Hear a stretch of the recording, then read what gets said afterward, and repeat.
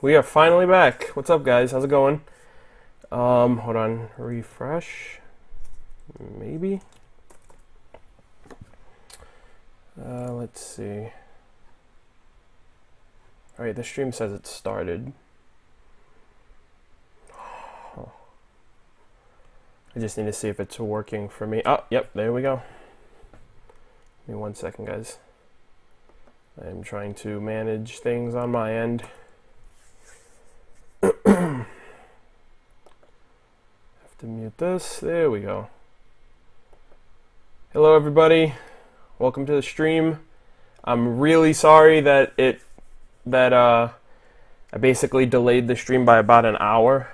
I am currently babysitting. Well, semi-babysitting. My brother was home. He just left, so I'm watching my niece. She's downstairs right now, and I've been working, like trying to do all the editing and stuff like that for the screenshots for this live stream discussion, and she keeps coming in my room like every so often, so I just ordered something for her to eat. It's going to be delivered soon, so at some point I will stop the stream briefly to make sure she's settled and everything before I can actually dive into whatever we're going to talk about. But yeah, long overdue. It's been a while since we've done these live streams. From basically chapter 2 is the last one that we did the week it came out. It's about goddamn time, pretty much. Oh man. Yeah, I didn't expect the hour delay, to be completely honest. I underestimated how much I was gonna be, how long it would have taken me, because I got over 100 screenshots to go over between the two chapters, and it's two heavy chapters from the last from episode 3 with Blake, and that entire thing with her going to menagerie and all that, and then this episode mainly with Raven and Crow. They're two really loaded episodes, so there's a lot to talk about, and there's a lot of things I want to compliment with the screenshots. So I definitely underestimated the fact that I was going to be getting a lot more into it than I initially thought. Yeah, I'm not dead yet, but chapter 4 is out for yeah, it's out right now. You can watch it on Rooster Teeth's website. You have to just create a free account, and you can watch You can watch it on the website. Yeah. Yeah, that's a lot of screenshots. I've gone through a bunch. Like, we're gonna start with obviously the first chapter 3, and that's another thing I wanted to talk about too. Is like, I was just going through some stuff that's kind of unraveling right now. So chapter 3 was delayed, and I was gonna kind of do. I thought to myself, I was like, well, chapter 3 is already a week out. Chapter 4 is like the hot new, the hot button for everybody to talk about in terms of the community. So I was like, maybe I'll just briefly touch up on like highlight moments of chapter 3 and spearhead chapter 4 and like delve into that. But then I was like, no, I kind of don't want to do that, because I only have my reaction out for chapter 3. So for the most part, a lot of people don't know like my overall thoughts and opinions on the chapter as a whole, of like what I thought about it or any particular scenes or moments, and I don't know how you guys feel about it either. So I feel like me giving chapter 3 the same treatment as all the other ones, especially chapter 4, was the best way to go about it. So no, you are not late. I literally just started. Yeah, me too. I like that Raven looks so different. Like, she looks a lot older, first off, which I can understand that. It's just like a shortcut for them to just remodel, like use Yang's model, but change to a different like color scheme to be like, yeah, that's her mom. But yeah, I never thought, like, she obviously looks older. She doesn't look exactly like a spitting image doppelganger version of Yang, which is what I also like. No, you're not late. I literally just started like 5 minutes ago or so. You are not late at all. If anything, I'm late. I got here an hour late than what I initially said I was gonna be, and that was mainly because I'm just juggling a bunch of things around with getting screenshots, putting everything together in OBS. I'm babysitting my niece as well, so I'm dealing with like a bunch of stuff tonight. But Yeah, how you guys been? It's been a while. I haven't seen, well, I mean, aside from the Patreon calls that I've caught up on, I haven't really been that involved with like YouTube in terms of watching other people's reactions and reviews. Just because there's one thing I want to talk to you guys about that I just want to relay to you more than anything, and I'm gonna make a video on this on my channel separately for anybody who wants like more details. But the main reason why I was out last week, in terms of like Chapter 3 live discussion didn't happen. My Chapter 3 live reaction came out a couple of days late, and everything else was because I am moving. I'm moving out of my house, and it's super weird for me because I've always lived at home. It's nothing bad. Like, I'm not getting kicked out or something like that. Like, I have reached a point where I'm able to kind of sustain myself to some extent, moving out of the house, basically. I've always lived with my mom and my brother.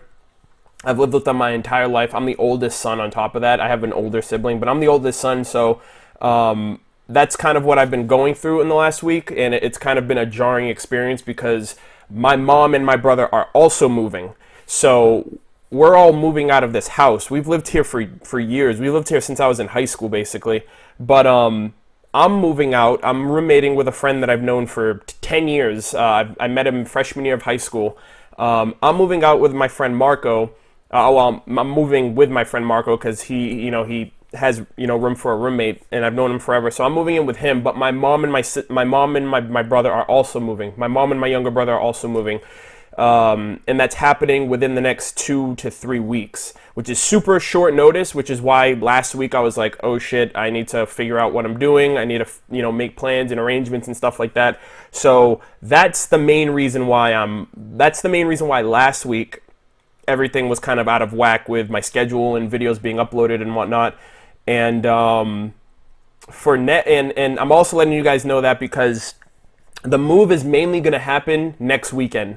So next weekend, my Chapter 4 live reaction will go up on Saturday. I am not going to watch Chapter 5, and because I'm not watching Chapter 5 on the weekends, I'm not going to do a live stream discussion that Sunday. What I'm going to do is I'm basically going to roll it over. So next week, in terms of watching RWBY and doing a live stream, it's going to roll over to the week of Chapter 6. So, but by Chapter 6, once it comes out for the Rooster Teeth site, my reaction to Episode 5 will be out. I'm basically talking about rolling over the live stream discussion for Chapter 5 the week Chapter 6 comes out. So yeah, there's that. And I mean, in the meantime, basically, I felt really bad that I only had a live reaction out. So I kind of have gone back into my folder on my computer and I've uploaded a few vlogs. You guys probably already seen it. I did my room tour, which is great because I'm moving, and it would have been super unfortunate for you guys to not see like my dwelling in the 3 years that I've done YouTube and essentially up to now. So I managed to get that out. I did a vlog with my friend Anthony. I did my fan unboxing, and I'm really glad that I at least got those kind of videos out. I got my third RTX vlog out, thank God. The fourth RTX vlog will be out next week, and it's going to be about an hour long. If it's going to be at least an hour long, I will say that much. All that kind of stuff is happening for me right now. The main reason I'm able to move is because of the support that I've been getting, like on Patreon and on YouTube mainly. So, you guys are like, basically the fact that you guys are even here is that support that's allowing me to be able to do all of these things. So thank you guys for that as well. Whether you're here live or whether you're watching this on YouTube, like after it's uploaded to my channel. So, oh, Jaybird, this is your first stream here. Well, all the newcomers, welcome to the stream. I appreciate it. Usually I do these every Sunday night, an hour before now, so whatever your time zone is, usually we start these an hour prior. And we're going to be doing 2 discussions of Chapter 3 and 4 because I didn't get to discuss Chapter 3 last week. So this is going to be very extensive. I'm going to try, let's see what time is it right now. It's 8:23. I'm going to try to finish this by 11:30. So I'm giving myself a 3-hour window, which I highly doubt I'm going to confine myself in, just because I ramble and I go on and on and on and on about anything and everything. So that's basically the the nitty gritty of it. So let's see. I just want to check out the chat really quick. Let everybody know that you guys are all there. Hello, Catherine. Thank you for joining. What's up, dude? Hope the future is kind and wish you the best. Thank you, Zinx. I think that's how you say that, or at least your first name. I'm not even going to try to pronounce the last name of your username. Hello, Taylor Haynes. How's it going? Thank you for joining. First stream, I'm always late to them. No, I'm late. You joined. I started this 10 minutes ago, and I haven't delved into the episode yet, so you're like on time for anything. So don't worry about it.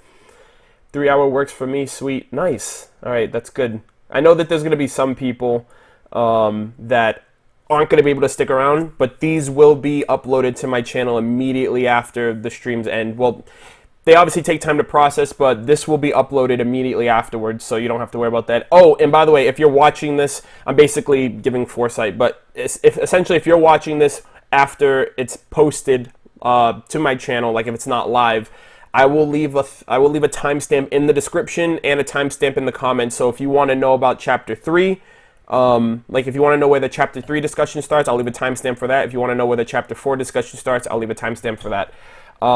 One more thing too, I am planning on doing, so some people ask me because my Chapter 1 and Chapter 2 live stream discussions were both at least 2 hours long. They were both longer than 2 hours, but 2 hours was the minimum for them. Some people watch them and some people aren't willing to really sit through 2 hours of just me rambling and talking about the episode. So I am kind of doing a different format of reviews moving forward. I'm going to be doing live reactions. I'm going to be doing these live stream discussions. The live stream discussions are going to be the more extensive, nitty-gritty kind of videos that you can get like my full-on like opinions and thoughts and speculations and stuff like that when it comes to an episode.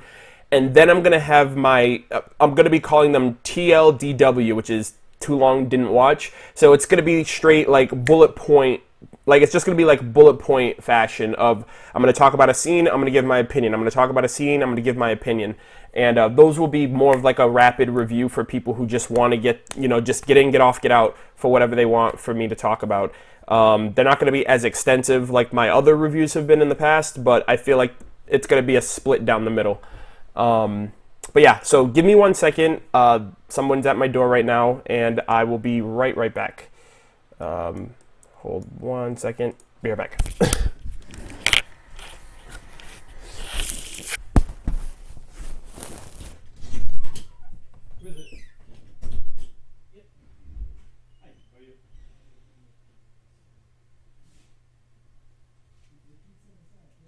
Yes.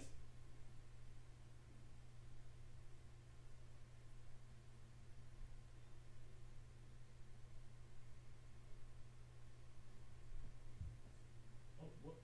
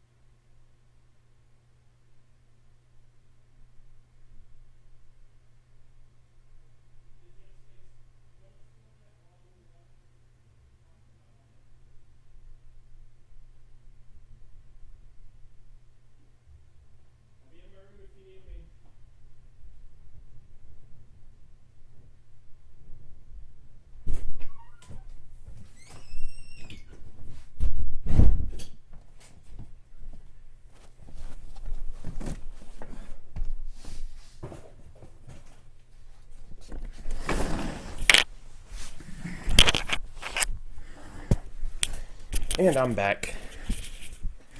No, I didn't start the discussion yet. I hope you guys enjoy the little be right back thing that's on my screen too.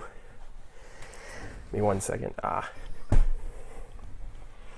And I'm back. There we go. All right. All right. The pizza just got here. My niece is all set. She's eating. She's fine. She's good. So now I should be all set. Thanks for the toilet break. No problem. All right. Let's see who else is in here. Hey, what's up, Dan? Yeah, Twilight Town. Yeah, it's like a RWBY and Kingdom Hearts kind of mix. Oh, yeah. Yeah, Tai Ying's a savage, I'll say that much. So, now what? Now we get into the episode. So, we're going to start with Chapter 3 first, of Runaways and Stowaways. Obviously, that's a reference to Blake and Yang. Blake's a runaway, Sun is a stowaway, as always. And so starting off with that, we have the boat scene. So I really liked this scene right here, like just this initial opening, because we've never seen like the ocean. We've never seen the ocean of Remnant. Like we've never seen like anything but like Beacon and Vale. So it was kind of cool to just get a change of scenery in a literal sense throughout the entire episode, like during this moment, during the moments like where the sun was setting, and then at night with the moonlight and, you know, reflecting off the water and stuff like that. It just really looked beautiful at the end of the day to just see the new animation style more than anything, and how that reflected how it looks here. Because I think the closest thing we've ever seen to the ocean was like the docks in Volume 1, which were like terrible in comparison. I think we can all agree with that. So, like the water dynamic, like the dynamic of the ocean and just the water in general, like even the first episode when you saw, which we now know his name from Chapter 4, Oscar, he was like tilling the water, you know, into the like off into the bucket, and then we saw like the ink, not the ink, but like the black ooze that the Grimm were being born off of. So like just the liquid effects and the liquid dynamics are really well done. But I really like this scene right here. I thought this scene was gorgeous. So, moving into it. So, Blake, like, we were, like, so seeing her, like, she's so, like, pissed off this entire episode for whatever reason. Like, I understand she wants her space, she wants to be alone, but she seems more, like, moody and angsty than ever. Like, she's giving Sun attitude, and she just seems really on edge and just angry, especially when the captain was talking to her. And I'm just like, I understand you're moody, like that's who you are, that, you know, you're Blake, but she seems more up until Volume 3, she was always more reclusive and docile and, you know, reserved, and she never expressed herself that way. I'm not paranoid, you're paranoid. Yeah, I can understand it's a form of paranoia, but at the same time I can see it also as just like she's just feeling a bunch of different things and she's just lashing out at anybody. Like, and like this one scene where before, like, she looks up and she's like, who's there? And it was basically Sun just watching over her. Like, there were this faunus couple that were walking by, and she just gives them like the meanest look, and they're not even paying attention. I'm like, what is your deal? So I don't know if that's if that's based on, maybe she's just being a grumpy cat, because cats kind of get like that, where they just want their space and they hate you and they don't give a shit about you unless you bring them food or something. So I guess it's just like maybe her cat instincts kicking in or something. Yeah, and I love how she not once went into the water at all. Like, she managed to just maintain just being on the boat or being on like the rocks and the rubble and not getting in the water. Again, I think that's another reference to her being a cat, which was great. Yeah, basically she's a grumpy cat. Her nerves are shot. Yeah, that's more analytical than before. But yeah, like that's something that I initially noticed. And another thing that I noticed is this, I think, I'm pretty sure, but this is the first time we've actually seen children, like children, not like, you know, RWBY and, you know, they're all kids and they're at Beacon. Like, I mean, like young kids, like toddlers almost. That was really kind of cool to see, because you would think the world was super barren and it was like we wouldn't see this for a while. Even in like, even in the first episode, even in the village, you didn't see any kids. At least I hope none of the kids, like, I hope there were no death with kids in Shion. But like, this is the first time we've ever seen kids. And the funny thing is, they talked like they talked like the Sims characters. Like, they didn't actually have like they weren't speaking English. They were like speaking like a foreign, like obviously it was gibberish, so it didn't matter. But the way that they went about it kind of made it seem like they were speaking in Sim language or something like that. And then and I was in my Patreon call, and someone was like, "Yeah, that's probably why Blake was really scared of them. It's because like they're speaking a different language that she has no idea what the hell they're saying." But yeah, so like, I really like that, how there's kids on the boat and stuff like that. And at first I was like, well, maybe she just doesn't like kids, or maybe, you know, kids scare her or something. But it was just basically the fact that she's paranoid. She knows that Adam's on to her, or like the White Fang are going to be coming after her. So she's just on edge overall. And then this fucking dude, this guy I think made the episode for me. Not made the episode essentially, because I mean I want to see Blake, and Sun was really awesome to see, just because it's been a while since I've heard their voices and stuff like that, aside from Chibi. But I don't really consider that like official in terms of, oh, I'm super excited to see him again or whatever. It's RWBY proper, so it's obviously a bigger step up in terms of being excited to see them again. But I like this captain. Like throughout the episode, he was just like, I don't know, he was just super cool, like him and his crew, and they just had shit under control. And you know, he's obviously like a freaking awesome captain. He's like, he was commanding everything, he was telling people what to do. He essentially is the reason why the Grimm got destroyed, because his artillery and his crew were just pretty awesome. So I really liked him too. I don't know what it was, like he was just the right amount of whatever it was that was needed in the episode for it to go off without a hitch. Yeah, he was definitely badass. There's this one moment that was super funny to me, that I'll get to eventually as we continue this. But it was super funny to see how bloodlusty, or how like into it he was when it came to fighting the Grimm. But this guy was pretty awesome.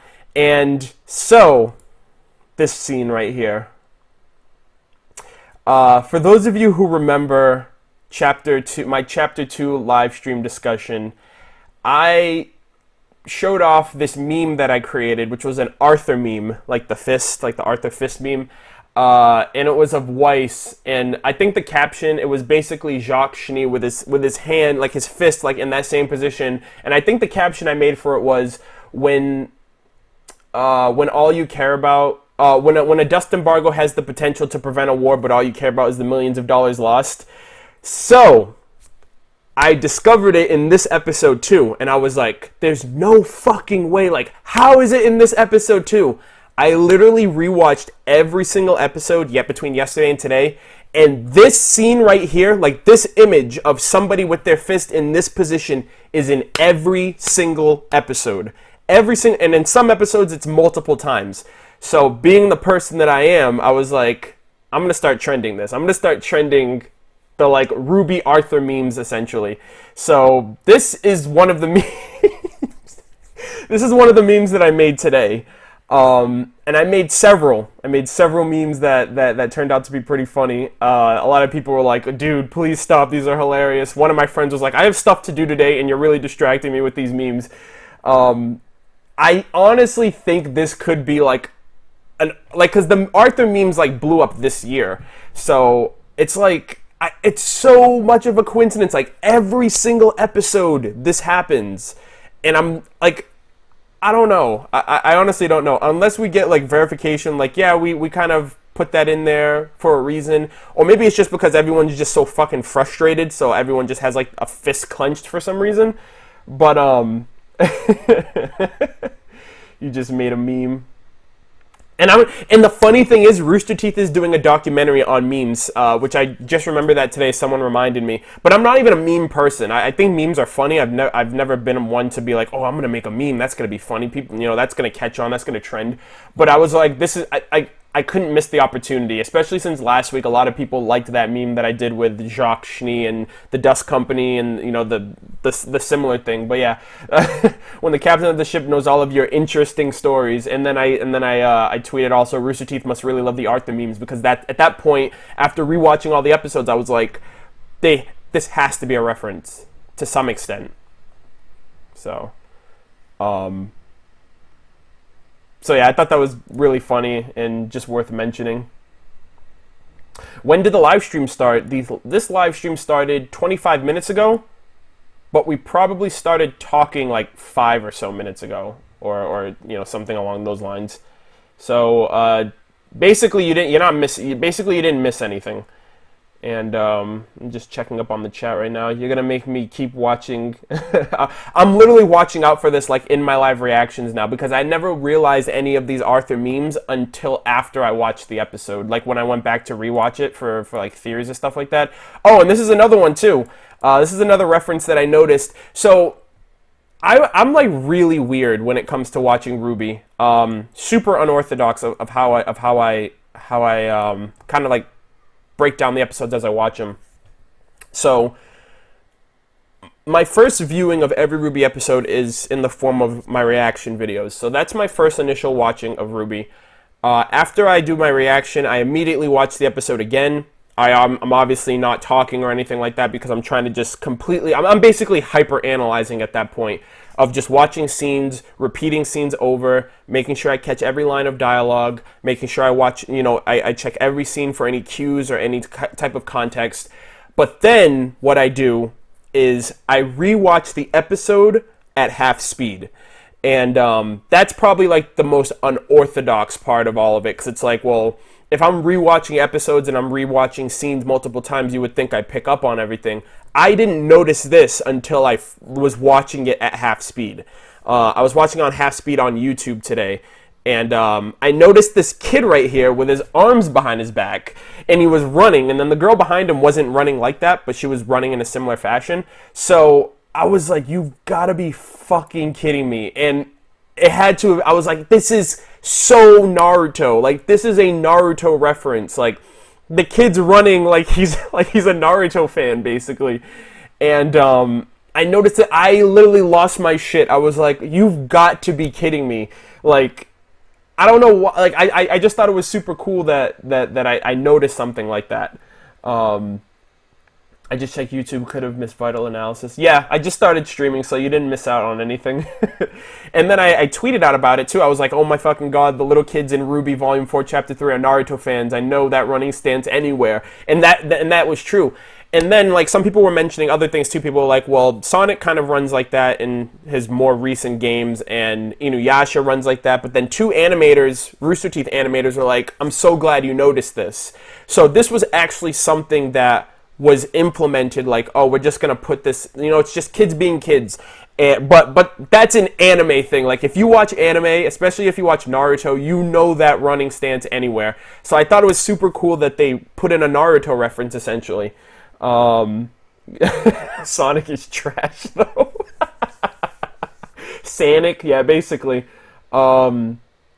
I understand that, Mystic, I understand that it's not like it came from Naruto, but when you see that like Naruto that's a Naruto signature right there. Like, when you think of that run, I mean, I'm not gonna speak for somebody, but 9 times out of, like, for majority of people, if you see someone running with their arms behind their back, like, there were kids in my gym class that did that, kids at conventions just goofing off, whatever, people who cosplayed as Naruto characters, the damn Naruto characters themselves, like, they run like that. So it's not the fact that it's only in Naruto, it's just more prominent in Naruto that's the first thing that you think of. Somebody mentioned Inuyasha, and I'm like, holy shit, like, not a lot of people watch Inuyasha, but I do understand, like, Inuyasha ran like that, but I'm not going to immediately associate that stance with Inuyasha. I'd more associate it with something more popular, something more well-known, that the general community would get the reference immediately, which, again, it was super fucking awesome how that worked. But yeah, I thought that was super freaking cool. So there was that. Like, I was just on a freaking, someone was like, Arnold, you're on a roll today, and I was like, you might as well I was like, you should call me Butter because I'm on a roll.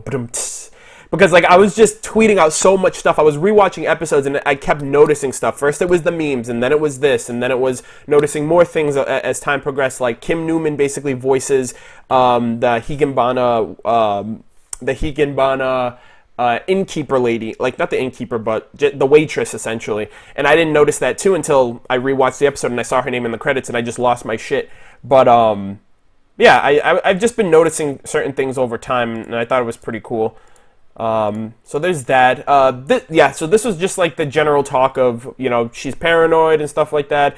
And something that the captain mentioned, and I'm not going to take credit for this. Yeah, Barbara is a bad influence. On the Kim, who's Kim? Kim Newman. She's an animator at Rooster Teeth. I like we chat from time to time. She streams as well. But she's a Rooster Teeth animator. She does 3D animation for RWBY Volume 4, and she did the Merc series for Red vs. Blue. And she also voiced Do Gale, which her basic like 1 or 2 lines from Volume 3 for Team Indigo.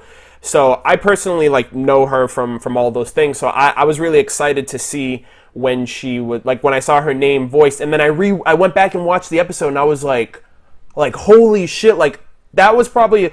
And it's like a fodder character, I understand, like, it's just a filler character that's just going to be there and whatever, but I really liked how like, the delivery for her character, and more importantly, like, just the appeal, because she was flirting, so it felt very flirty, how she was talking, and her character is really cute and everything, so, and I just love that dynamic, because Crow's literally a fucking player, he's like a ladies' man, he's just, like, hitting on, I can only imagine, like, the last time he was at an inn, he was talking about the innkeeper's skirt length, so I'm just like, this dude's straight up a player, this dude is, like, he's like a ladies' man, and he's always like probably getting hit on, like getting drinks bought for him. Granted, that was for his sister. She's the one who decided to give him top shelf. So I just thought that was all pretty cool. But yeah, so I'm getting off on tangents. This is the beginning, essentially. This is the beginning. But the captain mentioned, like, he was talking like how people usually, for the most part, people who are traveling in groups, it's best to be like that when you're traveling, but people who tend to be by themselves tend to have the more interesting stories. And I think that kind of, and I can't take credit for this because I'm not the one who came up with this. My friend Jackson actually kind of considered that to be like, maybe that's context to Crow, because for the most part, Crow goes on all these missions by himself, he travels by himself, and he seems to be a very interesting character. He works under Ozpin, and he's definitely been out there, and he's seen some things. He does the World of Remnants, so he knows his stuff. And I kind of thought that was cool to not just reference Blake. Like, yeah, Blake's on her own. She has an interesting past. But what other characters do we know of that has context to? And the first one was Crow. So I thought that was really interesting. Gave us a bit of context to kind of apply that to other characters that, might have their own interesting stories down the line based on the fact that they're loners. But Blake's mainly like a stray, because she is a stray cat in a sense, and that was one of the names of the episodes in Volume. That was episode 15 of Volume 1, like the stray. That's what she's always been. She's always been a loner. She's always been a stray, and it sucked. I mentioned it in my reaction. It sucks that that's who she was, and then she found friends and a team and camaraderie and all of this stuff that unifies people, and now she's back to her old ways of, oh, maybe it's good to be alone, which is super depressing to hear that, just because it's like, that's like saying like Weiss would rather be home with her family than be like out and about with her team, than the people that she's bonded with over the year that she was at school. And the whole family oriented thing is super skewed. Like, people's perception of family, like Jacques' perception of his family, like his family is fucking miserable. And then the whole Branwyn situation with Crow and Raven, like, she has a very warped idea of what family is based on the fact of her tribe compared to like her own daughter. So just a bunch of different themes going around. And this title of the title of chapter 4 was family. So we saw what family is, and then we're getting a different understanding of what some people consider family. So again, on a tangent, but that'll happen. That's just something that I noticed that was worth mentioning. And then this scene right here too, her getting rid of her bow. There could be some symbolism to this, like in terms of maybe she feels comfortable with herself of, I'm a faunus, that's what I identify with, that's not who I am, that's what I am. So I don't know, because I was talking to my friend Josh, and he mentioned that could just be the fact of she's going to menagerie. She doesn't need the bow. So she even casually mentioned, oh, I guess I won't be needing this, and she tosses it. And I'm pretty sure it's not a one-of-a-kind thing, so she can easily replace it. Like, similar to how she did, well, I don't know if she got rid of it, essentially, but she took off her bow in Volume 1, but she still had it eventually.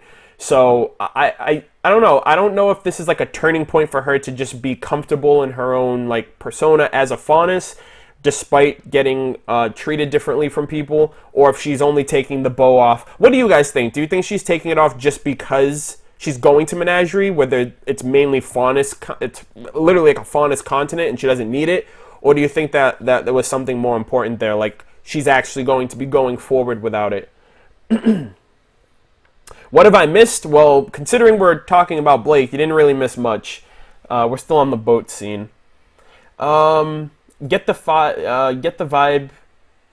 She feels the bow is a big tie to the world she's shutting out right now. Menagerie, she's only needing on the outside world there. Okay. I believe she's growing. A little bit of both. Also, ears animation. Yeah, like, that's another thing, too. I was going to mention that down the line, but it's a lot easier to tell what Blake is feeling because she's very reserved, and it's really hard to tell what she's feeling, but her ears give it away now, which is pretty cool. She's abandoning her past. The opening has her without her bow. Yeah, that is true. So maybe this could be like foreshadowing of this is what she's going to be looking like going forward. So I understand that. That could be possible. I do still feel like it is a bit of both, because until we get past Menagerie, like if after she leaves Menagerie and she goes back to the mainland, if she has her bow on again, then that's conclusive evidence. Like, okay, she only did it because she was at home. Or maybe the faunus will find it weird, like, why the hell are you wearing a bow? You're a faunus. You know what I mean? You know, represent yourself. That's what tells people, hey, I'm a faunus, because that's your only characteristic of your faunus traits. So, read my comment twice. Well, I tend to just gander, so... Hold on. She wears a big bow. Volume 2, her bow is abnormally big, especially the one that she was wearing at the dance. I was like, well, that actually, now that I mentioned that could have just been her ensemble for the dance itself, versus like that's a giant fucking bow that you're wearing on your head right now. So I can't, like, you guys are hyping me up right now. Like, I can't wait to talk about chapter 4, because that is where, like, I'm not a theory guy. Like, I love watching Jake One Man Band's theories, and I've recently been getting into Reddit. I don't know how to use it, but I know how to, like, check on people's posts. And I've been looking, and the RWBY Amino app too. I've been looking a lot more into just speculations and theory videos, because I'm not a theory guy. Like, I just like talking about what I enjoy, and I'll give my thoughts here and there and whatnot, but for the most part, I'm not a theory person. So, but I'm so excited. I'm like overwhelmed and excited for people who are theorists in the RWBY community, because I think episode 4 is just like a fucking smorgasbord of speculation and analysis and theories and stuff that you can just piece together with stuff that already exists in your mind that you're thinking of, or even forming new theories like the whole Ozpin thing or Raven situation, or anything like that. But RWBY, oh no, RWBY Amino, no, yeah. So I'll briefly mention it just because it's an app. So hold on a second. I have my phone out right here. I'll try to let you guys see it. But RWBY Amino is this fucking awesome RWBY app. Hold on. I hope you guys can see it, but it's this app right here. It's called RWBY Amino. AMINO. It's like a RWBY community app, like strictly RWBY. It's kind of like a cross between Facebook, Twitter, I would say Facebook, Instagram, Twitter, and Reddit. Like you can post pictures, you can talk about theories and stuff like that. I'm on the app every single day. Like you have your own wall, and you can follow people, and people can follow you. And I've been using this app for probably like 2 months now. This is my profile right here. I'm making a video talking about the app in general for the community, because it is RWBY. It's RWBY centric. But yeah, this is like another hub that I use entirely for the community in terms of people who use the app, and like people who put their theories and their topics and their posts, like like right here, like someone's talking about Atlesian military overview, potential Crow and Raven theory, like based on the latest episode. But yeah, a lot of people use the app, but not enough people in the community use the app. Like compared to how big the RWBY community is, this app only has like 15,000 total users. So I'm just going to kind of give it an oomph of promoting the app and just getting more people involved with it over time. But yeah, RWBY Amino is another app that I use for looking up theories and things of that nature. And then we switched to Yang. So you guys already saw. So this is the interesting thing too, because you guys have seen my reaction before you're getting my thoughts. Usually it's the opposite because it's a week delay. So usually you guys get my thoughts first, then my reaction. So you guys already know how I responded to, if you guys watched the reaction, how I responded to Yang. Like, I thought it was going to be similar to like RWBY like the previous episodes. Like episode 1 was Team Ranger, so basically RWBY featured. Episode 2 was mainly focused on Ranger and but obviously if I'm speaking on isolating them, it was Weiss. This episode started off with Blake and Sun, so I thought it was just going to be only Blake and Sun related, and maybe flipping back and forth between Ranger. But then they introduced Yang, and I was like, holy shit, like, and I can understand maybe they're giving like the Bumblebee shipper something to look forward to of having both the characters in the episode, because there's no way that they're going to have any interaction, probably at all, during this volume. So, she's just like a couch potato. She's just like, what's on TV? I hate my life. This sucks. And I can laugh about it now because, like, initially when I first saw her, I was like, oh, she's, like, in a slump right now, which was very unfortunate to see. She has a nice fucking house, though. I'll say that much. Like, we've seen, like, their individual bedrooms, and then, like, I guess the guest bedroom was the one that Yang was staying in during the time skip, because there was 2 beds in the room that RWBY was in. One had a red blanket, which was, I'm assuming, RWBY's, and then the one next to her had a yellow blanket, which I'm assuming was Yang. So I'm assuming they shared a room, and then the room that Yang was in was probably like a guest room or something, if they have like people stop by, like Crow or something, spend the night or whatever. But her house is really nice. Fucking Zwei in the corner sleeping. A lot of people mentioned that they didn't notice Zwei until they watched my reaction, which I'm glad that I was able to let them notice, because I honestly want more Zwei, especially after Volume 2. His initial reaction kind of like sparked like love and life into the community, especially after his reveal. And I feel like he's just like, after Volume 2, he's just been there. So we haven't seen the fucking Zwei fireball like excitement, like how he's going to be utilized in the future. He was only sent to the school because Ty was out on mission, so that could be another reason why, okay, we haven't really seen him that much, and he's probably going to be spending time home from now on. But I did not notice during my reaction. Shame on me. No, that's all good. I mean, everyone experiences it differently. So, but to give you a bit of credit, I hyper analyze things. So I'm just scanning for constant information 24/7, even if it's like a scene like this. It's just a transitional scene, just seeing her on the couch and then seeing the panning of her living room and seeing that she's watching TV, and I'm just hyper analyzing. I'm just like, okay, what's here that I can break down and talk about? I'm like, oh shit, Zwei's sleeping there. I'm definitely gonna fanboy about Zwei, because I love Zwei, and I really miss him, and I really wish we got to see a lot more of him, especially in Volume 3 since he was still at the damn school. But there cannot be enough Zwei. Yeah, basically. So you get me, Johnny. Hi Arnold, how are you? Hey, Jeff E. Still working on drawing for you. Slow process. No, it's not a problem. I really like the drawing from what I saw. So definitely take your time, dude. I appreciate it. That's professional. I do that every time I watch. It's something that I don't do with a lot of things. Like a lot of other anime, when it comes to other anime, I struggle with actually doing that. I struggle with hyper-analyzing things, but I think because it's RWBY, and like RWBY is like above a lot of other series out there for me, I think the only other series that I really did that in terms of an animation, was Hunter x Hunter when it was still out. I used to hyper-analyze the fuck out of that show. And now it's like RWBY I do that with, and obviously it's the heart of my channel, and I have a tremendous amount of love for it, so I kind of want to be a step ahead of the curve of understanding as much in the show as what the creators want people to notice.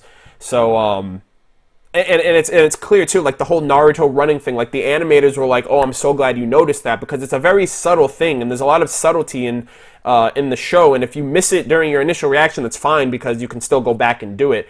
You can still go back and rewatch it, but like a lot of things I just pick up on instantly, like the Seven Dwarves, like basically Klein is representative of the Seven Dwarfs, and I noticed that immediately because I was like, okay, his eyes just turned red and he's like all like angry or whatever, and then he immediately sneezed, and I think I think that, like, no one just sneezes like that. Like, he was just like, just sneezing, and I was like, it clicked immediately. So I was just like, that's the Seven Dwarves, because at first I thought the Seven Dwarves were based off of Jean's 7 sisters, but apparently Joan of Arc had 7 brothers. So it's just a flip. It's just a flip in genders. So yeah, Vox News. I was just about to mention that. So continuing onward, because I ramble. Apparently they have a failsafe for wireless communication. Essentially, it's just like, in case shit does go to hell, albeit it's already gone to hell, but in case the tower falls, or in case the maintenance, they also mentioned like regularly scheduled maintenance causes the system to go down. They have these fail-safes that still allow communication to some extent within kingdoms. It's not as reliable, but it's better than being completely in the dark, which I honestly thought everyone was going to always be in the dark between one another. So it seems like they're trying to get shit underway. They're trying to repair the CCT at Beacon, which I don't know how, if at all, that's going to be possible based on the end of this episode. Salem she's reinforcing numbers at Beacon. They're trying to find this relic, whatever the hell it is. And in the meantime, Volume 3, Tai Yang mentioned that the dragon isn't destroyed. It's like in a stasis, but it's attracting Grimm to the school. And it's at the top of the tower, which is where they need to repair to get the tower back up and running. So I don't think that's going to happen for a very long time. I don't think that tower will be fixed until the end of the series, like post-Salem, like once everything is resolved, essentially. Yeah, scrolls are essentially limited to whatever telecommunication arrays that they have scattered throughout the kingdoms, but they can't communicate between kingdoms. They can only communicate internally, like depending on whatever continent or whatever kingdom you're currently in. So, and that's what I thought too, because apparently based on episode 4, and I love how I watched episode 4 so I can grab information from that to talk in this episode, because it's like I'm in the future in a sense. But in this episode, in my reaction, I mentioned like Yang went to go get the mail, and I was like, I wonder if RWBY has like been writing them. She's been out of the house for almost a damn year, and we found out in episode 4 that they haven't had any contact with her. So I'm like, that's how limited like the information is to get to people. Like, they're actually getting mail, but like RWBY hasn't even left mail, and that's the only way that she'll be able to communicate with them, because the CCT's down and their scrolls are limited for communication. Who said that the relic is Ozpin's mug? I told someone I would not be surprised. I mentioned that to somebody. I was like, yeah, I can believe that. If Uplek's weapon could be his thermos, which is just as, significant since it's his weapon as it is with Ozpin and his mug having it at all times, I would not be surprised. I really wouldn't. Where is his mug? Well, where the hell is Ozpin? That's the real question. Airmail is so thin a concept that it's not strong overseas. It's just poor. Wait, Storytime's in here? Somebody just mentioned that. Oh, hey, it's story time. Alex, are you in the chat?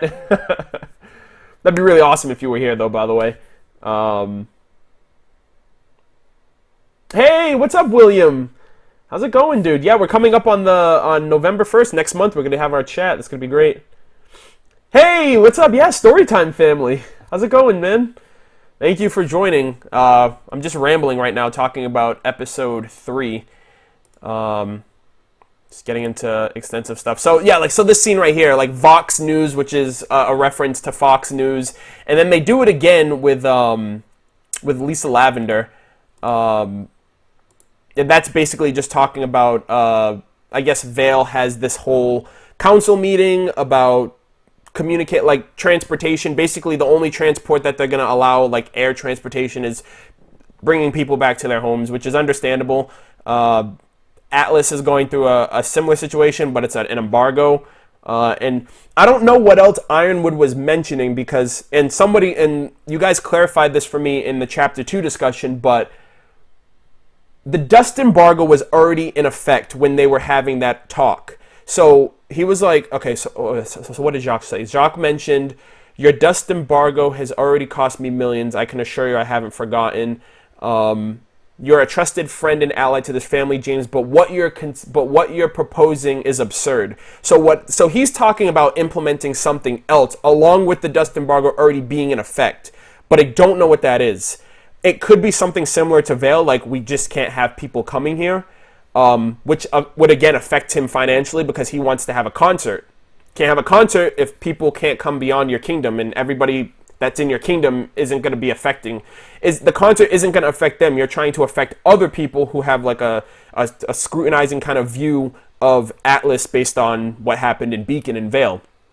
So I could understand if it's similar to like no transportation outside the kingdom unless it's civilians who are in Vale or Beacon trying to come back home, which would affect the Shani's bottom line when it comes to wanting people to attend the charity event and see them as like this company that cares about people and all that stuff. So yeah, I have Brito, yeah, I have I have like a vice grip memory. I've never studied for anything in my life, thank God, but I've never had to study for anything because I've memorized everything that I've ever had to study for. Mainly like, especially spelling, my brain is like, I'll look at something and I'll be like, that's spelled wrong, just because it looks wrong. Like, it's not a fact of, oh, it's misspelled, or it's a mistake. It's like, my brain is like, that's spelled wrong, and it just clicks. So, and especially RWBY, like, I rewatch episodes to the point where I feel like I could just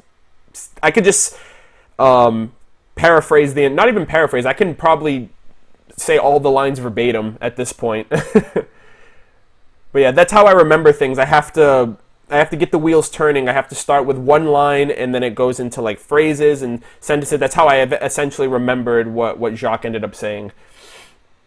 Memory is the key. Yep, essentially, yeah. That's pretty cool. Hey Arnold, got it memorized? Oh, that's so legit. I was literally just playing Kingdom Hearts the other night. Can I borrow the...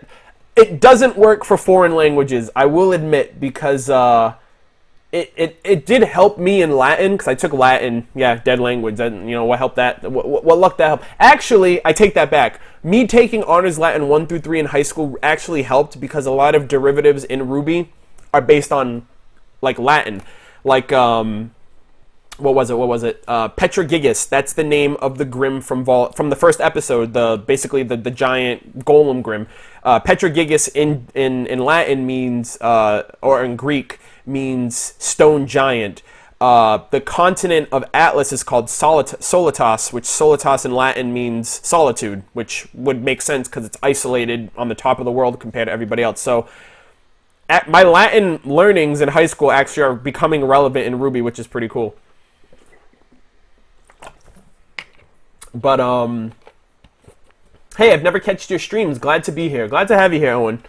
I did start a bit late, and if you're joining right now, you're a bit behind, but we're still in the very early stages of the stream. How long have I been streaming for? We've only been streaming for 52 minutes, so roughly an hour, and I can already tell we're probably going to exceed the 3-hour limit that I was expecting us to reach by the time we finish episode 4. Oh my god, so hype, Final Fantasy 15. Yeah, Final Fantasy 15, it comes out, next week, I think? So yeah, that'd be pretty cool. But yeah, so this scene right here, I felt so, like, my heart was just swelling up for Yang this entire time, especially because she ends up seeing Adam on TV, which Adam's had an effect on her, which is super fucking scary, because you just think, like, he's already a dangerous individual. He's part of the White Fang, so a part of me wants to believe that she has to be thinking of Blake to some extent, especially since Blake was attacked by him, and Blake was a part of the White Fang.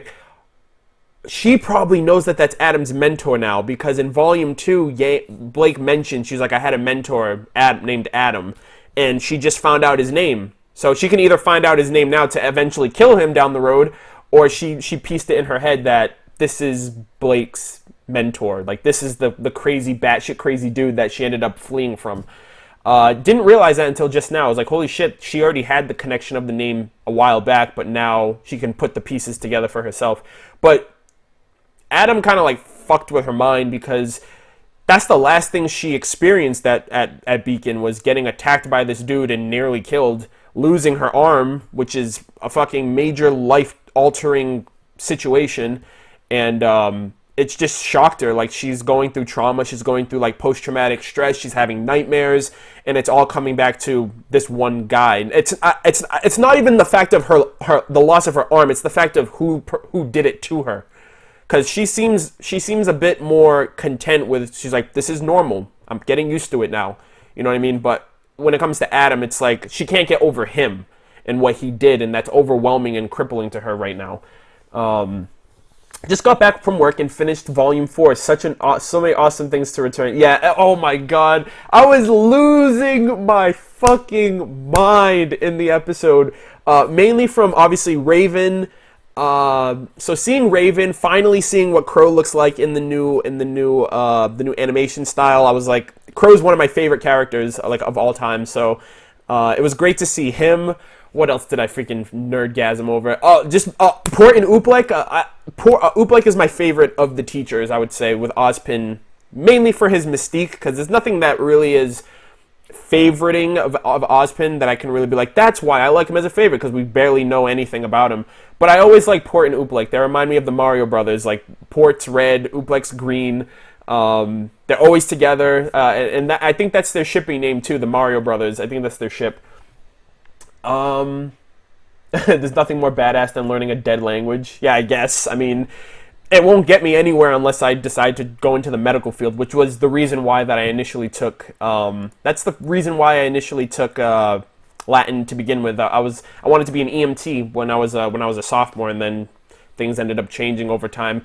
But then again, at one point in my life, I wanted to be my first job that I ever told her. My mother remembers it to this day. She was like, I remember too, the first job that I ever told my mom I wanted to be, I was probably like 5 years old. I was like, I want to be the Red Ranger. Like, I want to be the Red Power Ranger.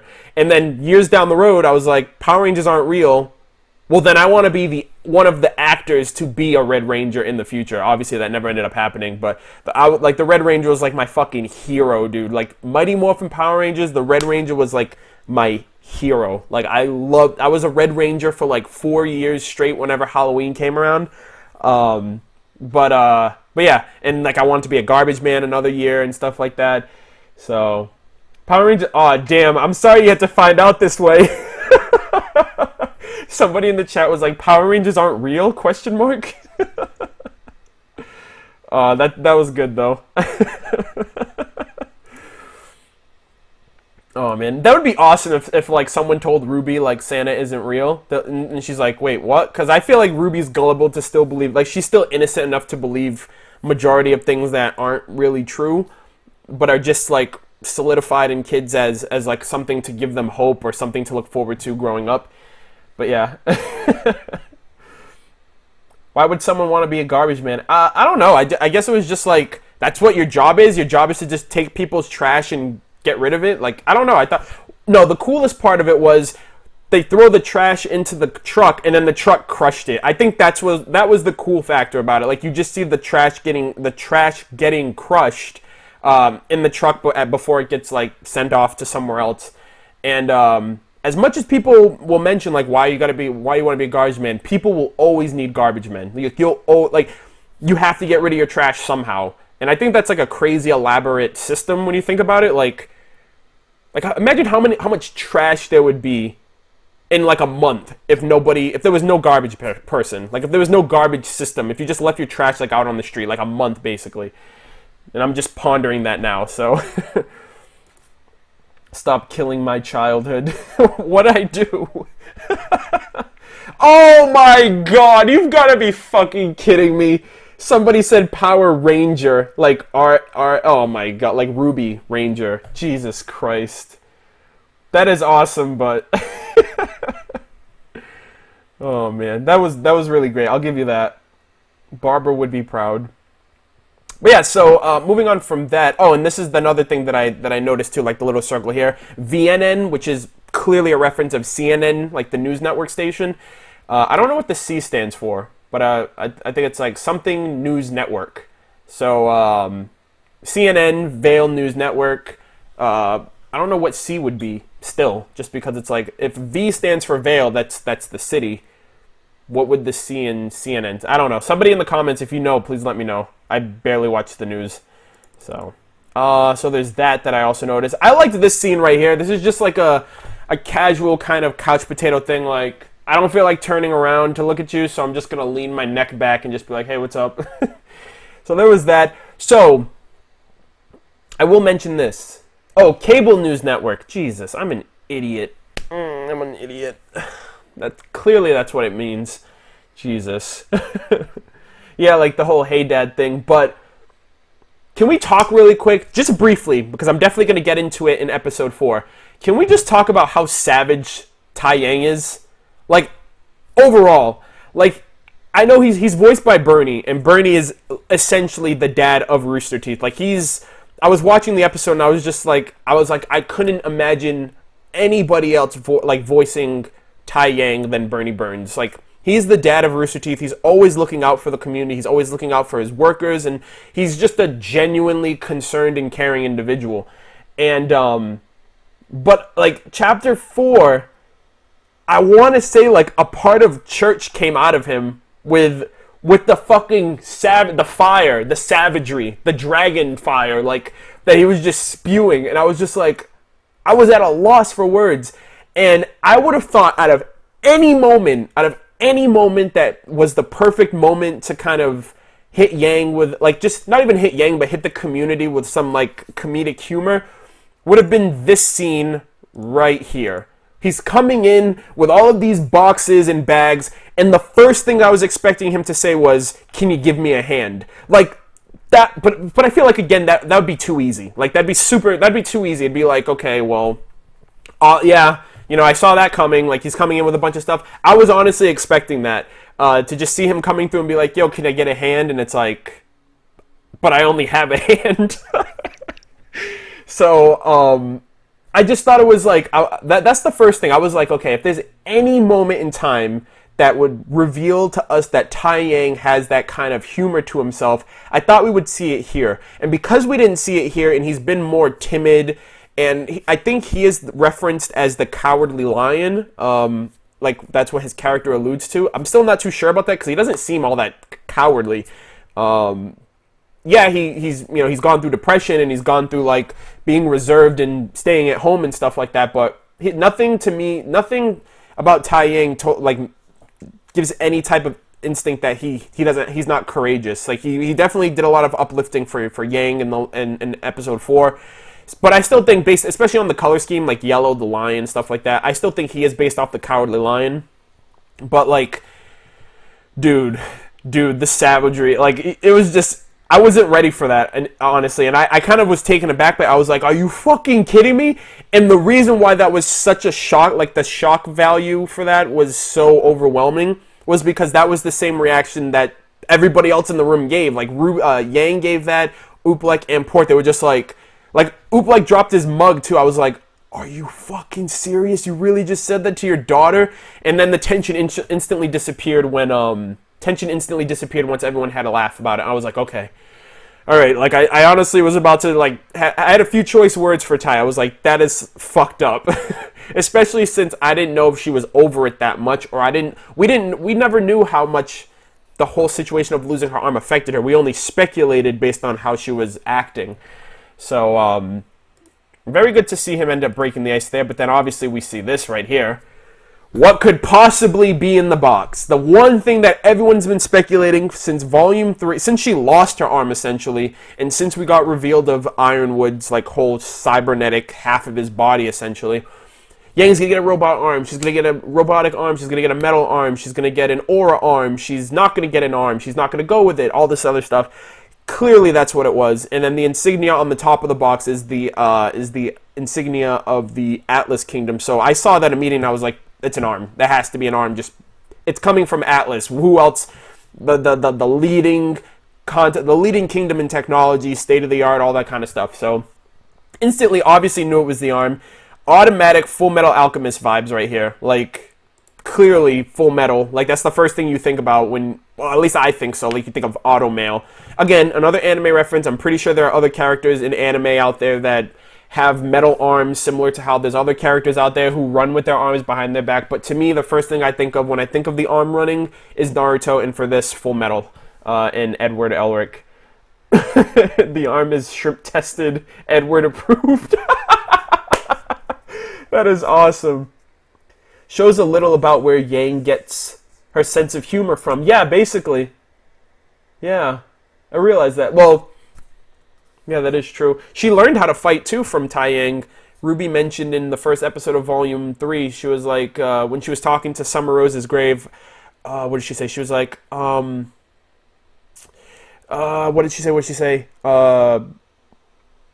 Yang's become a great fighter. You can tell she's learned a lot from Dad. Yeah, so she mentioned that, well, she kind of gave a little bit of context that Yang learned how to fight from her dad, which means Taiyang, we can understand that his fighting style is also hand-to-hand. Obviously, he doesn't have Ember Silicas. He doesn't have, like, shotgun gauntlets. So I'm still interested to see what his weapon is, what his semblance is, how he fights, because the main staple in RWBY is it's also a gun. And we haven't seen anything on him that could even resemble a gun or anything.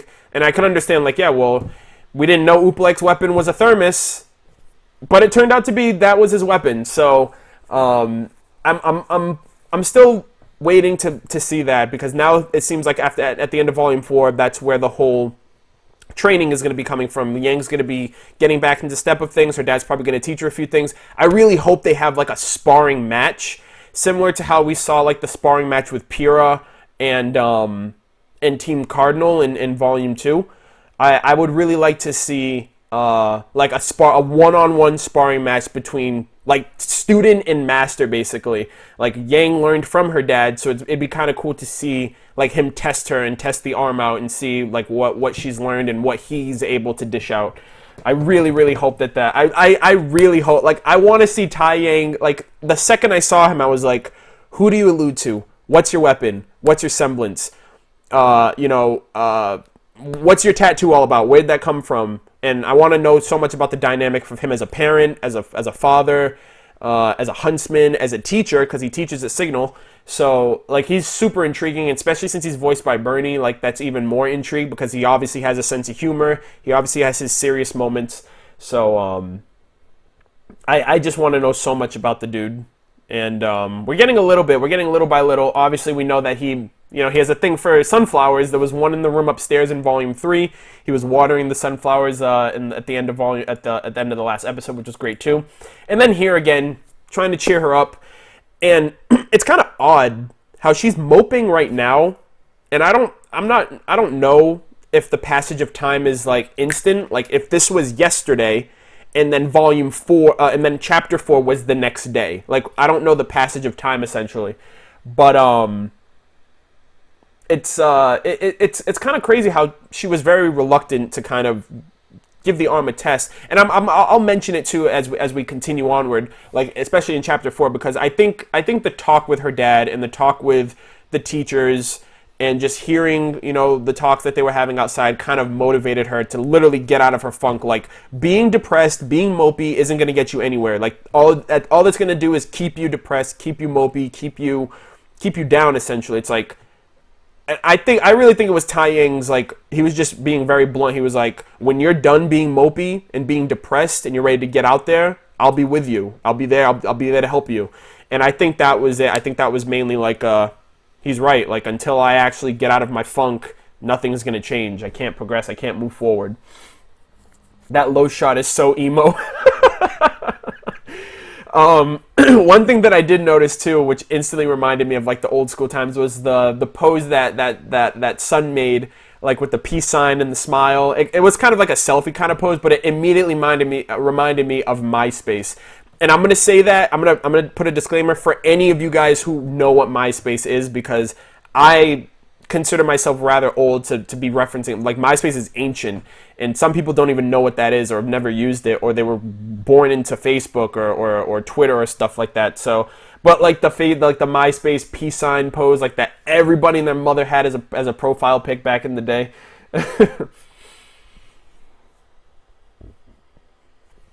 Yeah, I wouldn't say, she's not moping per se, she's just checking in. Oh, she's just checking it out, yeah. PTSD needs more than encouragement. I mean, I get all of that. I mean, well, I can't say I understand it because I've never gone through post-traumatic stress, so, MySpace. Follow me on MySpace. I'm going to say that in one of my videos. I'll be like, all right, guys, thanks for watching. Make sure to follow me on MySpace, and I'll talk to you guys later. Yeah, MySpace was just trash in retrospect. Like, in hindsight, when I look at it, I was like, what business did I have on MySpace? You know what I mean? Like, obviously, it was the only way I was talking to my classmates, but thinking back on it now, it was just so trash. Facebook is kind of like, Facebook I feel like is dying too. Like, Twitter is just my main source of, my primary form of social interaction online. Social media interaction, I should say. Peace signs are the only good for poking out people's eyes. Well, one thing that I realized is if you put your hand like this on your, like on the bridge of your nose, you can't poke somebody's eyes, no matter how hard you try. So, the only defense for that would be this. So these are good for poking out eyes, but this is the best counter for it.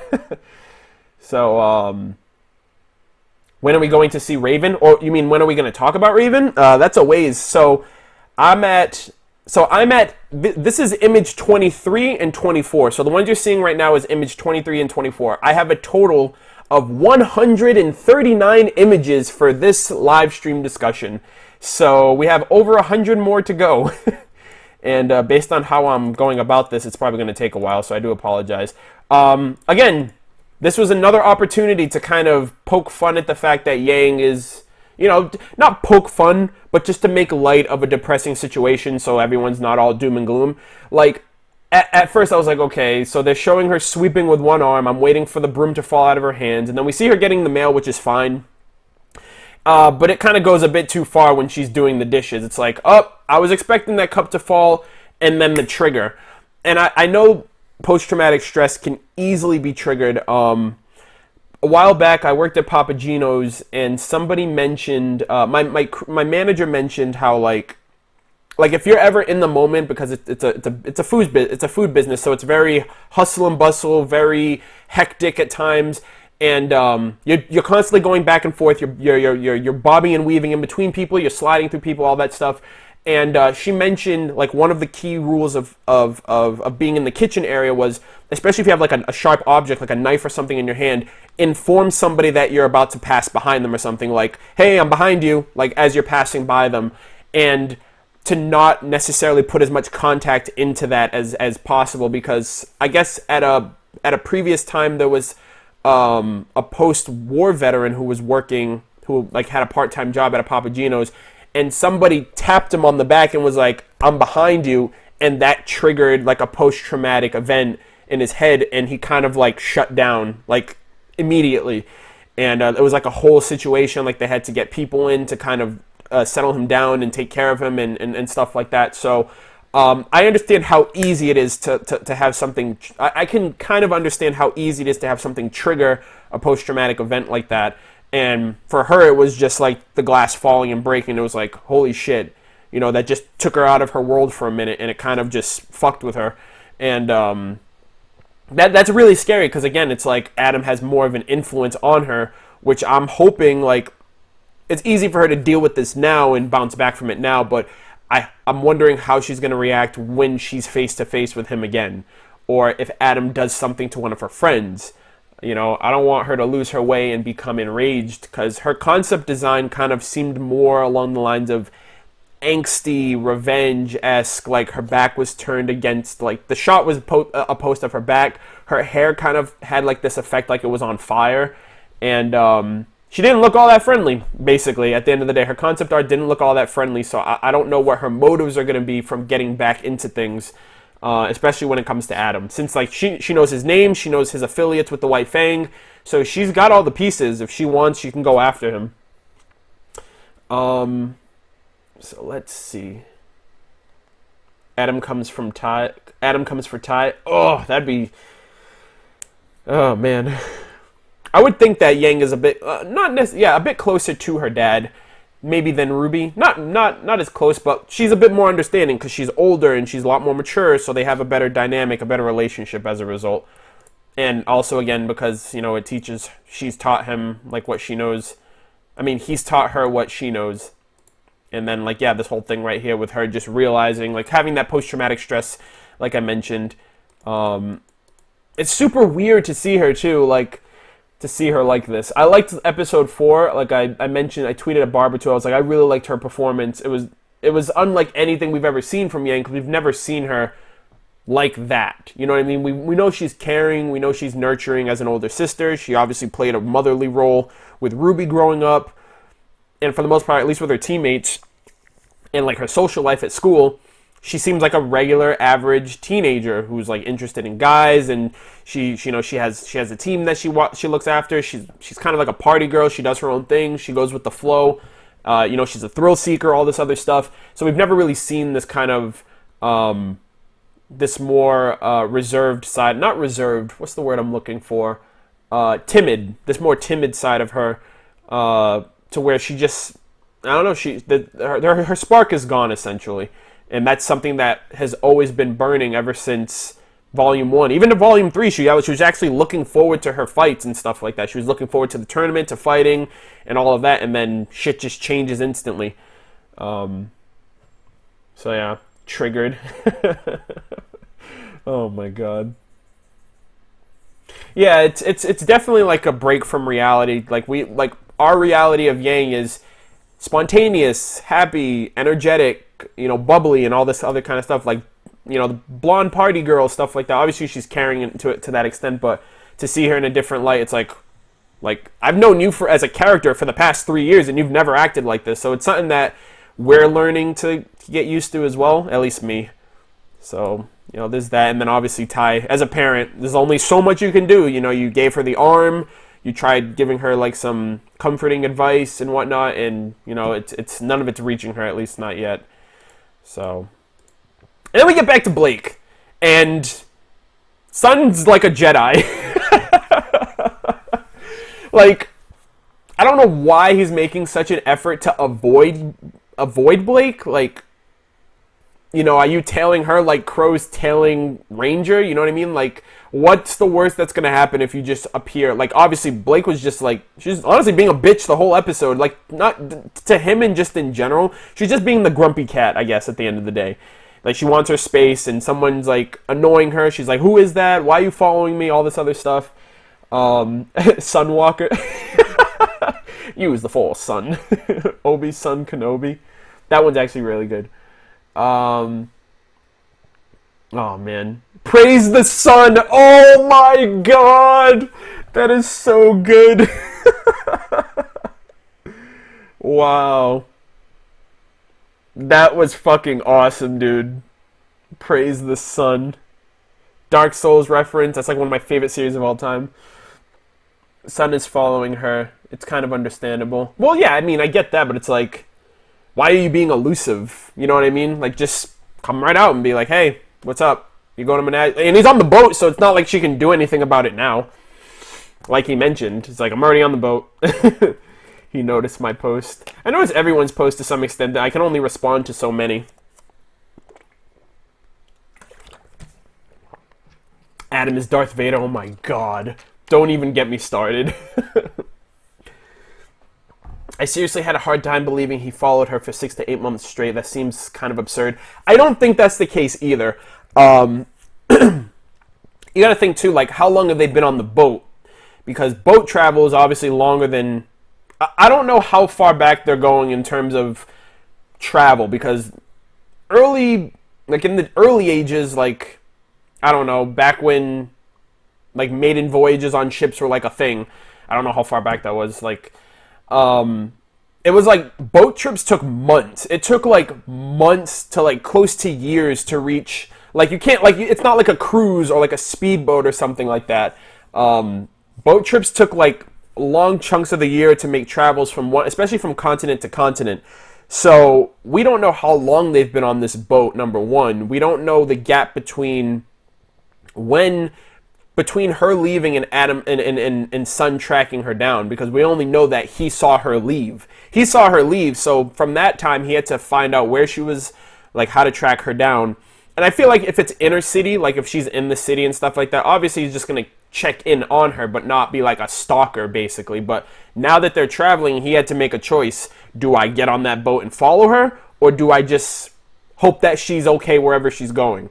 So I don't think he was following her for 6 to 8 months, because that's not Sun. Like, Sun was, like, that's just not him, and I don't project that to be, like, something that he would do as a character.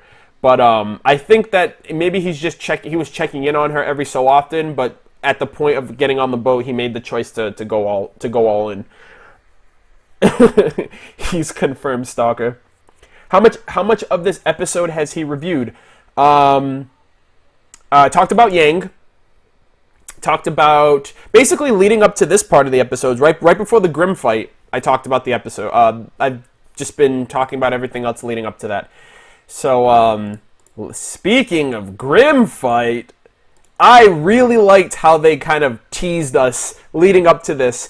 Blake threw her bow in the ocean. The scales of the Grimm came up. I lost my fucking mind because we've been getting small context clues of aquatic Grimm. Somebody asked that question at RTX this past year, and the RWBY panel's reaction was, watch Volume 4. So that's number one. The second context was the World of Remnant on Veil, where Crow mentioned that he's heard some interesting fish stories. So again, another reference to something out there. And then we get this.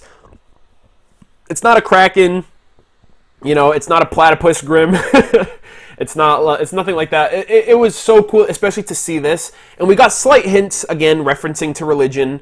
The captain was like, by the gods. And I really liked how he delivered that line. It was kind of like a, holy shit, we're in for a fight. And the captain's already fucking awesome, but this, immediately when I saw this, the top image reminded me of the Hydra from what's it called?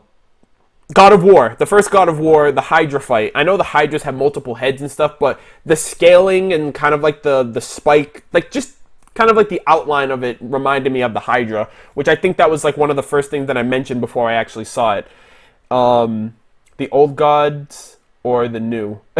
It's a Leviathan. I'm pissed that they didn't reveal the name at the end of the episode. I was so upset. I was like, because they always revealed the name. Like, they've always showed, like, the concept art that they've done for previous volumes, like Volume 3 at least. Like, it showed the Griffin's name, which it already got revealed in the episode, but it showed it. It showed the Grim Dragon's official name as Grim Dragon.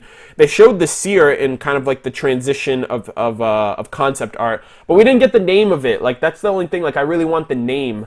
So we're left to speculate. It's a sea dragon. It's a Leviathan. It's another dragon, Grim, you know, to some extent.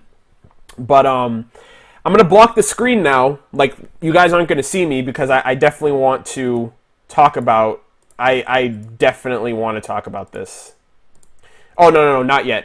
I just want to fangasm over this Grim in due time. But the reveal was awesome. Like, peering its head out of the water and just looking at it. It looked so sick. It's like more like a Seadra, like a sea dragon. Just because it's in the ocean... But then how do you explain its transformation and its essential kind of transformation? Like, it's the master of land, air, and sea. You know? It's basically Superman. But, like, Grim Hydra, that'd be cool. Cthulhu Grim? No, I don't think so. It doesn't look like an octopus kind of, like, Cthulhu monster like that. That'd be fucking dope, but... Yeah, it's... I don't know, it's fucking awesome, first off. It reminded me, obviously it's inspired by, like, it has, like, the whiskers, and it looks similar to, like, the dragons of Chinese culture.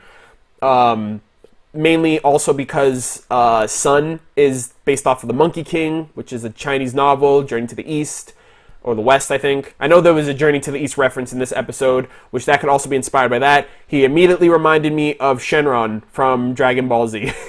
The Dragon Ball series as Shenron the Eternal Dragon. Literally, if he didn't have the wings or the scales, if he didn't have like the scales in the ocean or the wings on his back when he changed his form, and he was green, he'd literally be Shenron. So that's something I wanted to mention right there. I do want to talk about this briefly, because I do not want to linger on this.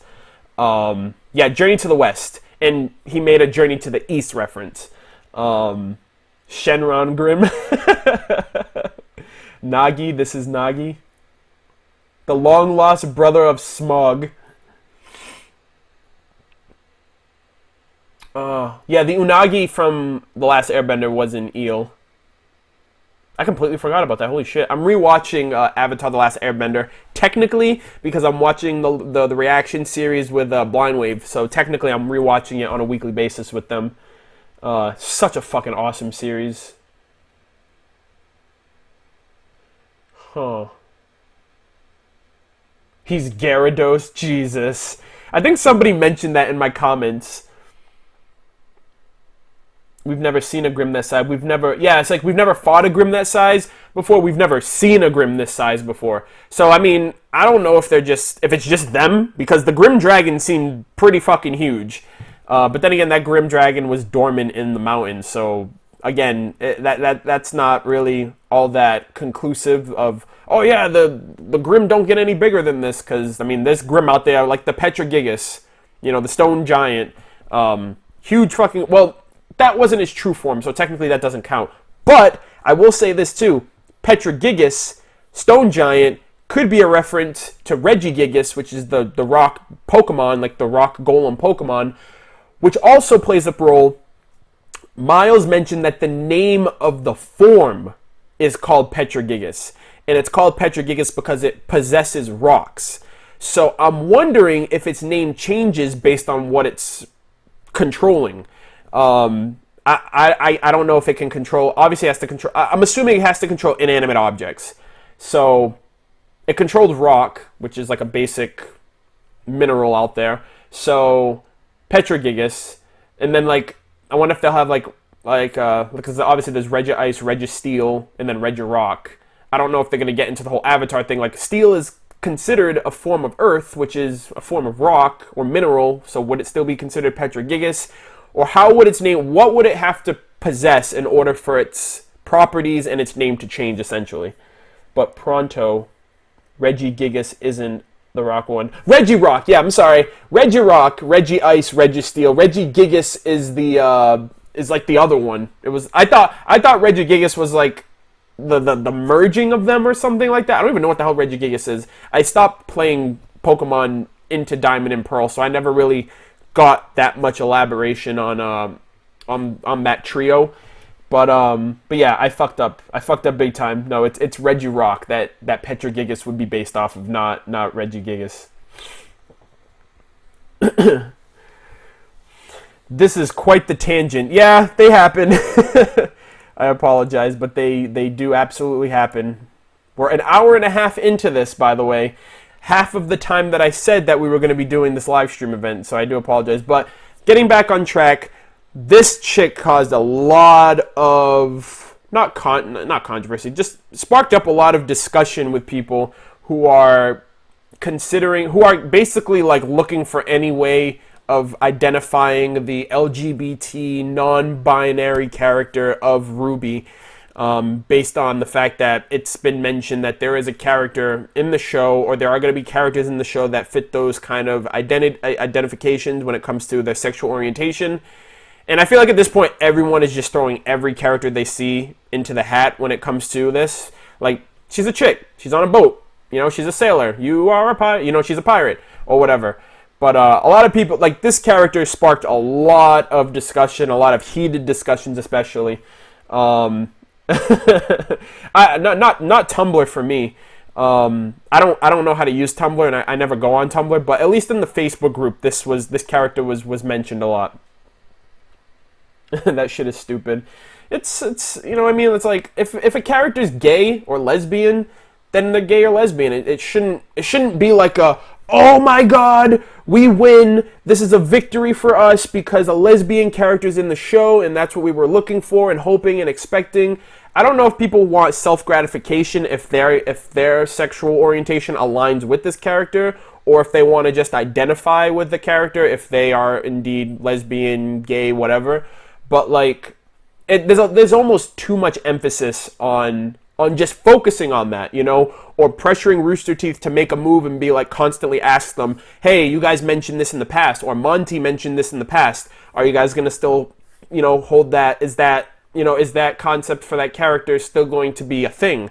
So, I mean, if it's forced, then it's like, it loses its significance. But if the character is like that, then it's like, it shouldn't matter. You know what I mean? It shouldn't matter at all. unless their conversations or their dynamic changes, which I can understand, I can totally see, like, if there's a female character that's lesbian, or if there's even a straight character, because I, like, you know, girls all like having that, you know, a gay best friend or whatever. So I can understand the dynamic there changing and being somewhat interesting if a character, in fact, is gay and it's openly expressed in the show, but people are just picking out random people out, you know, out of everywhere, and just assuming, like, this is the character, or I hope it's this character, or it should be this character, or it's a new character, so I have to throw speculations out there.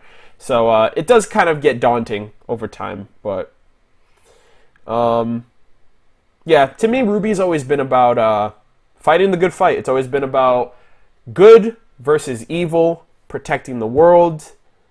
You know, that's the theme. It's action oriented. It's not romance. It's not sexual It's not sexual themed or anything like that.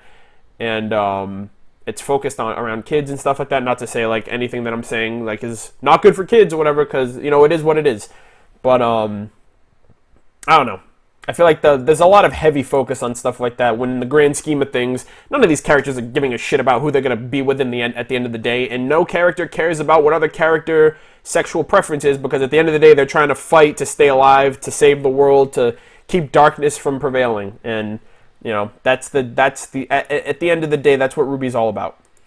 So, moving on, again, going off of these tangents constantly,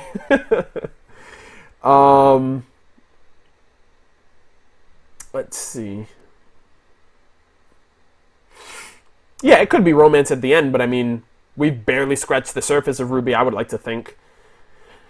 But yeah, Blake has been doing some upgrades. Like, she's been, not upgrades, but she's leveled up in a sense. At least her semblance, because her semblances in the past have always been, like punching bags, basically. Like, I don't think her clones have ever been able to interact with her on this level, and I wouldn't say that it's a literal shadow clone at this point, like Naruto, like Kage Bushi no Jutsu, like literally like a shadow clone, and not just a copy that takes the hit for her, which is what all of her clones have been in the past. It's always been take the hit for me, or yeah, it's always just been a punching bag, basically. She's never used it in this way. The closest thing she's ever used to it in any form or fashion offensively, or anything beyond a punching bag, which would be Volume 2 when she fought Torjok on the train with the dust infused with her semblance.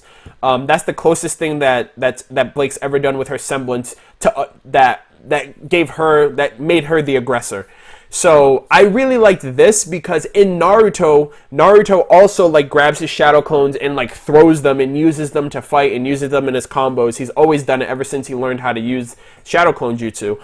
And Suns works similar the same way, because Suns we only saw in Volume 2 and during like the mech fight on the highway, and that fight was similar in how his clones just like he formed his clones and they just like blew up.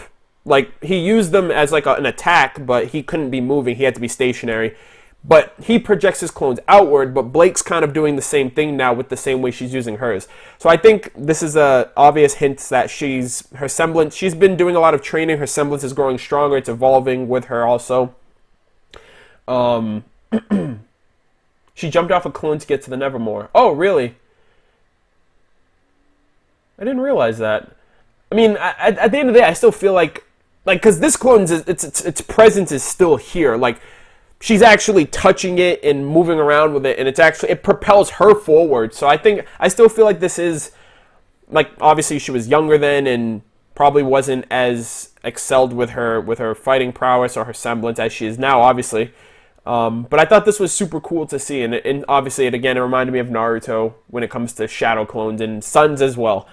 So is that. Hey Murder, each character is based off of color. What would yours be? Do you have a favorite color? My favorite color is blue and red. I think equally. Red is red is like color of passion, the color of love, color of blood, color of the blood of my enemies. No, red was, for the most part, was my favorite color, and then I kind of transitioned over time to blue.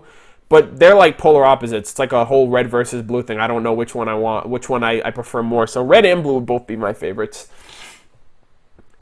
Team Red Blue Squad. It's like a Team Valor versus Team Mystic all over again. But the Shadow Clone in Chibi, like the one that just stood there and everybody was just like interacting with it, and she was just like, she was making things happen unbeknownst to her, which was super funny.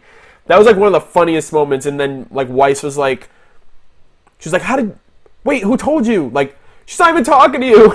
And she won a lifetime supply of tuna, which was awesome. Church, get out of here, dude. So his name would be Doc. Yeah, because red and blue make purple, and Doc is passive. Doc's on both sides.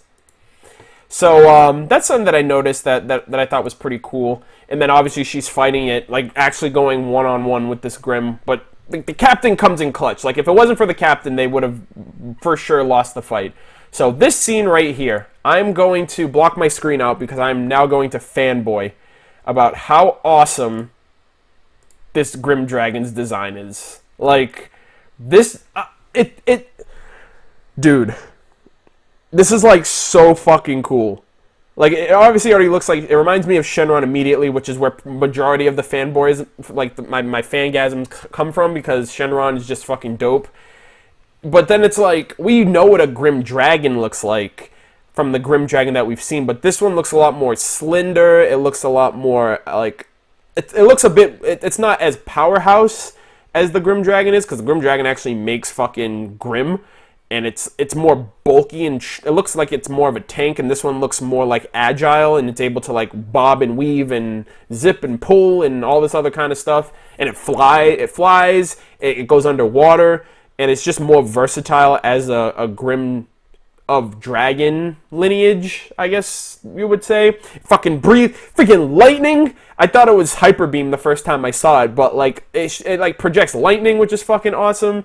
And like I don't know, I love the design, and it's obviously inspired by Chinese culture, like the Chinese dragon. But I just loved it. I love the color. I love like the markings that are on it. I love how it's glowing, like its insides are almost glowing like a red. Not just the fact that those are markings either, because the Berengal Grimm also had those, it had exposed skin, so you actually got to see its innards to some extent when it came to, like the burns that it had on it. Like it had an inner red glow, and I don't know, again, I mentioned that in the video that I did for it, but I don't know if that's their life source, like what makes their insides like bright red. Because obviously they don't have blood, or they don't have blood flow, because we've never really seen it. Zap Cannon, holy shit, yeah. That's basically Zap Cannon. I think Lady Stardust mentioned that. It reminded her of Kohaku from Spirited Away. But that dragon's way more tame than this one. Like, this one's, like, savage. My net died and I missed the cute first mate. Unfortunate.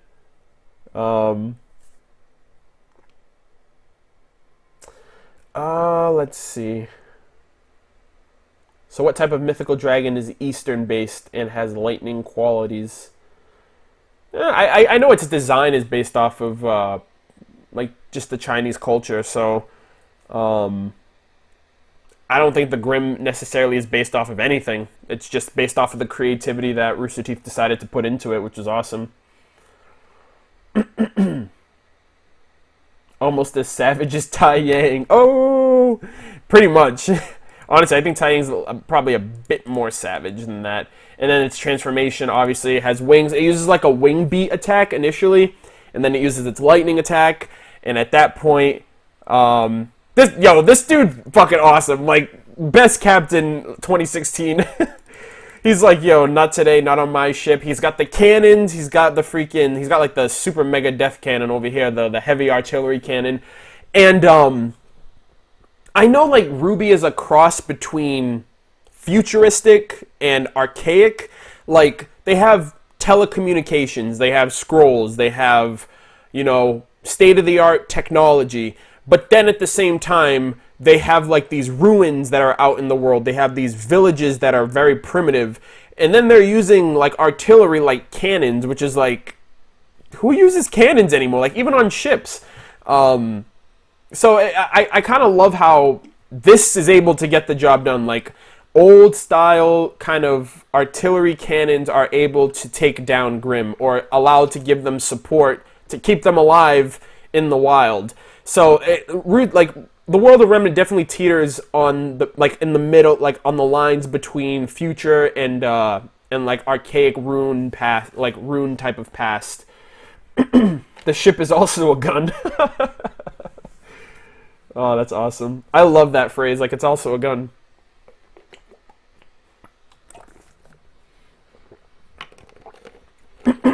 Dragon leveled up, you got wings. That dragon had some Red Bull then, I guess. This is the first yellow-eyed Grimm. Yeah, that is true. I don't know if, well, eyes have a significance for everybody. Like, Neo's eyes change color.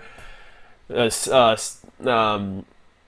his name? Klein's eyes change color. Ruby's silver eyes has importance. Yang's eyes change color based off of her anger and her semblance, based off of the fact that her mother's eyes are originally red. So eyes do matter. It's Dragonair. Congratulations, your Grim Dragon has evolved. It's come out of its cocoon, essentially. Oh yeah, so then right here, too, Blake's actually trying to fight it a bit more. And then it uses its Zap Cannon. I'm just going to call it Zap Cannon at this point, because that's just the perfect portrayal of what it was using. But she gets... So, first off, Sun's... Like, that's probably why she's pissed. I just realized it now. Like, that's probably why she's pissed. Because Sun decides, I'm just going to jump on your head.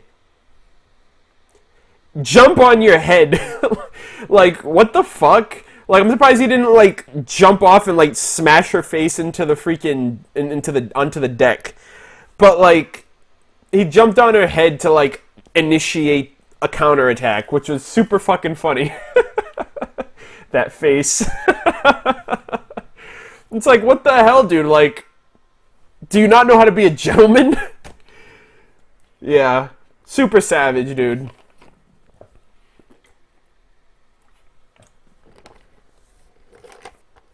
Super savage, and honestly, I'm pretty sure that's why she's pissed off now. What the fuck, Michael? That's honestly probably something Michael would do. He's like, hey, you know, I gotta do what I gotta do. But I thought that was super funny that, like, you really jumped on her head of all things. Oh, man.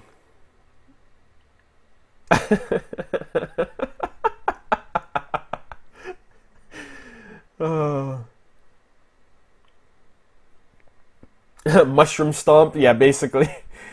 So, we actually got to see Sun's semblance, too, and his semblance, like I mentioned, similar to Blake's, has done some upgrading. He still has the standard 2 summon, like, I guess, well, he seems to have, like, a prerequisite. So, in the first volume, he has to be in a praying stance to summon his summons, or his light clones, or whatever you want to call them.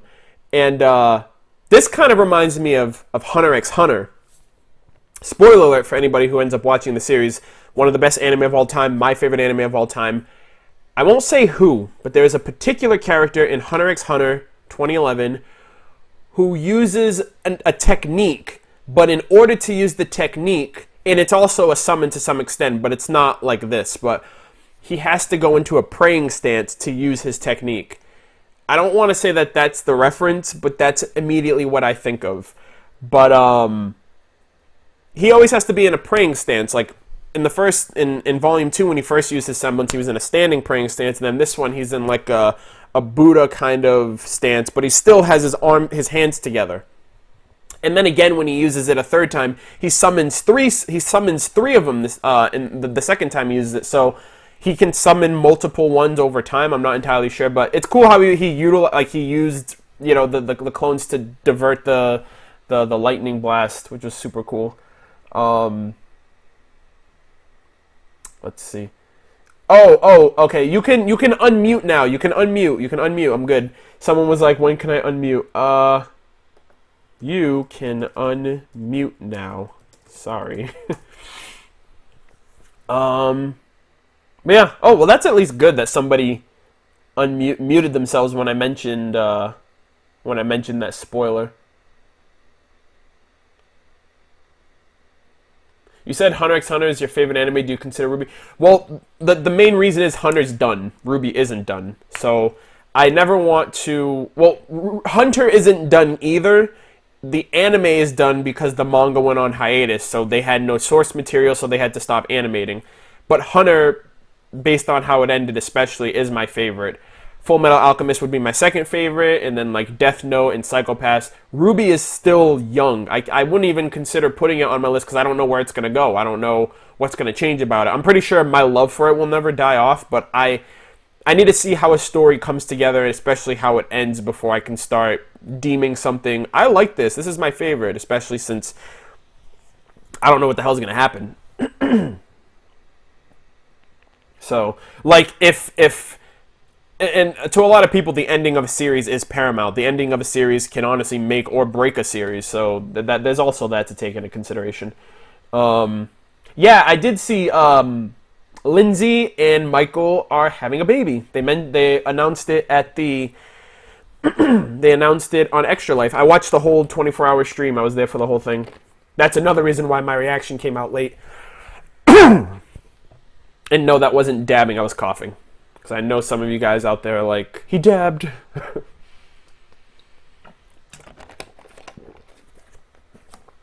Arcado? Like GR Arcado? He's a really awesome reviewer. The ending is paramount. Yep, that's Arcada's... that's where I kind of took that line from, essentially, because I know a lot of people believe in that. Or a lot of people... That rings true for a lot of people, I should say. Dab. I think I made it more apparent because I mentioned it. Like, if I just let it go, I don't think you guys would have been as, would have acknowledged it as much. And then right here, I don't know who says it. But, like, the way he said it, I think it was Neptune. But Blake was like, what are you doing? He was like, oh, you know, just hanging out or hanging around. The way he said it was similar to what Neptune said during the tournament. Like, Sage was like... Sage mentioned, he was like, Neptune, what are you doing? Like when the match started, he was like, oh, you know, just getting the higher ground. And then they're like on the enemy side. The way that he said it reminded me of Neptune, reminded me of that line. So, who coughs like that? Who coughs like into their arm as opposed to into their hands? I do. Yeah, I cough like that. And I also have a mic on, so I don't want to cough into the mic and like rip headphone users.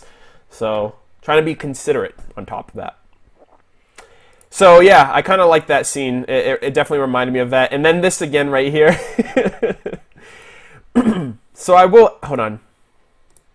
I do appreciate how the light humor was still here the entire time. Like during the fight and everything else, like Sun definitely eased things up for Blake to make it so like everything wasn't just like, not doom and gloom, but she was just being really grouchy the whole time, and he actually lightened things up a lot. Like, I was laughing a lot in the episode. Prior to that, I wasn't. Prior to that, I was just like, oh, I was fanboying, but, like, the whole, my hero, and then paint me like one of your French girls. or in his case, it would be like, paint me like one of your Faunus girls, or whatever. But, I thought that was super funny. Could you imagine Neptune's reaction? I don't even think I think his reaction to him just being on a boat would be the first thing I would react to as opposed to the dragon, to be completely honest. Fucking Swiss cheese.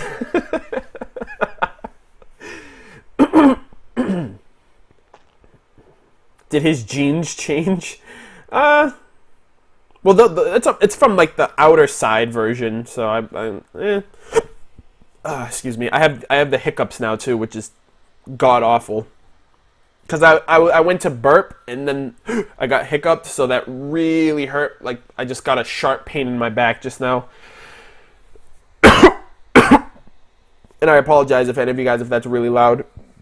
Oh, he's like, yes, ma'am. I fucking love Sun. And the fact that Michael voices him, like, I love Michael. And, I don't know. I just love the fact that Sun is back. I feel like Sun is really good at balancing out Blake.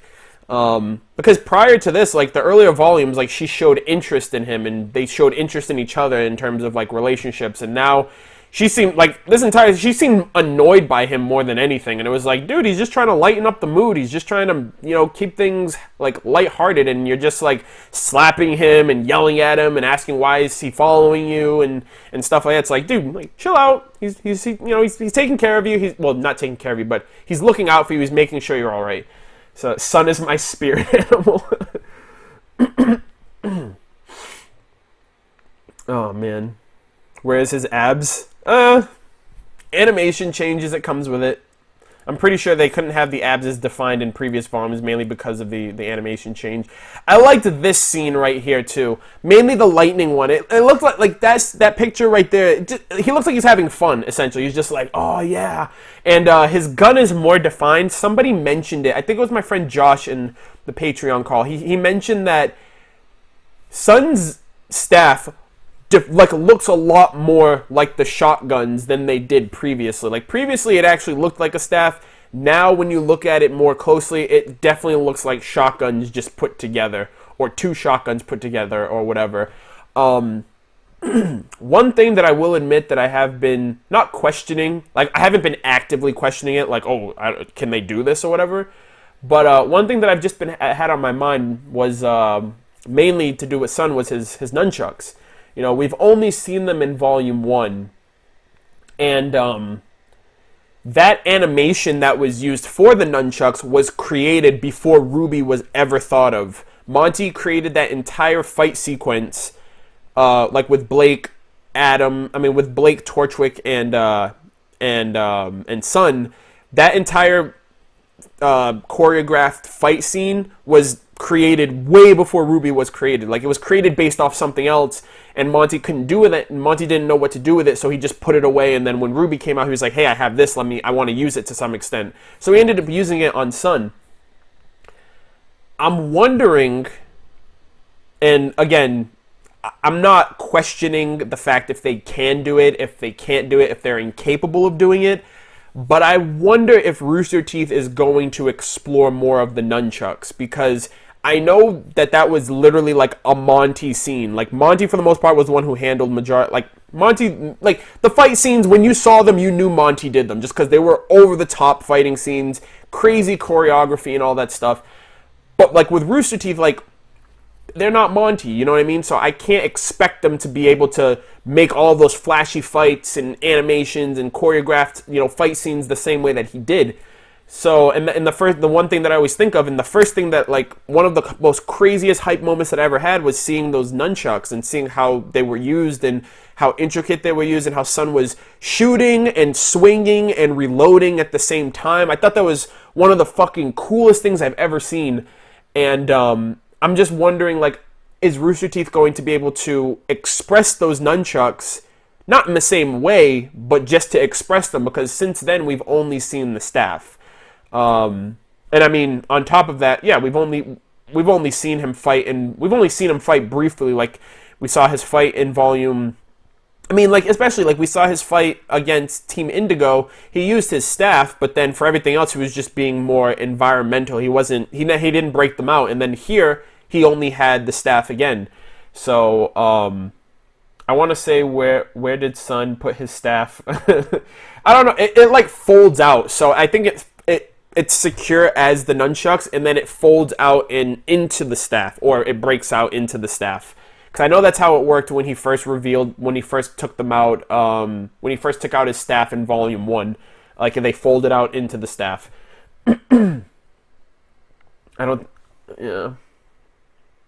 Yeah.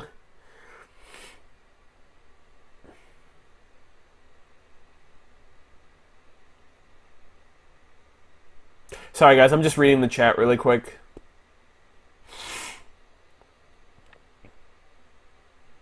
Yeah, I know. 2 more episodes before the halfway point, and then we'll probably get another World of Remnant. They usually They usually give us like a week break for the holidays, so we probably won't get an episode. If they go the same route they did for Volume 4, we won't get an episode. Oh man, that would suck if they give us like a Chapter 6 cliffhanger like they did last year. Because last year they gave us Chapter 6, and then there was a week break for the holidays. And then we came back from the break. It was a World of Remnant that week. and the following week. So we basically had to wait 3 weeks to get from Chapter 6 to Chapter 7 for RWBY, and that was agonizing as hell to wait for. So I wonder if they're going to end up doing something like that again. It all matters where the World of Remnants go, because for the most part, I think we're going to get 4 World of Remnants within the series, or 3, and then they'll have a 4th exclusive on the Blu-ray DVD like they did with Volume 2. But because we got 4 World of Remnants before the series started this year, but we had 4 World of Remnants last year, but the Vital Festival Tournament World of Remnant was before the first episode came out, so it was like a World of Remnant that they gave beforehand. So I don't know how they'll do it this time around with how many we'll get. Yeah, I love that Crow voices for it too.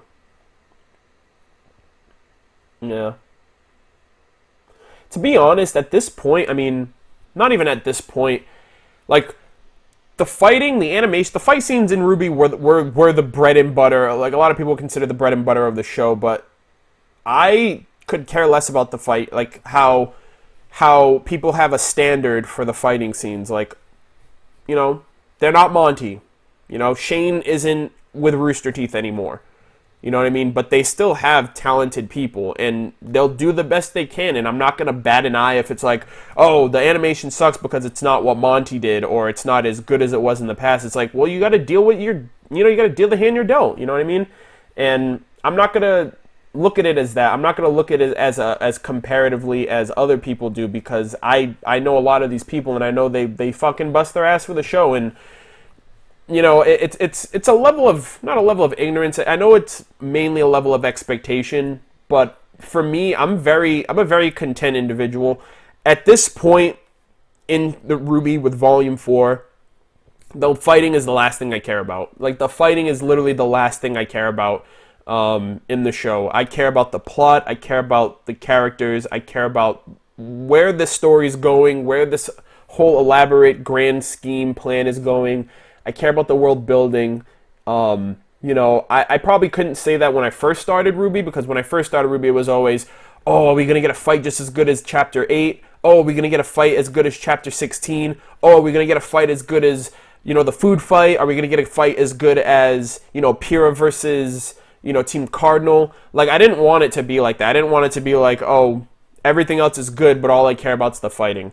So, That's me. I'm very story driven more than anything. Like, video games, I love single player experience more than multiplayer experience, because I just love a good story. I love a good adventure, you know. And it's not about, you know, I know it's not about the destination, it's about the journey. And that's what this show is to me, kind of. It's kind of like it's kind of a journey. And you know, for good or for bad, for what Rooster Teeth is able to do, for what they lack, for what they're obviously going to improve with over time, you know, I'm content with it, you know? So, I feel like I needed to say that initially, because I saw people in the chat mentioning it, and I don't want to just brush people off like that. I do, you know what I mean? It's just like, it's a give and take. Everyone has everyone has something that they look forward to, or maybe something that breaks their experience. Like, if something is so noticeable that it's unnoticeable, like, you have to be like, wow, that was really bad. Like, I couldn't bring myself to not notice that, essentially, for people who feel that way. You know, like, I understand it. I'm not someone who nitpicks to the point of why something isn't better or why something couldn't be better. First off, I couldn't do any of this shit, you know what I mean? So the last thing I'm going to do is criticize someone who put 100% into something. So, that's just me, and I'm rambling again. So, let's get back on track. And we are 2 hours into this. You can say the story is a journey to the east. Really? I literally set you up for that so good, too. Oh my god. Are you going to talk about the song that plays? Probably not, because I couldn't really pick up on it that much. Like, I didn't really pick up on the lyrics that were mentioned.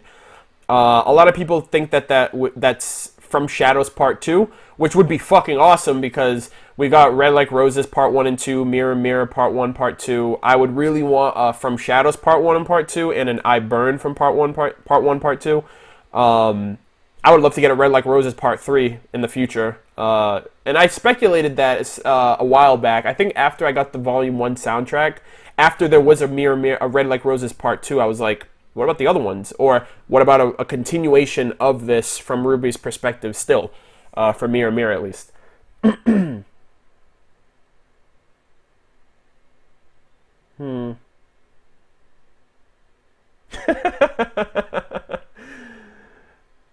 Mallory, I understand that. I get it. That's just me. You know, for the most part, I don't like critiquing somebody if I lack that kind of, like, for example, I worked in the service industry for almost 7 years, and in that time, I just have the firsthand experience of knowing what it's like to work in, like, knowing what it's like. I've worked it, I've lived it. I know what it's, you know, I know how things work. So, for example, like, we had a worker at one point, like, working in the service industry for the first time, and when they left, they mentioned, like, I will never, ever, ever complain about getting food late or having my order be delayed or something like that, because they get it now. You know what I mean? Like, they get it. That's the closest thing I can that's the closest analogy I could make to something like this. I'm not going to say, well, because no one's an animator who watches the show, no one can critique RWBY. I mean, you guys can do whatever the fuck you want, you know what I mean? If you guys want to critique and I can understand the sake of critiquing because you love the show and you want it to get better. I understand that too. It's just like blatant, unabashed, like, hate that, like, people just spew, like, this is shit. They're not even trying. Like, stuff like that is what gets under my skin more than anything. Not really on a personal level, but just because, like, these people fucking bust their ass, like, to make this show, and a lot of people still can't appreciate it for what it is. They want to appreciate it for what they want it to be. So, I guess that's the only thing I can really say.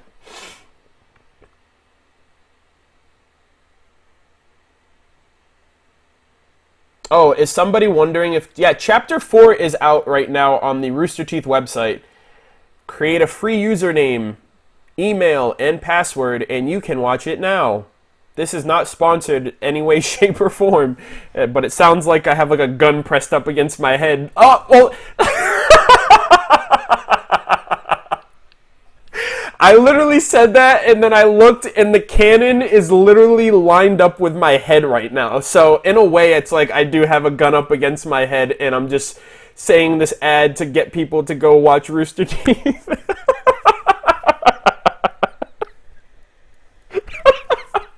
I did not realize that. Like, once I realized, I just lost it. Alright. That was funny as fuck. Alright, Captain... Fucking dope-ass dude, real one. Freaking, he's, like, telling the huntsman what to do, too. Like, I can only imagine how many fucking sea stories this guy has. Like, being in the perfect storm, fighting, like, tons of Kraken, Grim, and all this other stuff, and he just makes it out alive. But then again, he's never fought a Grim this size, but he managed... Like, his team was fucking dope. Like, they handled it like fucking champs. And I will be... Probably... Yeah, you guys will be losing me again. I'm going to be talking about this next scene, which was fucking awesome, and I'll be talking a bit about the inspiration of it. Murder of sponsored, no scoped. What about the song? Well, I already mentioned it. The lyrics, I can't really make out the lyrics based on, like, the fact that there's a lot of sound effects in the background, like other ambience going on. And I didn't really piece together the lyrics that much. A lot of people mentioned that it could be From Shadows Part 2. Obviously, there is a new song by Jeff and Casey Lee Williams.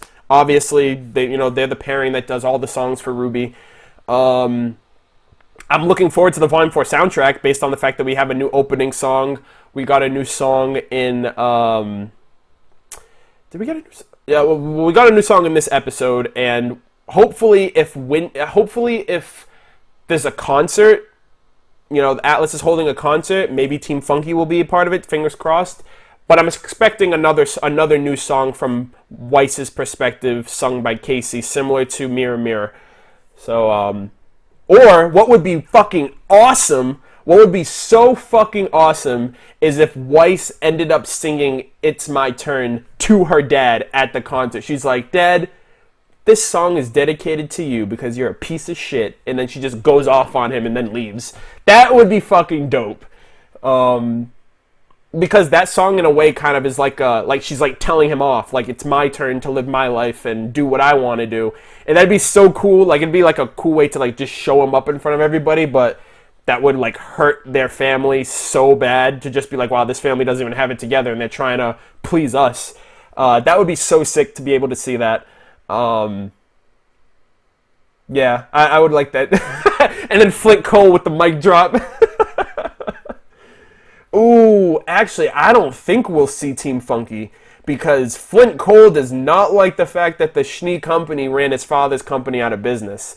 So now that and they're not as, I won't say civilized, they're not as formal and elegant as the Atlas image as per their fight in Volume 3, like when they were like, what can we expect? And then you have like this freaking, you have this quartet dude and you have this rave girl. So probably won't see them now. I'll retract that unless they were just expressing themselves for the tournament. What's his name? Mojo did a really good fan art a while back of what Neon Cat looks like in her outfit, like, and she looked pretty cute too. Like, she has like her hair down; it's not like all up and stuff. Her tail's hidden in her Atlas uniform, but she has a sense of, she still has that sense of uniform when it comes to being unified as a member of the Atlas Kingdom. Can't say the same for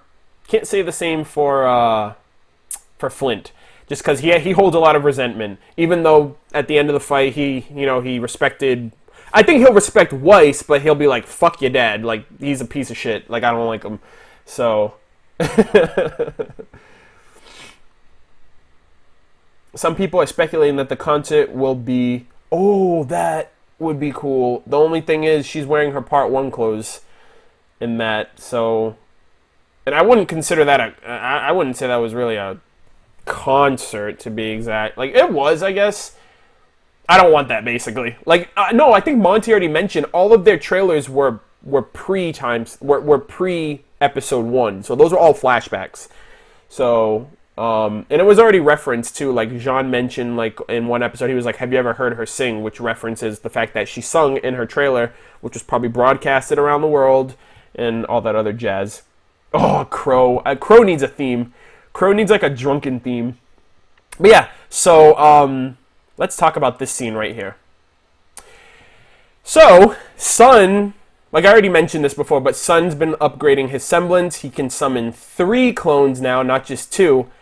But, for any of you guys who don't know, there is a special reference in these images right here. Very subtle, and it's very niche if you understand, if you know about the series. For any of you guys who watched Final Fantasy VII Advent Children, well, there were 3 clones and then the actual Sun, which was used as a clone, which was unfortunate. But for any of you guys who have ever seen Final Fantasy Advent Children, there is a similar scene like this where Cloud, like, basically the gang and Cloud are fighting against Bahamut, and they basically have to kill him, and he's all flying into the air, charging up his freaking giant, like, giga cannon, like, giga bomb blast attack, whatever, and every member of, like, the group throws Cloud into the air. Like, they just propel him higher and higher and higher, and then Tifa's the last one who throws him, and then he just, like, he literally slices the Grim, like, not the Grim, he slices Bahamut in the same way that Blake sliced, like, tore the Grim's wing. And I won't say that it's exactly based, it's an exact replica copy of that scene, but I will say it's definitely inspired by that moment, like, by that itself. Which is super fucking awesome, by the way. Oh, Kim's in here? Where the hell is she? Kim, where are you? Kim, where are you? Yo, Wow, you're going by your full name on YouTube, huh? Kimberly Michelle Newman. Yes! I fucking knew it! I animated that scene with Sun and Blake. It was inspired by Advent Children, and I often referenced it for that fight. Yes! I was literally just talking about this scene. I was literally talking about Advent Children. I was like, it has to be Advent Children. Because if not, I was gonna kind of quit. I was like, where the fuck did you come up with this idea if not Advent Children? That is dope. Yeah, Kim, fucking, I was fangirling about you. Freaking, dude, you voice acted so well in chapter 4, which was awesome. And to find out that you did the animation for this is even more dope. But yeah, I didn't realize it either. I didn't check the credits immediately after I watched the episode. I had to go back to it and like do Gale. Like you only did like a few lines, so it was hard to kind of remember what you sounded like then compared to this. But like I was literally like mouth agape. I was like that's Kim voice acting right now. It was super fucking sick. I was like, holy shit. And then like the appeal for your character is awesome. Like she has like the appeal, like the sex appeal for like Crow and stuff like that. And you're obviously flirting with Crow and everything. I was like, this is fucking dope. I like that. That was awesome. Thank you. I did the animation for the barmaid too. Yeah, I fucking know. It was awesome. But yeah. That yell hurt my ears. My bad. I was just, I feel like at this point, I'm really surprised that some people still, like, unless they're, like, fairly new, like, some people are like, dude, you're kind of loud. I'm like, have you watched my videos? I don't mean to do it, but it's just like, I feel like that's a staple that a lot of people come to expect. Like, I don't even put in the description of my videos anymore, rest in peace headphone users. It's something that I feel like people should just come to expect from now on. Wait, yeah, that waitress was you, Kim? Yeah, that was her. It was fucking dope. I told you should voice act a lot more, or at least Rooster Teeth should let you voice act a lot more. But yeah, so this is confirmed Advent Children reference inspired, which is awesome, and then she's just like, yo, fuck you, son. And just took off. I liked this shot a lot, too, the Grim, just with its final strike, and this, again, was similar to the reference of her slicing the wings, similar to how Cloud sliced Bahamut in the movie. Oh, have you met Arnold? Yeah, we met at RTX. I join her streams whenever she streams. So. Huh. he jumped on her head to get... Oh, yeah, she returned the favor, basically, yeah. Which is so fucking weird. It's like, son, why? Of all things, like, you couldn't jump on the guardrail that she jumped on to get to him. Like, you had to jump off of her head. Like, I don't know. Like, he has his ways. Let's just say that. But yeah, so that Grim got fucked up big time. Okay, let me ask you this, you guys. Who did it better? Did Blake do it better, or did Sun do it better? Sun was actually like, this is my chance, this is my moment. And then he was like, now you have to say it. And she was like, oh my god, this dude. Yeah, it was 3 clones and Sun himself. Blake.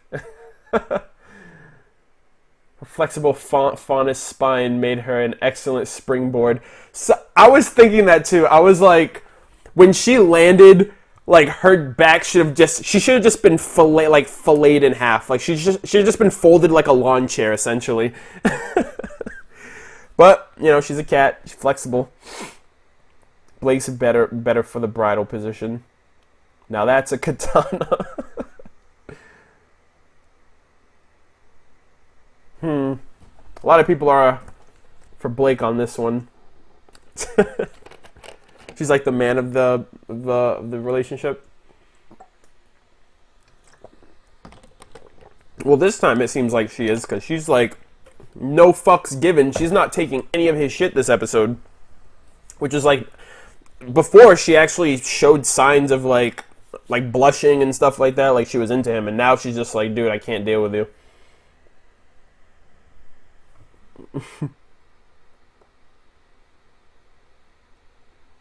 But Blake did it better.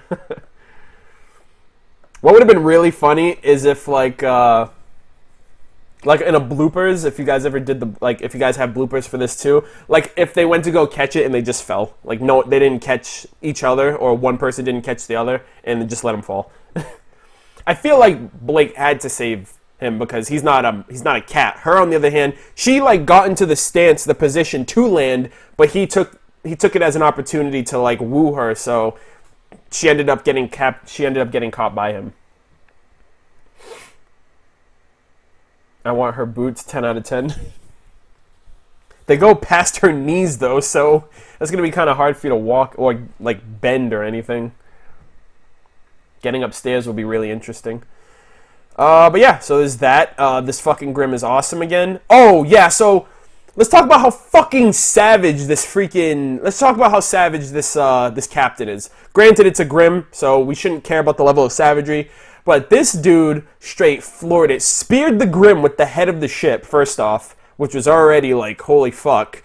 And then just headshot. 24 headshots left for digital camo. Like, no fucks given. And tell me not this dude doesn't have like old, like elderly bloodlust. Like, just look at this face, dude. If that doesn't scream like elderly bloodlust, I don't know what does. Like, he was just in the zone. He's like, yo, kill that piece of shit. Kill that son of a bitch. And I was just like, dude, all right. You know, well, at the end of the day, if it wasn't for him, they wouldn't have killed him. Elderly bloodlust and badassery at its finest right here. Like, I wouldn't want to catch this guy in a dark alleyway, essentially, is what I'm saying. Off with their head. That's, that was the Queen of Hearts reference in Volume 2 from Nora. She was like, off with their heads. 3 hours and Arnold's still blabbing about the captain. Hey, we're only 2 hours and 15 minutes in right now. And it's 10:30 at night. Thank you very much. Moby Dick episode. Get brown wrecked. Alright, so let's see. Moving on from this. Oh, okay. So, moving on from that. Son, he's like, good job, you know, we did a good job, all that stuff. Her, she's like, I'm not having it. And this is what he gets. Like, that's, like, solidified. I was like, yo, she does not want to deal with you right now. And you're just making things... This was... I think I laughed every single time I've seen this scene. It's like his face in the slow motion, and then all you hear is the fucking slap. Which is like, well, you kind of have it coming. Because you're just, like, ticking her off with every passing moment.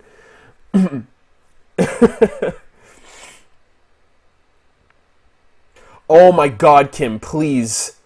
I don't think it's a spoiler. But yeah, Fireheart, Brandon's right. Do you know the name of that Grimm, the sea dragon? I am losing my goddamn mind over the fact that Rooster Teeth didn't put out the concept. Like, the concept art showed everything but the Grimm's name at the top. And it's like eating away at me. I don't know if you guys would even know that. You guys just animate, but... Or if they're not revealing it for any specific reason.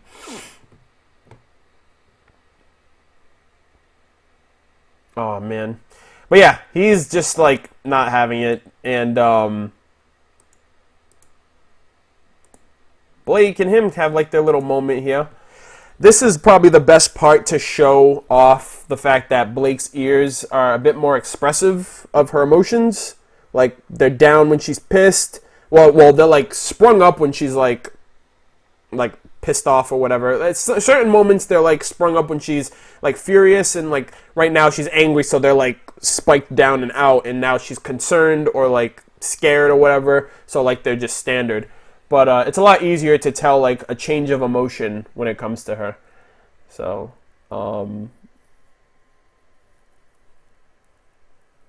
yeah, Aaron does a lot of the concept, I think, if not all the concept for for the RWBY for like RWBY anything when it comes to concept art.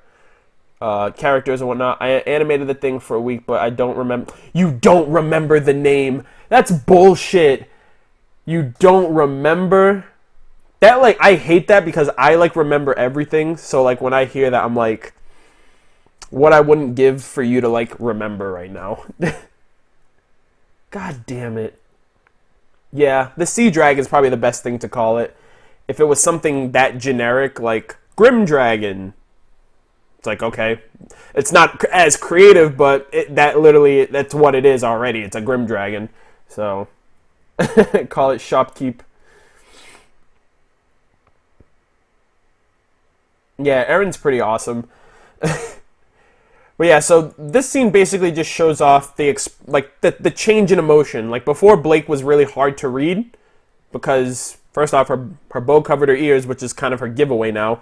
And she was always just reclusive and just always kept to herself and kind of was somewhat emo. So, based on especially what Crow mentioned. So, Kim, don't do that to me. Don't do that. Are those ears real? Inuyasha reference. But yeah, so I captured these two following scenes because I really just appreciated them. Like, I think I appreciated them more for just the facial recognition. These two scenes right here. Blake's scene right here, like, warms my fucking heart. Like, that just gives me faith in everything in life. Just that content smile that only lasts for, like, half a second. I liked it. I love it.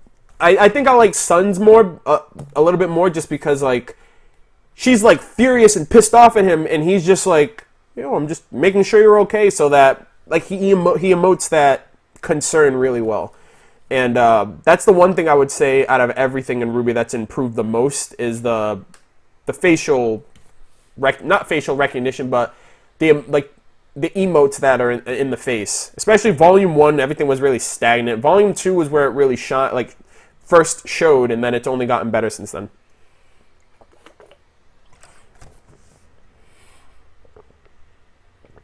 She looks so cute.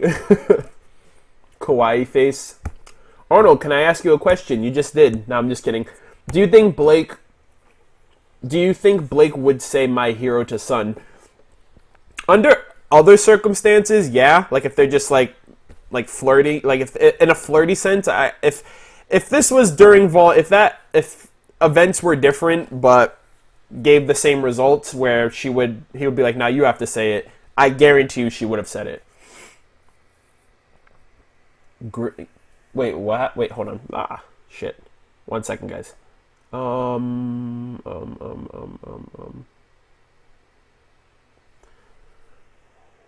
We all animated the ears without asking Carrie, and he loved it, so it stayed in. I worked on the third in the season of this scene. Glad you loved the crazed smile. Yeah, I really. Well, this smile I approve of. Like, the immediate change was just like a disgusting kind of face. Was like, what are you talking about? Like what? So, yeah, I thought those were really, like, I like how Rooster Teeth's super dope and super chill about, like, ad-libbing, like, in a way, kind of ad-libbing lines, as well as just, like you guys mentioned, you guys just went with it, and he was like, cool, we'll keep it. I think Lindsay mentioned, too, like, some of the lines that she did for RWBY, like, she does, like, Tuna a lot. I think that was an ad-lib, and that's, like, one of the lines that stands out the most in the series. Or I think Barbara's Nailed It. I think Nailed It was also an ad-lib that, again, like, people loved it. And it's just, like, those little subtle gestures that go a long way. So is that. And for here, Blake's going to Menagerie. She's going back home. For what reason exactly? She mentioned she has to sort some things out. So she's going back home, going to see Mom and Pops. I don't know if she's going to try to get any type of... I don't know. I honestly don't know. Maybe some insight from her family, insight from her people, based on the fact that she mentioned she's not going to the White Fang yet, but I feel like that's something that's eventually going to happen. And I don't know. I like to also think that the peaceful leader that was a member that was the leader of the White Fang before the new one, was Blake's dad. He just looks like a leader kind of individual. He's like big and he looks big and brutish and strong, and he seems like he can protect people.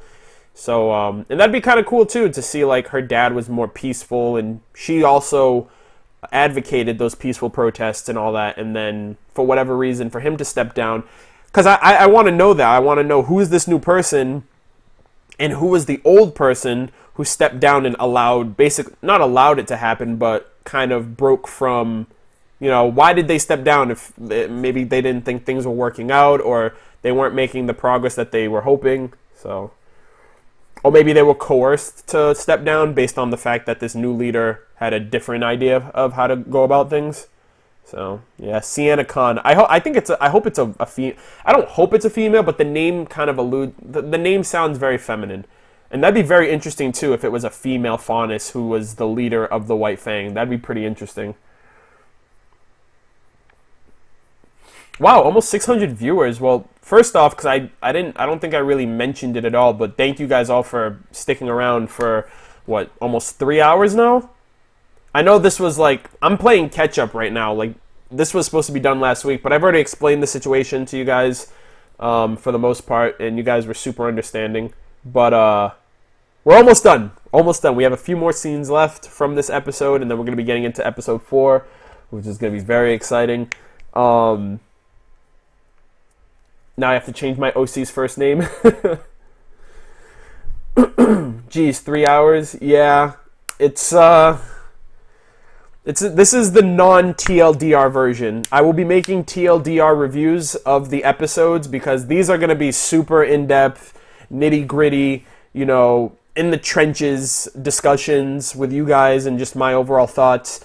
And for people who can't sit around for 3+ hours at this point, I'm going to be doing TLDR versions, which are just going to be straight to the point of my thoughts and opinions of whatever scenes that are going on.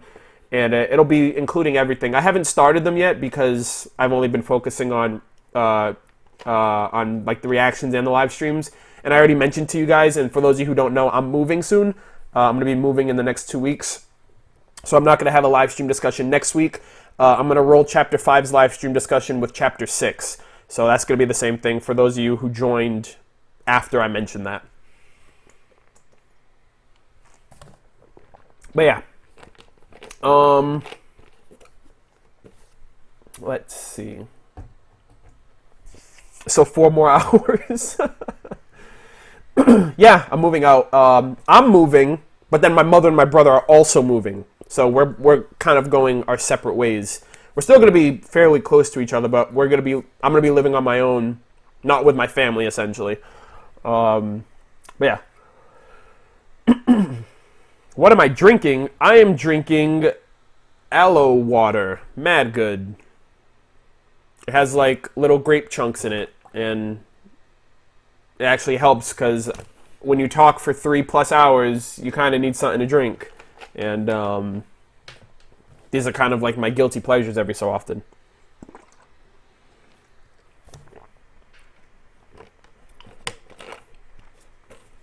Let's see. Oh, fancy. Hashtag ad. Oh my god, sponsored drink. Get the fuck out of here, guys. No. Shout out to this scene too. I mentioned this in my reaction, but I love it just looked it was like a really nice scene, like the moon and the particle effects.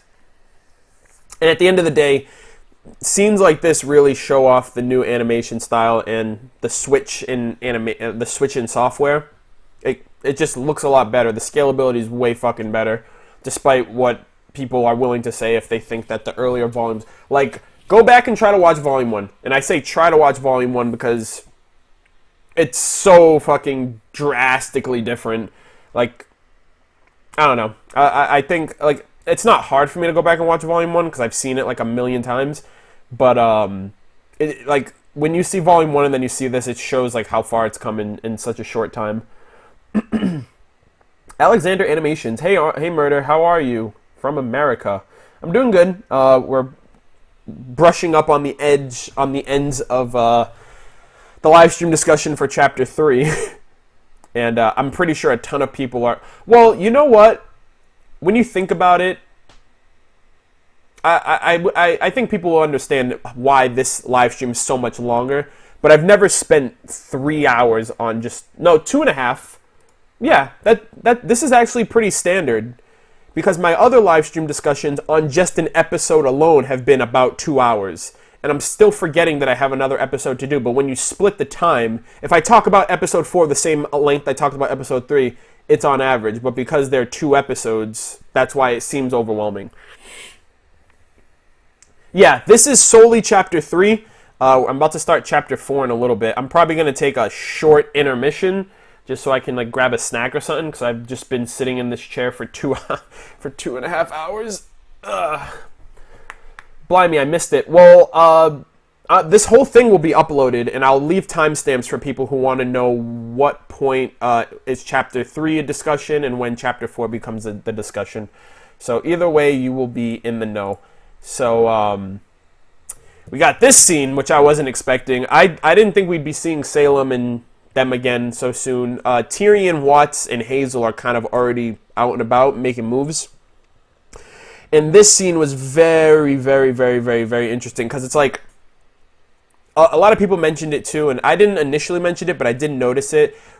I think the left side, let's see, hold on. Yeah, the left side of, my left, your right, of, the left side of Cinder seems to be like incapacitated. Like, she's not moving her the left side of her body, she's not utilizing it, it's always the other hand to snap the fingers, to slam the table, basically moving it. And it could be, a lot of people think that based on how she got the Fall Maiden's powers through that glove that kind of fused with her body, the tattoo on her back could be an indication of that, and the Grim that was in the glove, which I don't think was in the glove. I think the beetle teleported to that glove, because you had like the red and black portal that formed. So I don't think the Grim was in the glove, was in Cinder. I just think it's the method about how she went about taking the power in a non-conventional sense that's leading to these side effects. And Salem apparently is providing treatment, whatever that means. But there seems to be like some entity within Cinder. It could be the Maiden's powers, again, because Cinder mentioned when she first took the power, she mentioned, how did she word it? Let's see, the huntsman severed the connection before it was complete. Yes, I can feel it. It burns like hunger. I like it. That's what she mentioned. So, it seems like there is some type of manifestation within the power itself, or how she went about getting it, that's causing whatever to happen to her that she needs to go through treatment. So let's see. What do you guys think? Because there's not much that I can go based off of this. But Salem's also mentioning, well, you have to control it. So, it seems like, to some extent, it seems like it is a living entity, which could be that scarab grim beetle thing. So, Cinder waifu. Holy crap, is this still on? Yep, we haven't even got to chapter 4 yet, my friend. We go hard. I'll just say that we go in. So, I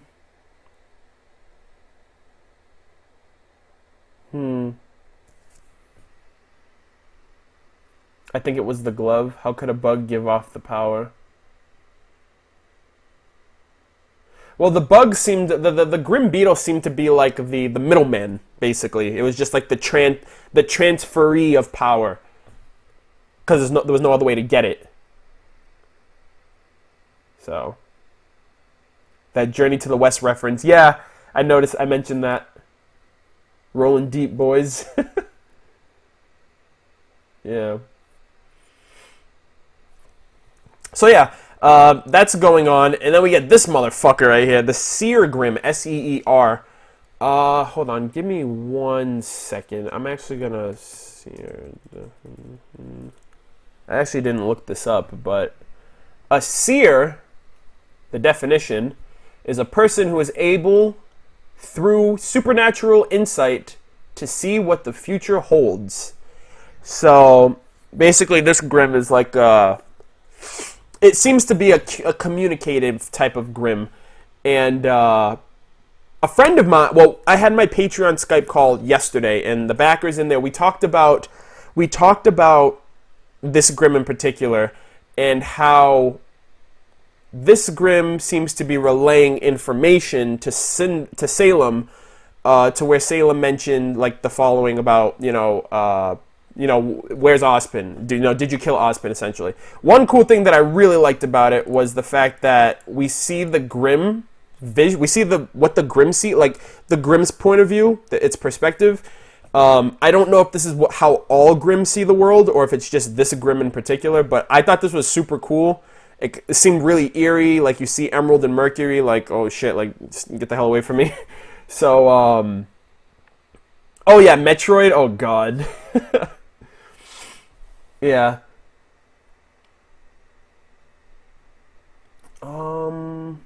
Crystal Ball Grim, Jellyfish Grim for sure. The seer can see into the future. You're trying too hard. Yeah.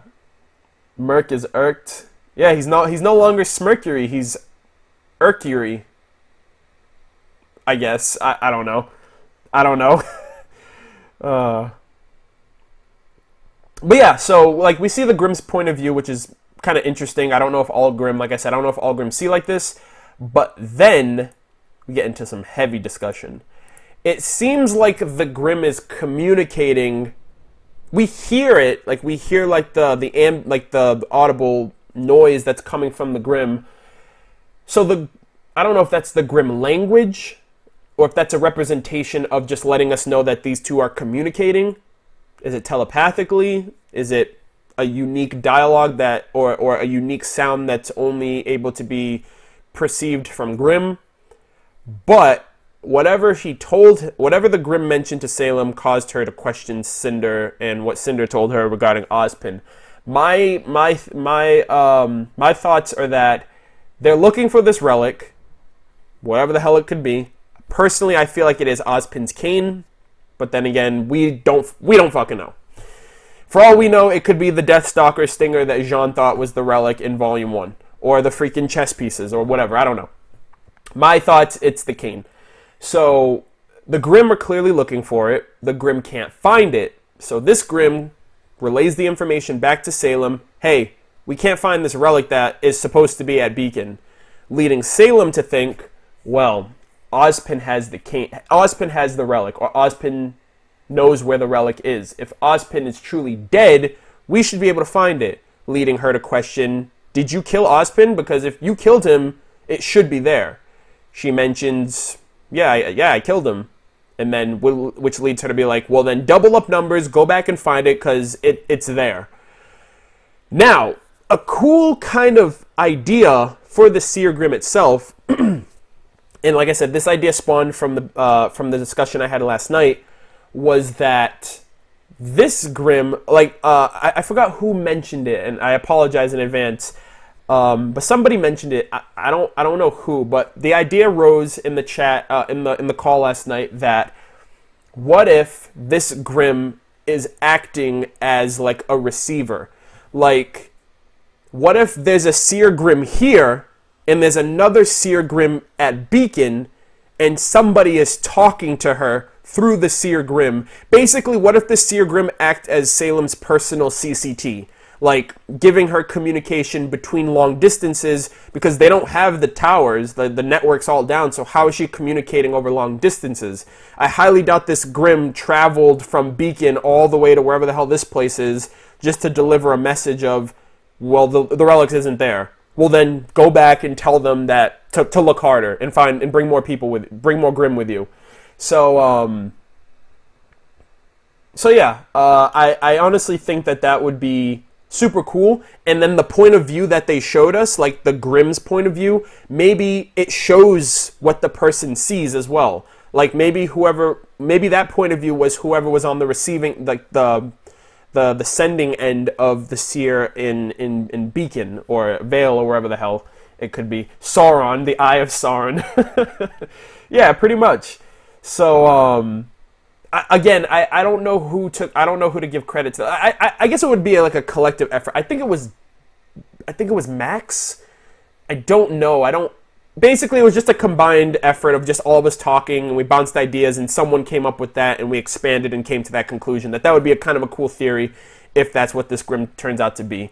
And then from that, Salem kind of just fucking goes just goes ballistic. And I understand this too, because Salem's basically, I mean, Cinder's been playing telephone this whole time, no pun intended, for the Seer Grimm's kind of whole function of how it works. But Salem, I don't know. It's hard to say because Salem knows that something's amiss. And for Cinder, if Cinder thinks she killed Ozpin, I can understand that. But if Cinder doesn't, I don't know. Cinder must think that she did, in fact, kill Ozpin for her to make the claim, yeah, she's dead. So, because if not, that's why Salem wanted to hear her say it. So, she mentioned too, I'm going to ask you a question, and I want a clear answer. I think she's asking for a clear answer because this whole time, she's been telling, Emerald's just been relaying, well, this is what happened, this is what she's saying. She wants a distinct yes or no. And if you're saying yes, and Ozpin turns out to be alive, you're fucked. Especially if she's getting this pissed off, no, I want to hear you say it. Because if worse comes to worse and Ozpin comes through, you're going to suffer. Because Salem also vouched for her with everybody else ragging on Cinder, oh, she destroyed Beacon Tower, she became the Fall Maiden, and most importantly, that's the most important, crucial aspect of their entire plan is that Ozpin isn't around. And from episode 4, it seems like he's around in some form or fashion. So, no, I don't think the Seer is a truth detector, because it wasn't saying, hey, she's lying, question her. I think it was literally relaying the fact of, we can't find the relic, which is why Salem said, reinforce our numbers at Beacon, it's there. Why reinforce your numbers? Because they're searching for it. If they can't search for it, if they can't find it, I think it's more along the lines of, they're already looking, they can't find it, so reinforce numbers and keep looking. It's there. So I think it's more along the lines of that. I can understand why people would think that it's a lie detector, but it's I don't think Salem was. I don't think the Grimm was she's lying, because if she was lying, why is Cinder questioning her? She could easily just be tell what happened, So, Hunt. Oh man, gonna go to bed. You have school tomorrow. All right. Well, you can probably pick up. Well, if you decide to come back to watch the chapter 4, start at 2 hours and 40 minutes, and that's roughly where we'll be starting for chapter 4. Thank you for sticking around for the chapter 3 portion. I do appreciate it. And you have a good night. And enjoy school to some extent. Thank you, Chad. You're the man, bro. Thank you very much. You're the man as well. I appreciate it. Is episode 4 on YouTube? No, episode 4 comes out on YouTube this Saturday. This upcoming Saturday. But no, it's on the Rooster Teeth website. It's free. If you just create a free account, you can watch it on the Rooster Teeth website right now. Username, email, password, boom, you're good. You can watch RWBY Volume 4 as soon as Sunday with everybody else. So there is that. And right here she's mentioning, what are you planning? Which kind of would imply that she knows something's up. Her and Ozpin at this point, they're in a chess match. That's what they're in. This whole planning and orchestration and all of these pawns that are being used and all of these set pieces that are being put into play. It's a grand chess match. Cinder and Tyrion and Watts and Hazel and Neo and I wouldn't even say Neo and Roman, because those are more of Cinder's underlings. These characters are Cinder's bishop, rook, pawn, I wouldn't say the king or the queen, because she's the queen, and I don't even think there is a King Grimm, unless Ozpin would be considered the king, Salem would be considered the queen, and it's amongst their pawns and rooks and bishops and stuff rooks, bishops, and knights that they're all fighting to win this grand match. So I honestly think that's what it is. It's just it's a battle of wits. Ozpin's taking everyone for a loop. No one knows what's up with him, and he's not even telling his most trusted people what's up, just because nothing can go wrong. Like, they won't be in danger. They'll genuinely not know where he is, and he can act on his own and plan accordingly if he's in hiding. So Nora is the queen. Hazel is the rook. Watts is the bishop. Tyrion is the knight. And then Salem would be the queen, and Ozpin would be the king, because those are the only individual pieces. All the other pieces are copy pieces. So that would also make sense if they were. And I could understand, they have history. That's the biggest thing I want to know. Like, what's their lineage? What's their history? How did this all come about? And apparently RWBY has years and years of story to tell, and I'm really looking forward to it, because I really want. I can't wait for like the big questions to just fucking come out, and we get like we just get the questions that we've been pondering for so long, like regarding Ozpin, regarding Salem, regarding their history, regarding the moon, and everything else. So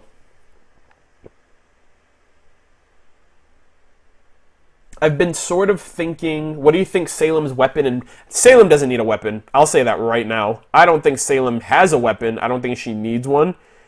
Her semblance, don't know either.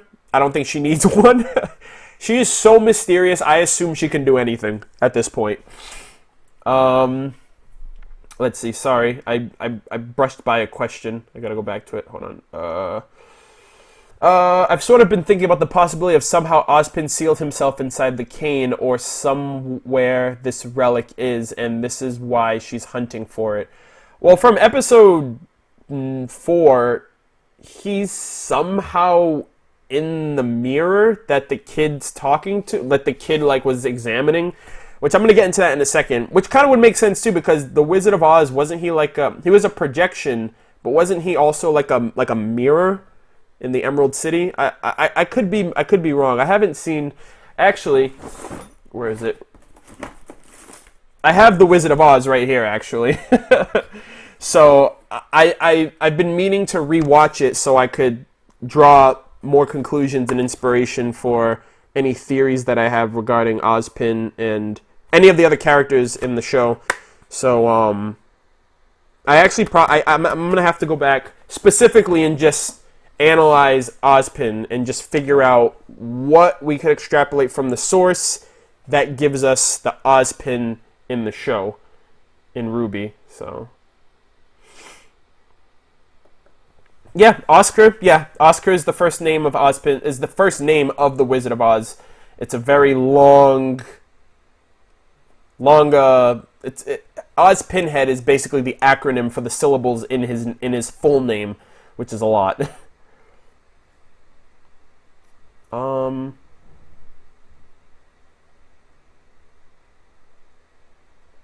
Let's see. Read the book, it'll be better. Well, I mean, I have the movie. I'm still going to watch the movie just because, but I didn't know this Wizard of Oz was a series of books, to be completely honest. I grew up into Wizard of Oz with that movie, so I never knew there were books beforehand. Yeah, Salem wouldn't have a semblance because she has no soul that we know of. She's human to some extent. She's human to some extent. She looks like a human.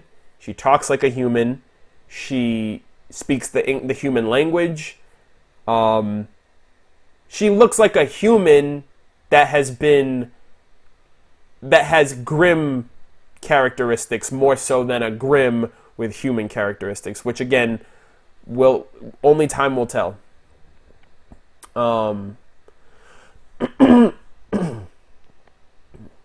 So yeah, there's that. Let's see.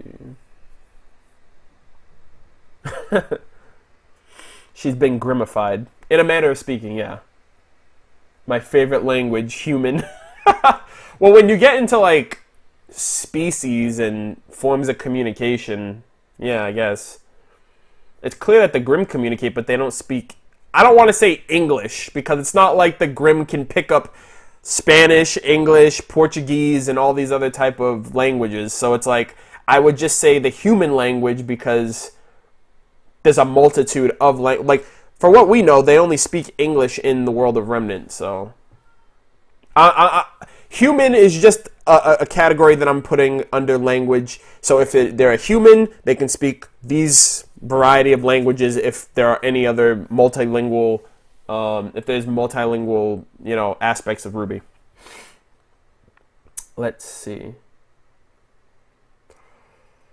What do you think is Oscar and his aunt's significance? Is that his aunt? Did it mention that? Yeah, I think it would in the credits, right? Because she did have a line. So did that say like Oscar's aunt? Oh, it says aunt. Okay. So Oscar is actually a word.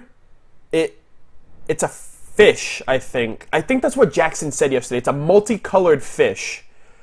And that could represent the color rule. Like, and also the fact that he has the multicolored scarf on his, on his waist.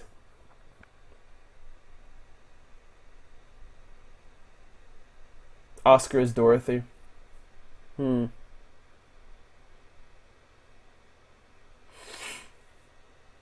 does that mean he has a dog named Toto?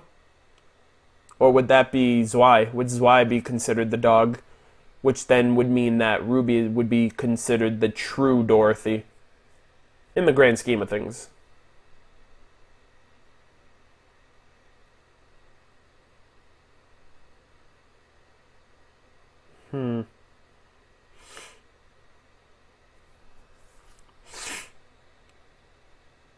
That sounds quite far-fetched.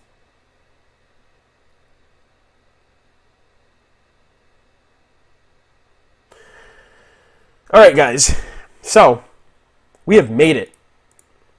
We made it, guys. Like, we literally made it to Chapter 4. And it only took us... How long did this take us? This took us 2 hours and 51 minutes with 653 people in the chat at this current time. So, give yourselves a round of applause. Give you guys yourselves a pat on the back. And thank you for sticking around. If you have school tomorrow, or if you work early in the morning, I suggest you just go to sleep. These will be uploaded by the time you make it back, or by the time you're able to come back. This whole thing will be uploaded on my channel. Or if you guys just want to brace through this, if you guys just want to deal with it and have your regrets in the morning or whatever, I appreciate it. For those of you who have nothing planned for the morning or not planning on trucking it through, I appreciate it. I have to go to the bathroom really bad because I drank... I drank like 60-70% of this, and I've been sitting here for 3 hours, and it's all just been... I just have to take a really big piss. So, or probably a long piss, I should say.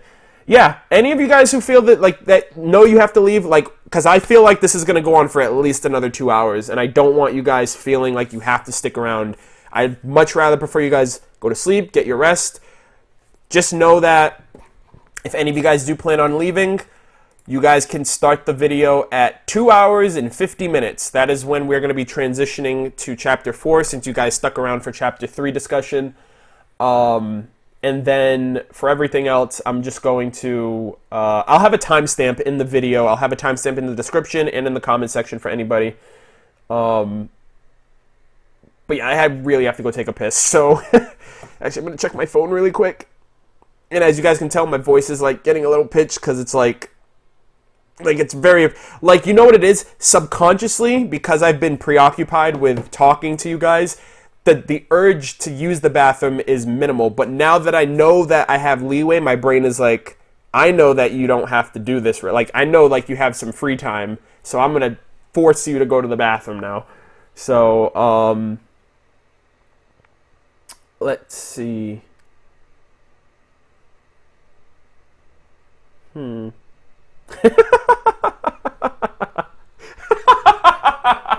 Somebody said Zwei is God. Thanks for leaving a timestamp for tomorrow when it's loaded for the discussion for chapter 4. Yeah, absolutely. I mean, I feel I have to do that. Like, what the hell? That'd be pretty messed up. Someone's just like clicking along the progress bar to find out where the hell I left off on. Thank you all, by the way, for the recent follows that you guys did on the RWBY Amino app. I appreciate it. I'm just actually going through the notifications now before I go to the bathroom, and then I'm probably gonna grab a snack, and then we will be back for chapter 4. And there's a shit ton of stuff to talk. I wouldn't be surprised if this goes on longer than the. I wouldn't be surprised if this one, chapter 4, goes on longer than chapter 3, based on the fact that there's just so much stuff to talk about, and it's the most recent episode, and I'm pretty sure a lot of you guys are more excited to talk about that than just hearing me ramble and catch up with the chapter 3 discussion. Oh man, that arm joke. You guys are gonna see my reaction. I was so taken aback by that. I was like, are you fucking serious? So, give me 1 second, guys. I will be going to the bathroom. Someone's actually, like, shouting, go to the bathroom. You guys are eager, I get it. It's going to be a short intermission for all of you, so all of you guys go to the bathroom, get your snacks, get your drinks, get everything you guys need. And, yeah, I might as well just go right now, then. So, I'm going to leave you guys with this. Be right back. Wink, wink. Nudge, nudge. And I'll see you guys in a few minutes. Make sure you guys also get refreshments and stand and stretch and all that. Hey, Johnny, is that you, by the way? I just see you in the chat. Stop stalling and get moving. I'll be back in a few. I'll be back in a couple minutes.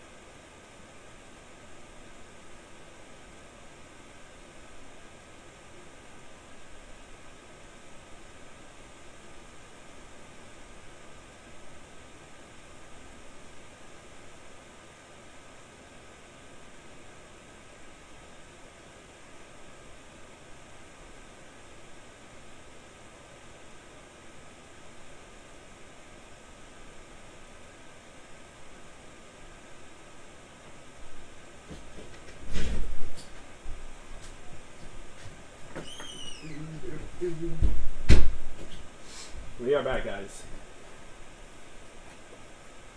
Oh, damn it.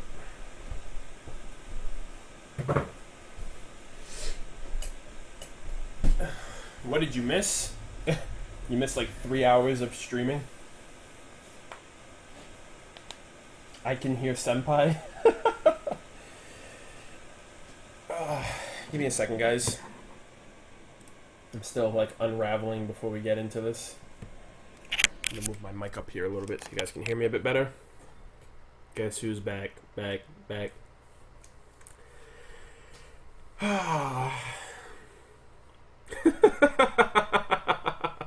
I can hear the voice of God. Hardly.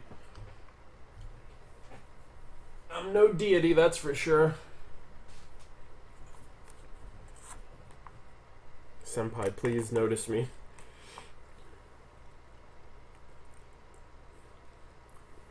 Oh, your name is Xenix. I called you like Zinx like 3 hours ago.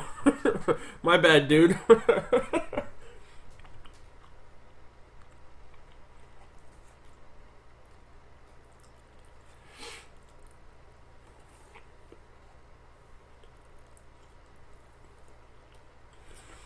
In case you guys are wondering, I'm like eating really quick.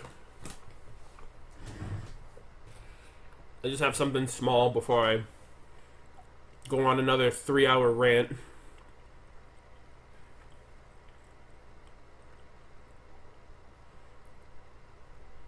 Hey, what's up, Brian?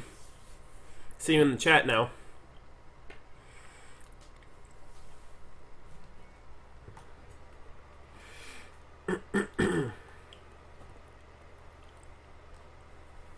Hey, Arnold, are you Asian? Have you seen me? Oh, man. No, I'm not Asian, to answer your question.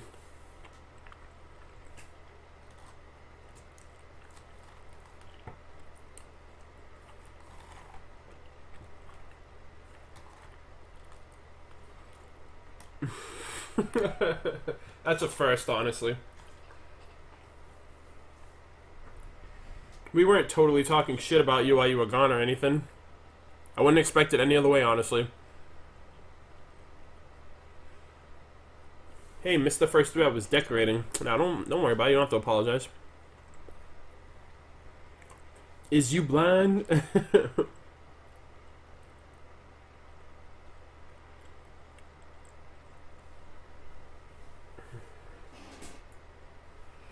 What am I eating? I'm having some chicken Alfredo.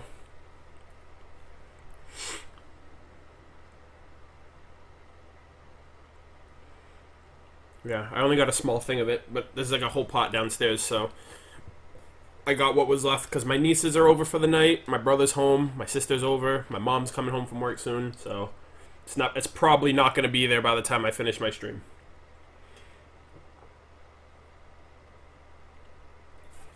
Oh yeah, you guys want? I'll do a Q&A. I'll do like a quick 5-minute Q&A. Depends on how quick you guys just want me to get into chapter 4, to be completely honest.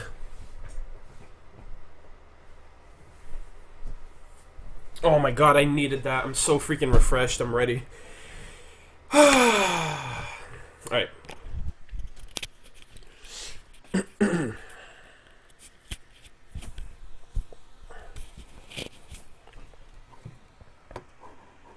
Let's see. Hold on, I gotta find the button that does the thing. There we go. So first off, I'm getting a much needed haircut tomorrow. I fucking hate when my hair is like this. Or like this. It's so hard to look at. So I'm gonna be getting a haircut in the next couple of days. Which is good. Okay.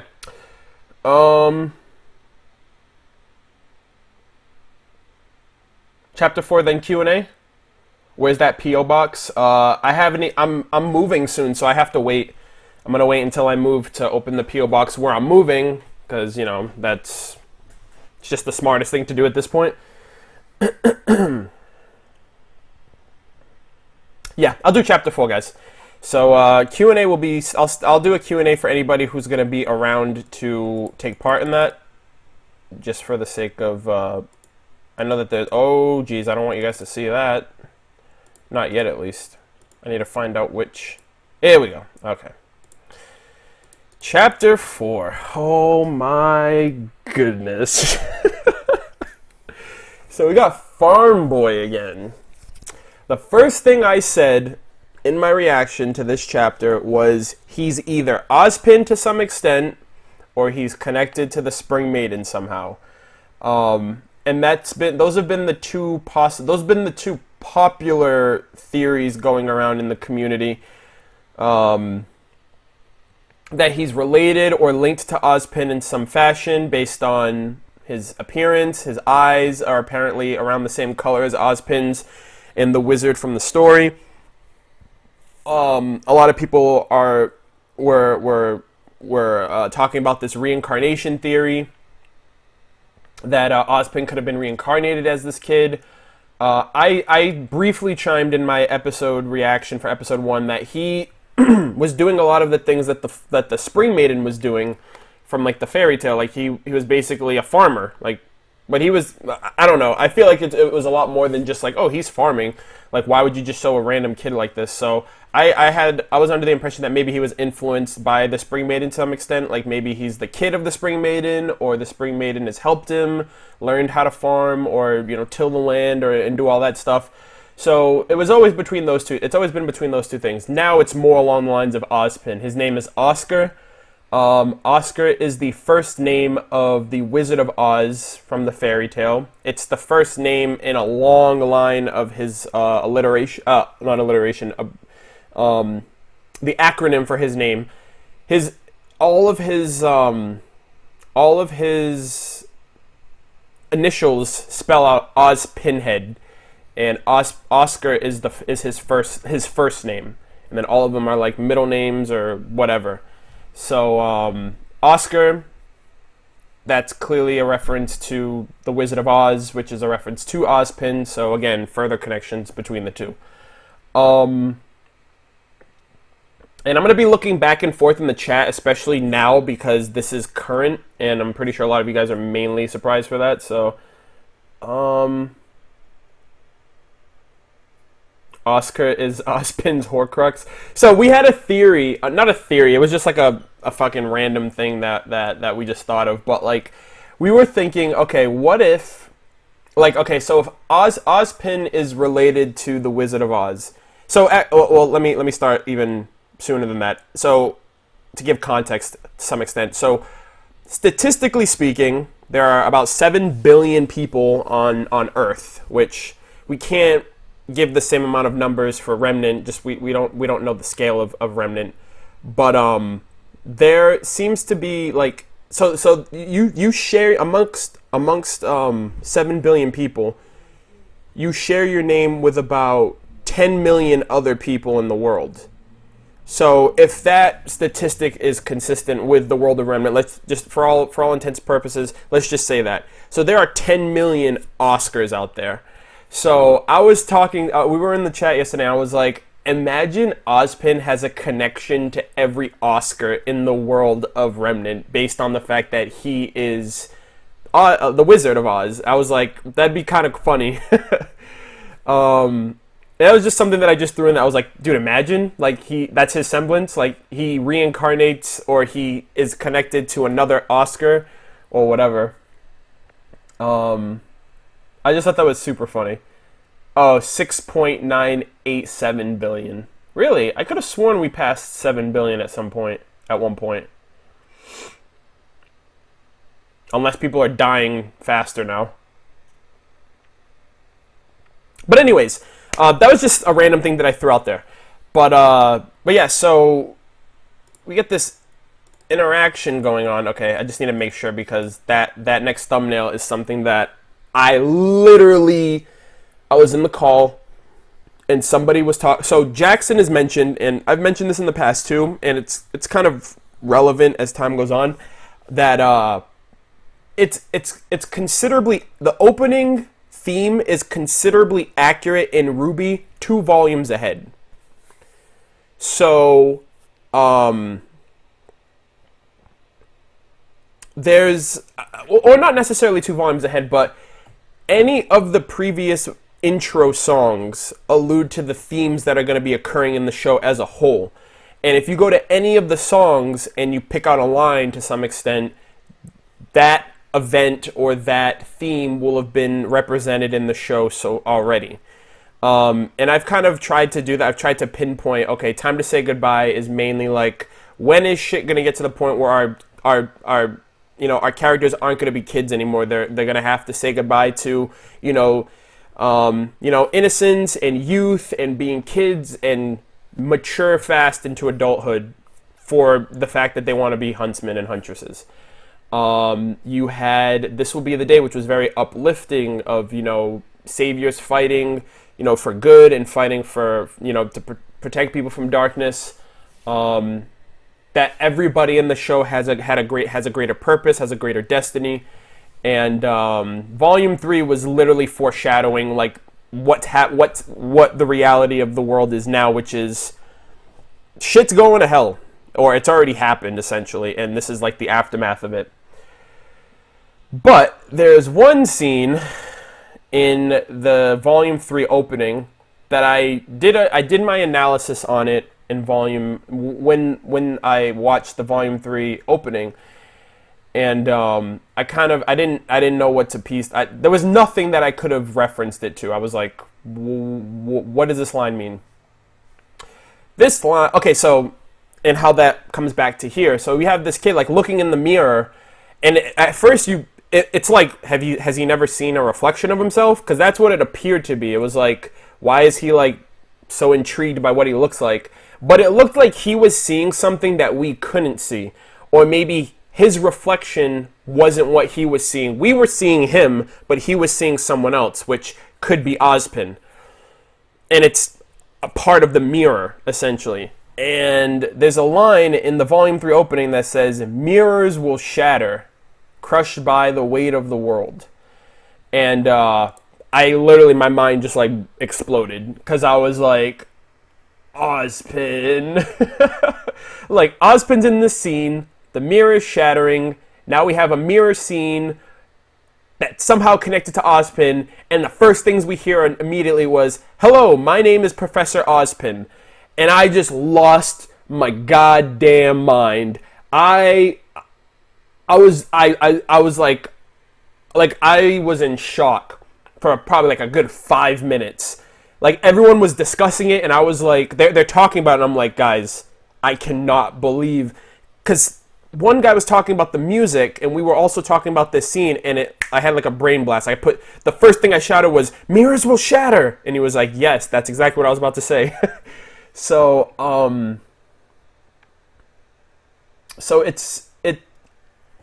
don't know what that means, but this has been foreshadowed. Like, there was no context to give us when it came to this, but it's crazy how this was even foreshadowed a volume back, even prior to Volume 3, if the song came out before anything else. Just some guy in a mirror. No. Everything in RWBY has a purpose. Everything in RWBY has a purpose. This isn't just some farmer kid that everyone was talking about. This isn't just some line in the song that's about a mirror, okay? Mirrors will shatter. This isn't just some mirror that he's looking into. Everything has a purpose. So that was Monty's philosophy more than anything, was everything in RWBY has a purpose. Nothing goes to waste. It's all about efficiency. It's all about making things work. So I was like, oh my god. And then this kid experienced what a friend of mine labeled the Ozpin jump scare. Of basically, the first thing we hear is, "Hello, my name is Professor Ozpin." It's like, that's the first thing you say? Like, do you realize what state the world is in? Like, where are you? How are you communicating with this kid? Why are you communicating with him of all people?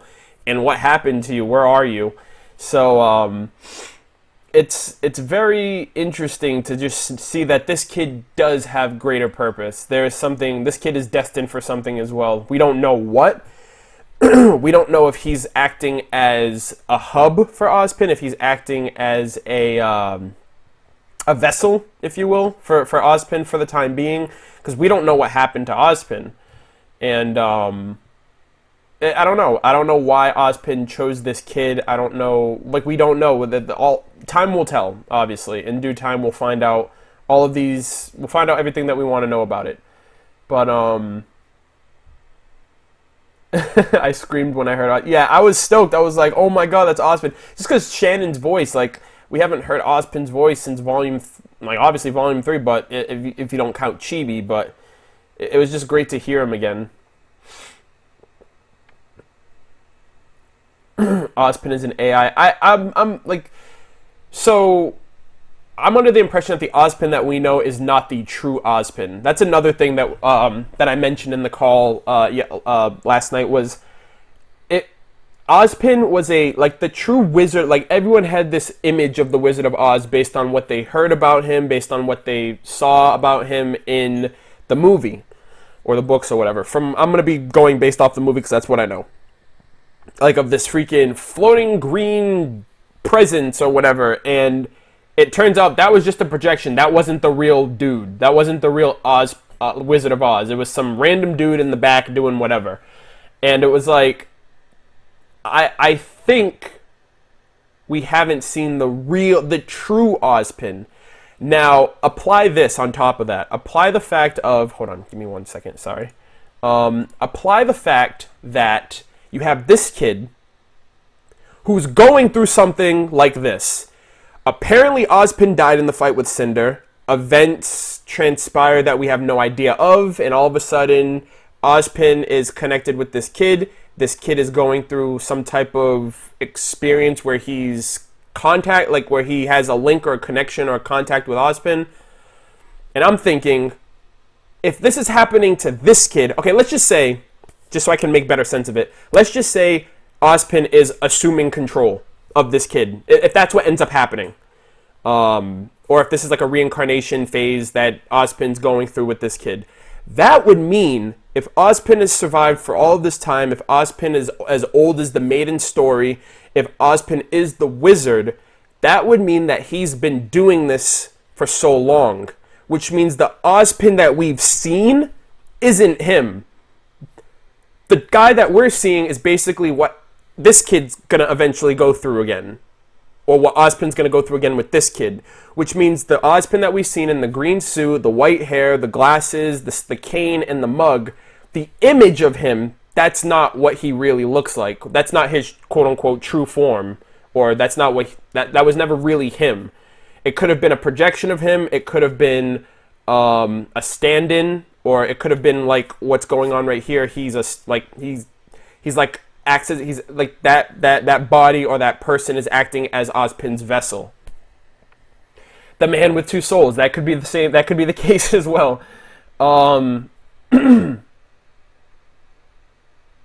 But like, I've never seen Doctor Who, so I'm not. I know Doctor Who. I don't know about. I've never seen it, but I do know the Doctor reincarnates into like a new Doctor when the old one dies.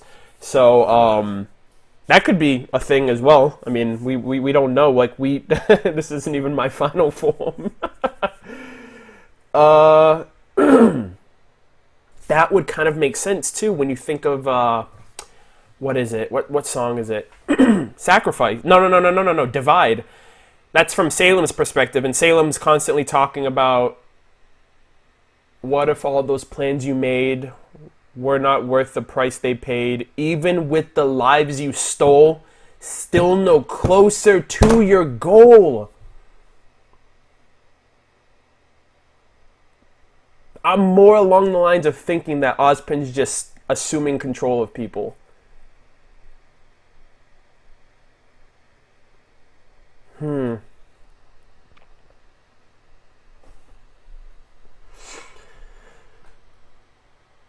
Yeah, no, that's Sacrifice. Sorry, yeah, that's Sacrifice. My bad. I thought it was Divide. I'm thinking of Divide, but no, it's Sacrifice. So, I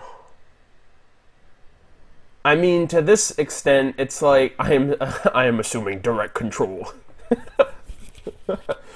Ozpin has never been a good guy. Ozpin especially based on like Divide. Not Divide. Again, Sacrifice. Sacrifice was like I'm not gonna be yours. Like I'm not gonna sacrifice myself for you to further your plans. Like Ozpin is doing some sketchy shit. For example, I'm under the suspicion that that Summer Rose worked under Ozpin, similar to how I feel like all of Team Stark did.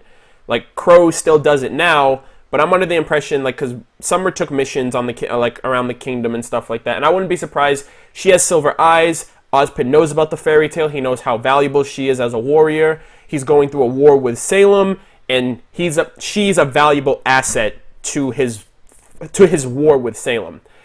She ends up dying. Probably by Salem or by one of her affiliates based on the fact that Hazel mentioned that they've dealt with the Silver Eyes in the past. So, what does he end up doing? He ends up finding a replacement in RWBY. The first thing he says, you have silver eyes. Translation, you're another tool I'm going to use in my war, like your mom. It's fucked up, but it seems like I've made more mistakes than any man, woman, and child on this planet. It's like, he's not a good dude. He hasn't done good things. We don't know anything about him. He does what's necessary, but he does it in a very inconspicuous... He's not as upfront about... Like, he doesn't get shit for it like Ironwood, because Ironwood makes it perfectly well known what his intentions are, but the way he goes about it seems very harsh. Ozpin is mystery all the time. We don't know what he's doing. We don't know how he's doing it. You know, so that I've always been intrigued by Ozpin. I've never thought Ozpin has good intentions, but that doesn't always equate to the ends never justify the means. You know, do the ends justify the means? Does killing people and sacrificing people for the end result of peace overall, is that justifiable? You know what I mean? If he's sacrificing people and he's taking sacrifices, if he's going to use this kid who, you know, this is just a random dude. Like, he's just a random kid. He's not a huntsman. He's not a warrior. He's a farmer.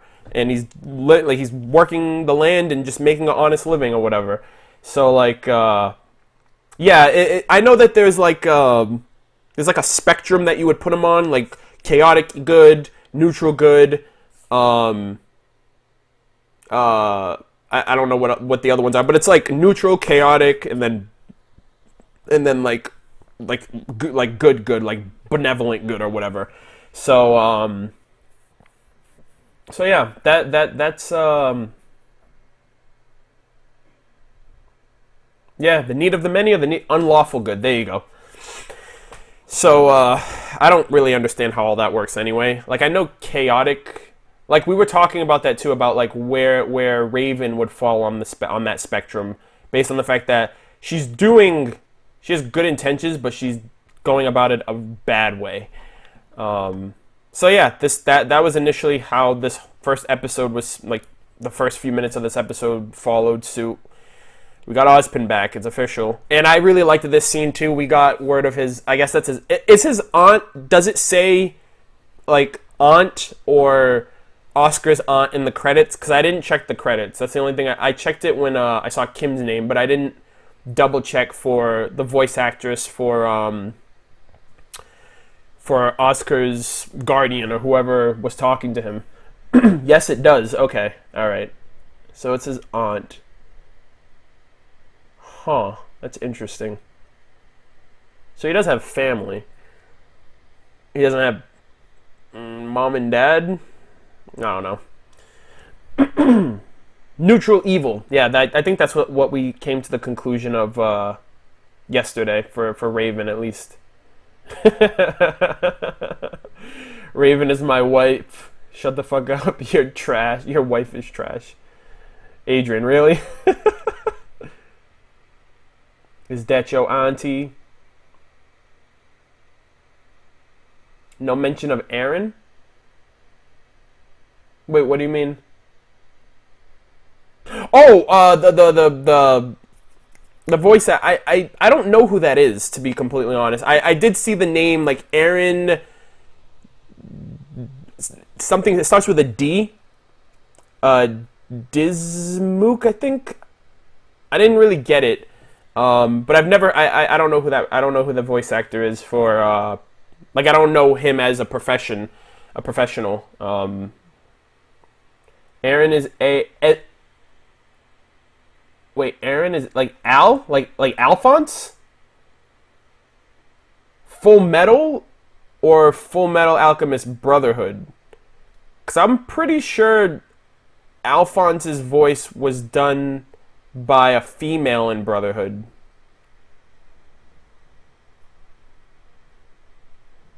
Oh, in the original. Okay. Yeah, I know that. Oh, Aaron.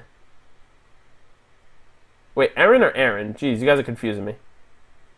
Oh, okay, so it's from FMA. All right. Yeah, because I know specifically that there's a female who does Alphonse's voice in FMAB.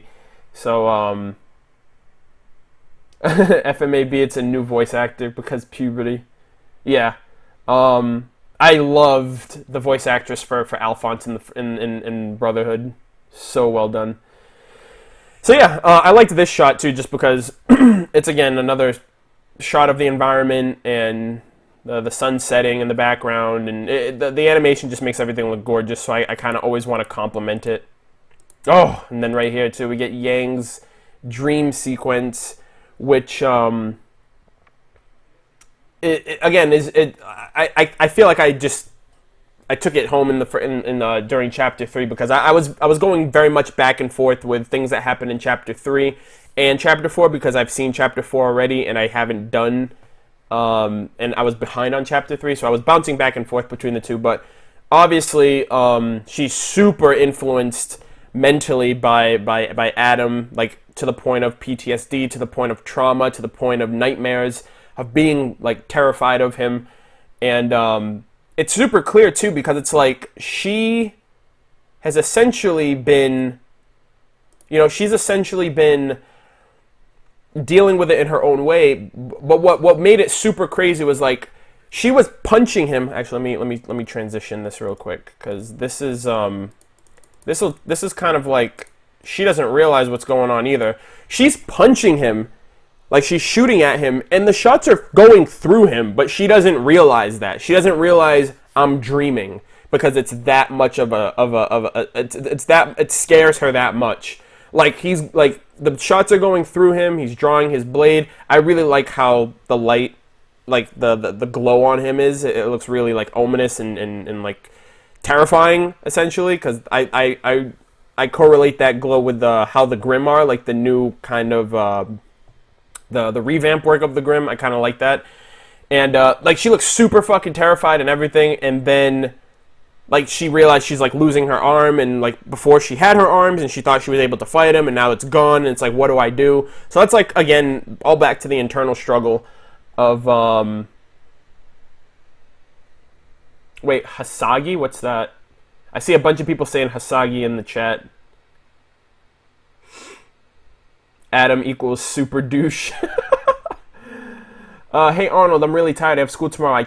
I'm sorry, but I can't stay up. But thanks for the live stream. It means a lot to me and the community. I'm super sorry if I butcher this, but the Ordonian kid. No, it's fine. It's completely fine, dude. If anything, I prefer you guys not force yourselves to stay up because we're gonna be taking this very slowly, very like nitty gritty. So.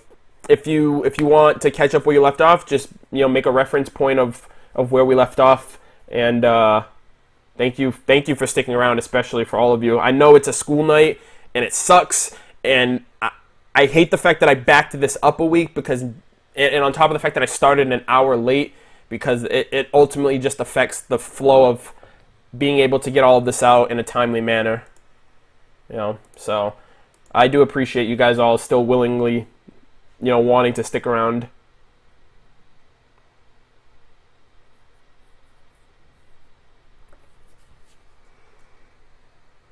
Oh, okay. Oh, like Hosaki. Okay. Like Hanzo. I mean, not Hanzo, Yasuo. That's from League of Legends. What time is it where I live? It is 11:45 p.m. where I live. I live on the East Coast. But yes. What about Penny's father? We haven't seen him. We don't know, like, He's probably creating another Penny, hopefully, or something. He's a part of Atlas, and we there's nothing really to go off of with him. At least I don't think so. Just 5 more minutes. All right. So, yeah, like, essentially, this is all just super effective. Like, it's just affecting her mind. This was super terrifying. Like, in her face, drawing his sword, and she wakes up. But this was, like, a super scary moment. Like, even for me, I was like, what the fuck, Adam? Like, what the fuck, dude? So, this is just going to be a crazy dynamic for Blake and Yang when they meet up. Especially if Yang keeps in mind that Adam is the name of her mentor. And, you know, I don't know. It's just going to suck because Adam's affecting her, like, a ridiculous amount. So, she remembers Vietnam.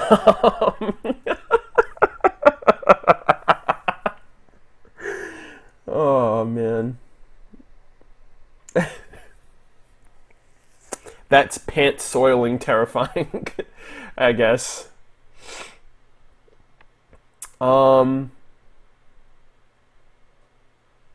Nah, he wouldn't be Hanzo. He'd be Genji. Genji has the blade. So yeah, Yang's just going through some tough shit right now. Wakes up, realizes it's all a dream. I used to read Word Up magazine, Salt and Pepper and Heavy D up in the limousine. So she goes through that. And I love how I just casually said that. And then she sees the arm. Making progress. Putting some thought into it. Like, you again.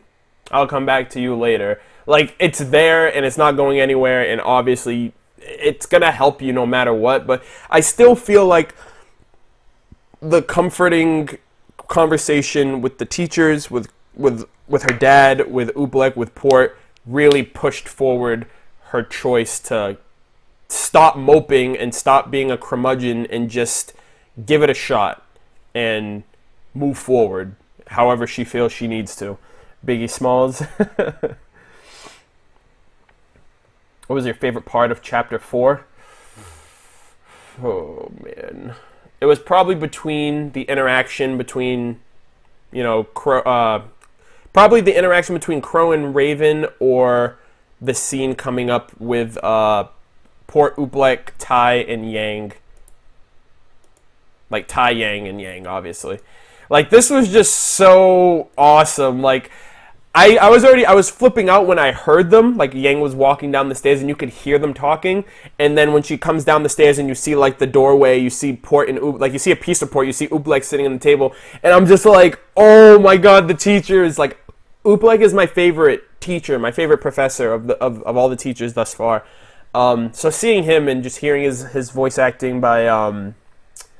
Hearing his voice acting by Joel is always incredible, and it's been a while, like obviously Volume 3, so I wasn't expecting to see any teachers, you know what I mean? I thought they'd be all at the school, or all, like, helping with evacuating, like, returning people back to their homes, and stopping the Grim, and helping the CCT, so it was really refreshing to see them, and I think the coolest part about it was, like he mentioned to Yang, he was like, contrary to popular belief, teachers do have lives outside of being teachers. And you see that here, like, they all have history. I don't know if they all went to school together, or if they, like, Port seems a bit older than these guys. He's got like a mustache, he's got gray hair and everything. But it was cool that they were just sitting back, talking and reminiscing. Like, everything's not all doom and gloom. Like, everyone thought the volume was gonna be when it started. There are these comforting, peaceful, and reassuring moments that everything's gonna be okay. They're talking about, like, their school days, like Crow wearing a skirt, which I can only imagine the fan art that's gonna, like, that's all I've been hearing about is fan art, like Crow fan art with him wearing a skirt, based on the stories and the stuff that we heard from the episode. It was just so great to just see them laughing and just talking and catching up, and it was like, oh wow, so all of the teachers are kind of like cool with each other. All the teachers basically grew up with each other, or went to school together, or were taught by people. So yeah, he was a TA. Yeah, he was a teacher's assistant, so he wasn't a teacher. We need Professor Peach. Well, given the fact that a lot of people, like, this is kind of like the reference as well as the shipping name, Port is Mario. Oopalek is Luigi. The black, the red and green concept go there. They're always together on top of that. And also the fact that Professor Peach is always never around. That could be like a reference to Princess Peach from Mario. It's like, oh, your princess is in another castle. I think all three of them are Super Mario references, beyond just their own references of Oopalek from Bartholomew and the Oopalek, Port from Peter and the Wolf. I think that's super cool, especially if that is true, that Professor Peach is based off of like Peach from Mario. Hi, I'm Daisy.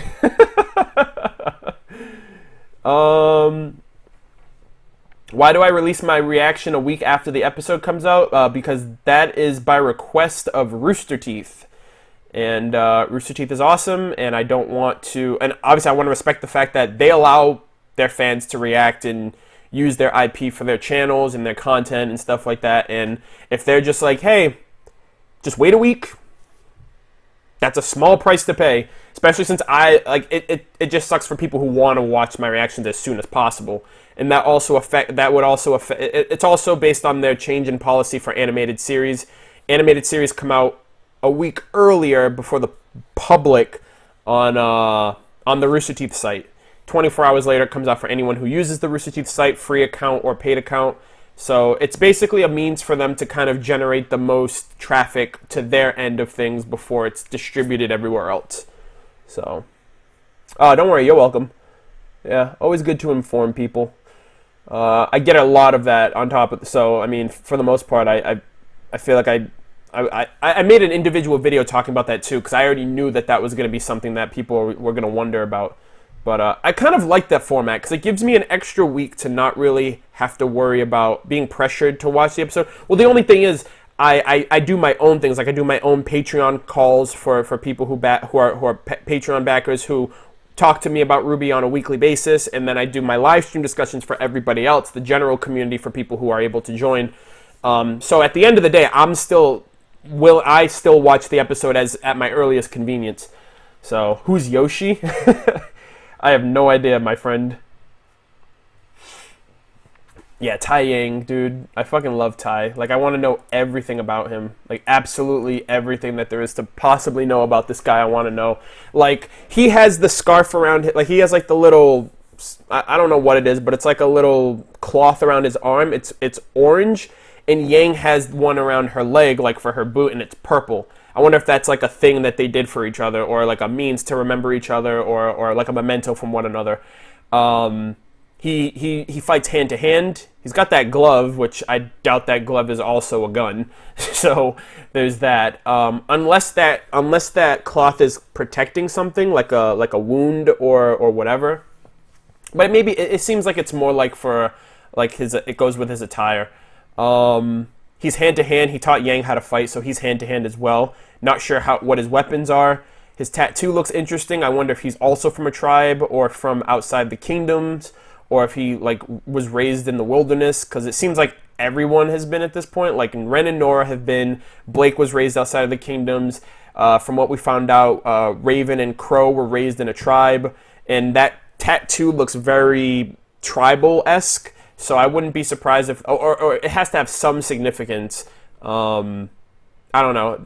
Maybe the tattoo, like how is the tattoo forged? Was it forged with dust or whatever? Does that tattoo have any type of special properties that are activated with dust, or from his semblance? I think that'd be pretty cool. What is his semblance? That's another awesome thing. So just a lot of intrigue and mystery. And I think that way with any new character that I see, that's clearly going to be a part of the story. Yeah, Patch is like on the outskirts of Vale. It's like on a little island, shallow waters, so no Grimm can get to them, and it's a nice place to raise a family, from what Crow mentioned. I love your reaction to the show. Thank you, Ashley. I appreciate it. Thank you very much. Patience, people. They will answer everything in time. Patience is a virtue, and for good reason. The tattoo shows how Raven dominated him. That's the big thing I want to know, especially after we see Raven. Like, how the fuck did Tai get with her? Like, someone mentioned, like, what if Raven is just as much susceptible to alcohol as Crow. Like, it was just like one of those nights. Or maybe she was different than when she was now. Maybe she wasn't the leader of the tribe back then, because she mentioned, I'm the leader of our tribe now. So maybe before she didn't have that responsibility, she was able to settle down and, you know, have a relationship and stuff like that.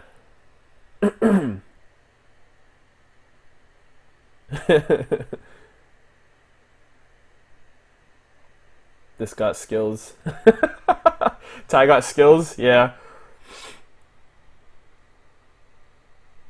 Crow has... Dude, Crow and Ty are just fucking ladies' men, dude. Ty, I would say a little bit more, just because it's like, he hooked up with 2 of his teammates.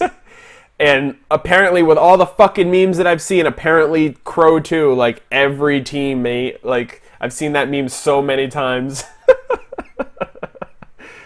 Oh, man. Yeah, entire team. Dude, I've seen that fucking meme so many times. It's hilarious every time I see it. Especially when they, like, zoom into the character with every extra meme post. Like, every single team. It's so funny. So yeah, this was super comforting to go through and just see the teachers again.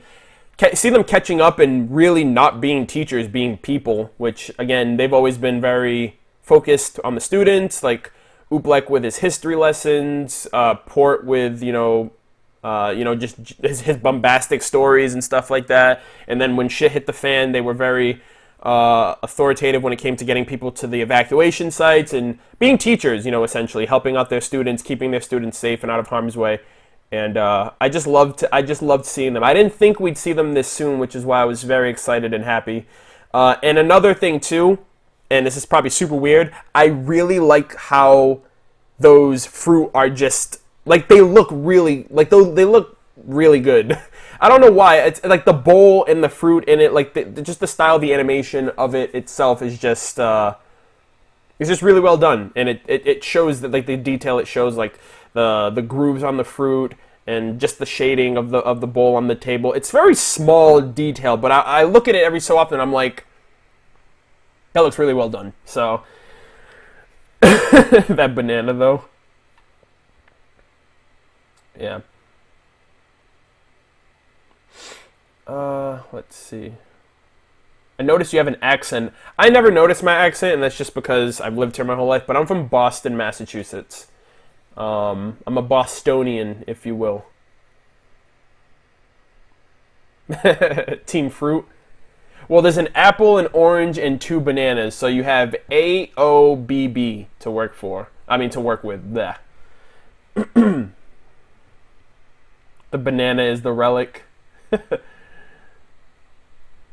Oh my gosh, that was awesome too. Freaking Port.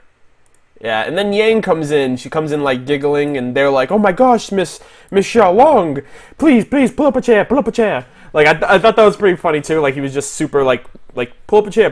Like they were just obviously walking on eggshells because obviously it's a very touchy subject, whatever. And then they like dropped the ball. Like they were like, the Brandwins have always been very interesting, and Port's like, that didn't stop Ty, and it's like, damn, like just putting out his business like that. And then the funny part too was like Yang was like, she is also sitting in the room and can be directly spoken to. Like they're basically talking as if she's not there, which I understand what Ty was doing. Ty didn't care about Ty didn't care about like the nature of the conversation.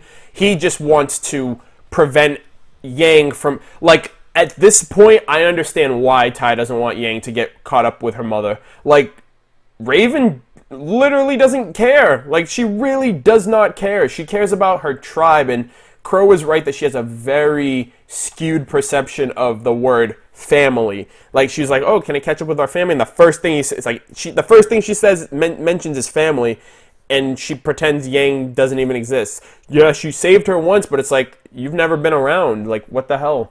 So, and I can understand if that's Raven's form of keeping Yang. She doesn't want that lifestyle for her, and I get that, and I can respect her for that.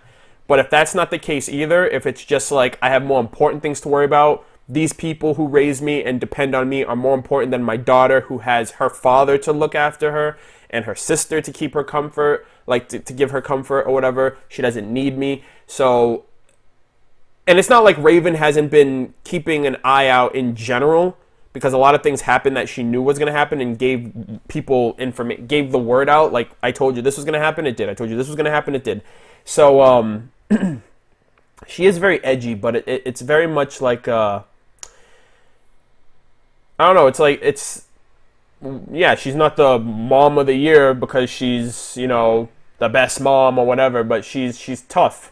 She has to be that way. And she may be a mom, but she has an obligation to her tribe as well.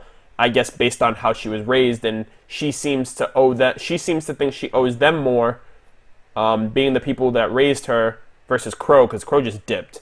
But getting off on a tangent there for a bit, I liked this as well. It was just a very fun and comforting more than anything moment to see Yang kind of come out of her shell in a way and speak up about how she feels. Because Port mentioned, he was like, I hate to ask, but why haven't you used the arm? And this whole time, everyone's been just projecting, well, this is why, like, Yang, this happened to Yang, this is how she's feeling, this is why she's not doing this, or this is why she's going about this. And we're actually here now, we hear for ourselves why Yang decided not to use the arm. She's scared, she doesn't feel like it's worth, she doesn't feel like the normalcy of the fact of the matter, like, get an arm and pretend I didn't lose my actual arm and pretend like nothing happened. And I like how she felt like she seems content with the fact that she lost the arm, which is, I feel like a lot of people thought that was going to hold her back a lot more than it seems to have. If anything, her hesitation to get the arm was the fact that she didn't want people to think that, or she didn't want this idea that she's forgetting what happened. So, so I mean that's the main that's the general theme for the most part of this, and then this motherfucker right here hits you with, like, he goes straight up church. He doesn't go Bernie, he doesn't go Tai Yang. Like, what he said was just something I'd expect church to say, unabashed, unashamed, like as blunt and honest as possible, and something that threw me off. Like, the first thing that I said was, "Are you fucking kidding me?" And that was reinforced by everybody else's reaction.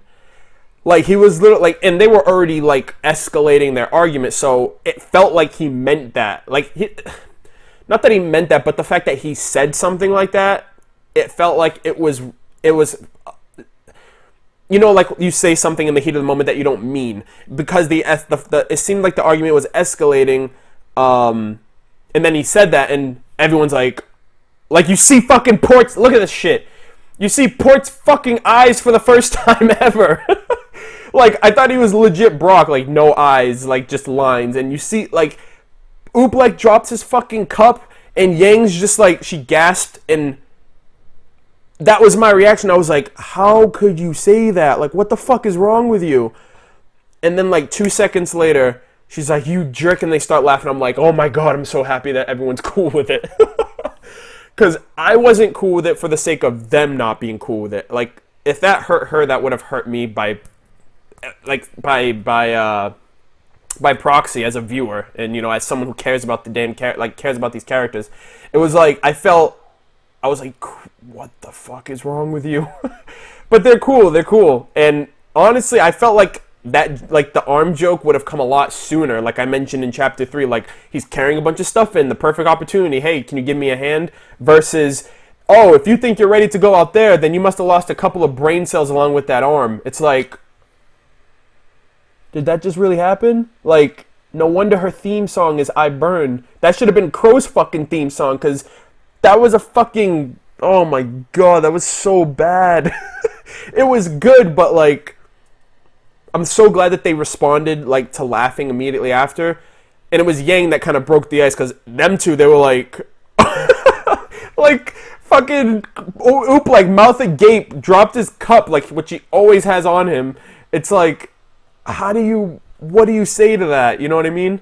And I can only imagine everybody else's response to him saying something like that. Oh man, that was like, Rooster Teeth got me so fucking good. Like, I could not, like, I was caught so off guard by that. Exactly, you have to laugh after that. And immediately, honestly, for Tai Yang, I can't hear Tai, I hear Bernie. Like, for me, that's Bernie. Like, this is more Bernie than anything Bernie's ever done. Like, yeah, he has the type of, like, crude humor as Church, but Bernie is literally the dad of... Bernie is like Rooster Teeth's dad. Like, #1 dad. And, I can't picture anybody... I couldn't picture a better person. Anybody. Even if they had tons of voice acting experience, I couldn't picture a better dad than Bernie for Tai Yang. Because he's already a caring, nurturing kind of, like, individual who's genuinely concerned and always wants to make sure things are okay with people. And... Put him in a dad's role, and best dad 2016. So I was really happy to hear him talk and stuff like that, and I can't not hear Bernie. And the reason for that, I think, is because when I started RWBY, I didn't know anybody who worked on it. Even Volume 2, I didn't really know who worked on it. Volume 2 was when I started getting into the company and getting into learning about the voice actors and the characters and stuff like that. So I knew Yang before I knew Barbara. I knew Ruby before I knew Lindsay. I knew Sun before I knew Michael. So these characters, their voices are solidified in their characters before their voice actors, where it's the opposite for everybody else. Bernie is different because for Bernie, I identified Church. Because by the time Tai Yang came in, and by the time I started Red vs. Blue, I already knew who Bernie was. I had watched dozens of podcasts, and I already knew who he was as a person. So at that point, I associate the characters with their voice actors, which is super odd. And I can't not think Bernie. Like, that's Bernie, that's not Tai Yang. Like, he's Tai Yang, but he's Bernie. So, that's basically how I rationalize it in my head when it comes to hearing how Tai Yang talks and everything. It's like, you're Bernie, like, to a T. Like, it would be weird if it was if it was Bernie playing a character that's not who Bernie is, but this is like Bernie at his purest form. So I loved it. I loved the fact, and there was a little bit of Church in there too, based on like the crude nature of that joke. Because Tai Yang, up until this point, I didn't think he was a jokester, but it seems like he is, and it seems like Yang and him hit it off with joking, and that's probably where she gets her humor from, and and all that stuff. And they seem really close on top of that, and I fucking loved it. I loved, like, this was one of the most like reassuring, like, and most peaceful moments of this volume so far. Like, there have been excitement, there's been sadness, there's been depression, there's been there's been curiosity, but I there was no point that I was just like, oh, I'm so happy. Like, I felt so fucking happy to watch this, to just see this scene more than anything. It felt super family oriented, and it seemed like this is what matters, like, family matters.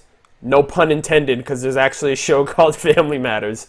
But I loved it. It was amazing. And again, Bernie's the perfect person to play this, especially since RWBY is a part of Rooster Teeth, and he's, the dad of Rooster Teeth. So, and Bernie knows what it's like to be a dad. He's probably had to go through those types of conversations with his kids alone. So, I mean, I couldn't have asked for a better scene. This was probably my favorite moment of the episode, to be completely honest. Just having all of them in there, just chatting it up.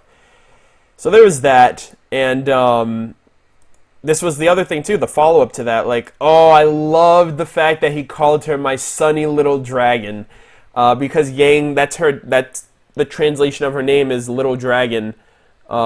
He just added the whole sunny thing in there too, because, I mean, her hair, she's hot like the sun. So, I just loved it. It was so uplifting. He was just being straight up with her. He was like, "You can do anything you set your mind to. You're Yang Xiaolong. You're my little dragon. And when you're done moping, when you're done beating yourself up for something that you tried your best to deal with, I'll be right here. We can pick up where we left off, and we can get you back out there." And I really think that was the first. I think that was the main motivation for her, was like, holy shit, I am just being mopey. I am just being curmudgeon. I am, because she acknowledges herself. Like she knows, like she's not like doom and gloom over her arm. She's content with that. It's just content with moving forward of how this is going to change things if she decides to go back out there. And again, the whole Adam thing, if she ever runs across him again. So, yeah, the Goliath in the room, that was a good reference to, like, the elephant in the room. I thought that was pretty funny as well. Hey, Dan, thank you for sticking around. You stuck around for the whole stream thus far, leading up to now. 4 hours, so thank you so much. You have a great night. Thank you for sticking around. Hopefully you enjoyed your time thus far. All the best with things, Arnold. Thank you very much. Yeah, Lindsay, FoxFang51. Yeah, I know Lindsay's having a baby. I watched the live stream, the live stream where they announced that. So I can't wait. So again, this was a very reassuring scene, from dad to daughter, from the oldest child on top of that. Like she took a heavy hit, as opposed to Ruby, because I can understand like why Ruby's out there and why the older sibling is the one moping. So I was just very happy to hear that. And then this was another scene that kind of followed suit with another motivational step for her. She was obviously listening in, and they talked about, hey, have you seen Ruby yet? Did you think about going after her? And Tai was like, I can't, I have to take care of things. And he like looked up at Yang's window, and Yang like got out of view. I think she took that as another sense of, he could be out there looking for Ruby. We could be out there looking for for Ruby, his daughter, my sister, but he feels he's held back because of me. So I think that again was another major motivation for her to be like, I need to do this. I need to get up and I need to do something. Just do it. Like, listen to Shia LaBeouf. So,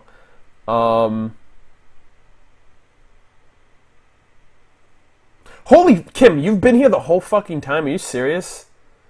I thought you would have like left by now, to be honest. Exactly my point too, Arnold.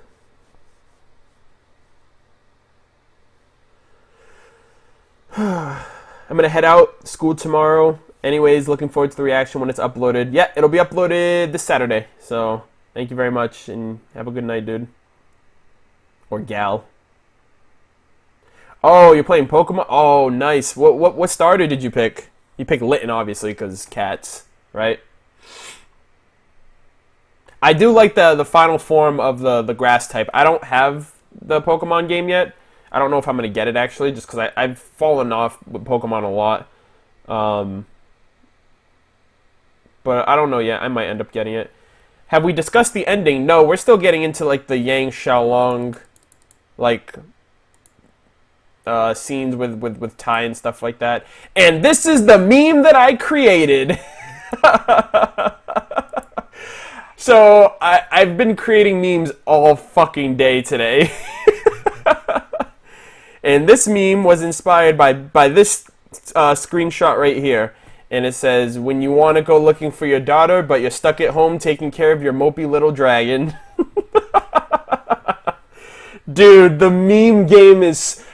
Okay. Kim, you're in the chat. I need you to tell me, if you know of it at all, why is there a scene with the fist in every single episode? Episode 1, 2, 3, and 4. There's at least one. There's some that have multiple. But every scene has that. I don't know if you guys like really like the Arthur memes or what, but I noticed it, and I know the Arthur memes like took off this year. So I don't know if that's just a coincidence, but I've noticed it in every single episode, and I find it hilarious.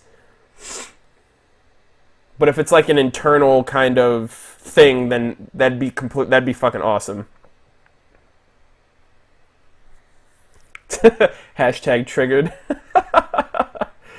No, the rat thing too. Oh yeah, he's like he's scared of rats. All they do is cause plague and famine.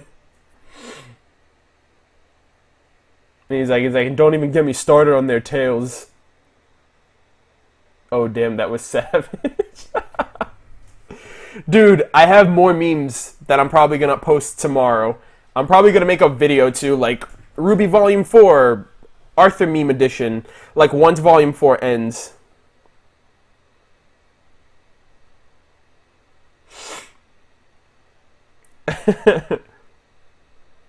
It's going, dude, if it's in episode 5, I'm convinced that this is an Arthur meme that they're going to try to put in every single episode.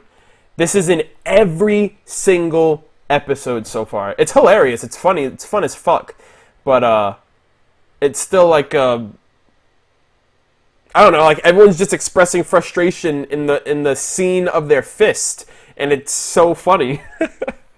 And it just gives me more ammo for more memes. I'm not a meme guy, and it's funny too because I mentioned it earlier. But Rooster Teeth is doing a documentary on memes. And I think this is perfect because your own anime, your own animated series is spawning memes based off of an already existing meme. So,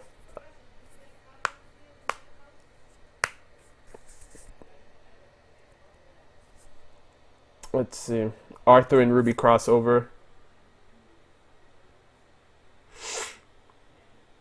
Arthur was the shit when I was younger. Arthur was great. That's what I grew up on. PBS Kids, Arthur and Barney, when I was like a toddler. And then I grew up into like Hey Arnold and stuff like that.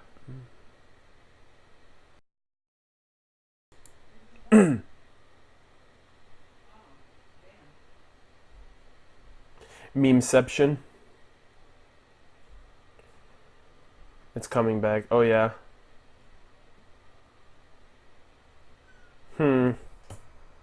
Yeah, Oobleck never tucks his shirt in. Oobleck's like kind of like unorthodox character. He's very like right now he seems very put together and whatnot, which would represent like his left side, which is very neat, and then his right side is like unkept because he's just like crazy and like sporadic and energetic and spontaneous. So I think that represents his personality especially. So there's that. And then this right here was like the last scene that we saw the night before she decided to go with the arm thing. She's probably just thinking it over, like sleeping on it in the morning when she woke up or when she went outside when it was day. She was like, I'll give it a shot, you know. So this was the last scene that we saw from Yang before the last scene of the episode. And I loved this part. RWBY is so innocent. I loved it mainly because, like, she's, like, trying to lead the herd. Like, she was like, we're off to Higanbana? Like, Higanbana. But, like, the way, she's so innocent still, like, which is incredible. And, she seems like just the most, like, innocent and gullible of the group. And I love how she tried her best. And I don't know if any of you guys saw it, but in the, when they were checking into the inn, she actually looked around and counted everybody before she gave the number for how many people that they were checking in, which is, again, adorable of her. But yeah, I liked this scene right here. Higanbana, another village, which seems to be more well fortified, has a famous inn. Crow already making a name for himself there, and everything else. Yeah, the rain was so well animated, and I was gonna mention that too. Like, we're actually getting, like, I don't think we've ever gotten rain or any type of precipitation. We've never got precipitation, but, like, anything besides just normal weather.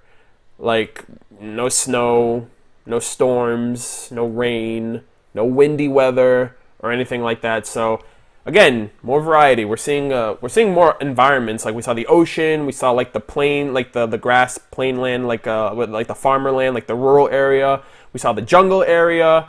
So we're getting out there. So, I mean, we're exploring more of the world little by little, which we still have, like, the deserty area of Vacuo, the snow area of Atlas. We don't know what Menagerie is going to be like, but hopefully that's like a tropical area. That'd be pretty cool. So there's that. And then we got Crow, which I flipped my shit when I saw him because it's the first time we're seeing him in Volume 4, the new style and everything. And he's the reason why Team Ranger hasn't fought any Grimm. They were like, oh, I thought we'd come across a lot more Grimm. And it's like, yeah, no wonder you haven't, because Crow's been killing them all, which is super funny. And we also got to see... Okay, I don't care what anybody says. I don't care that we haven't officially seen it. Raven can turn into a Raven. Like, that's Raven. I'm saying it right now. I'm not going to beat around the bush on it. I feel like it's very clear that that's her.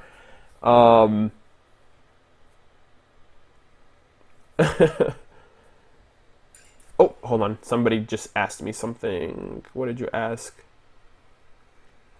Arnold, after the Seer Grimm talk, I don't think the Crow is Crow anymore. What if it's Crow's eyes?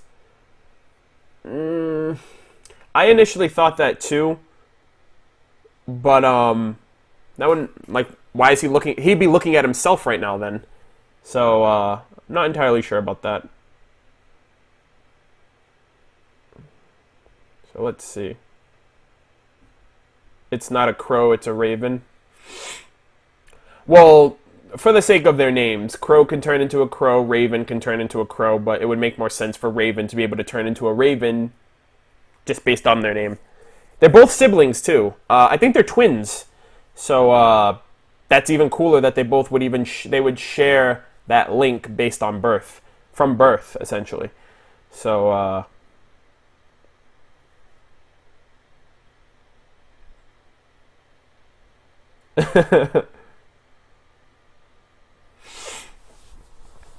oh, gosh.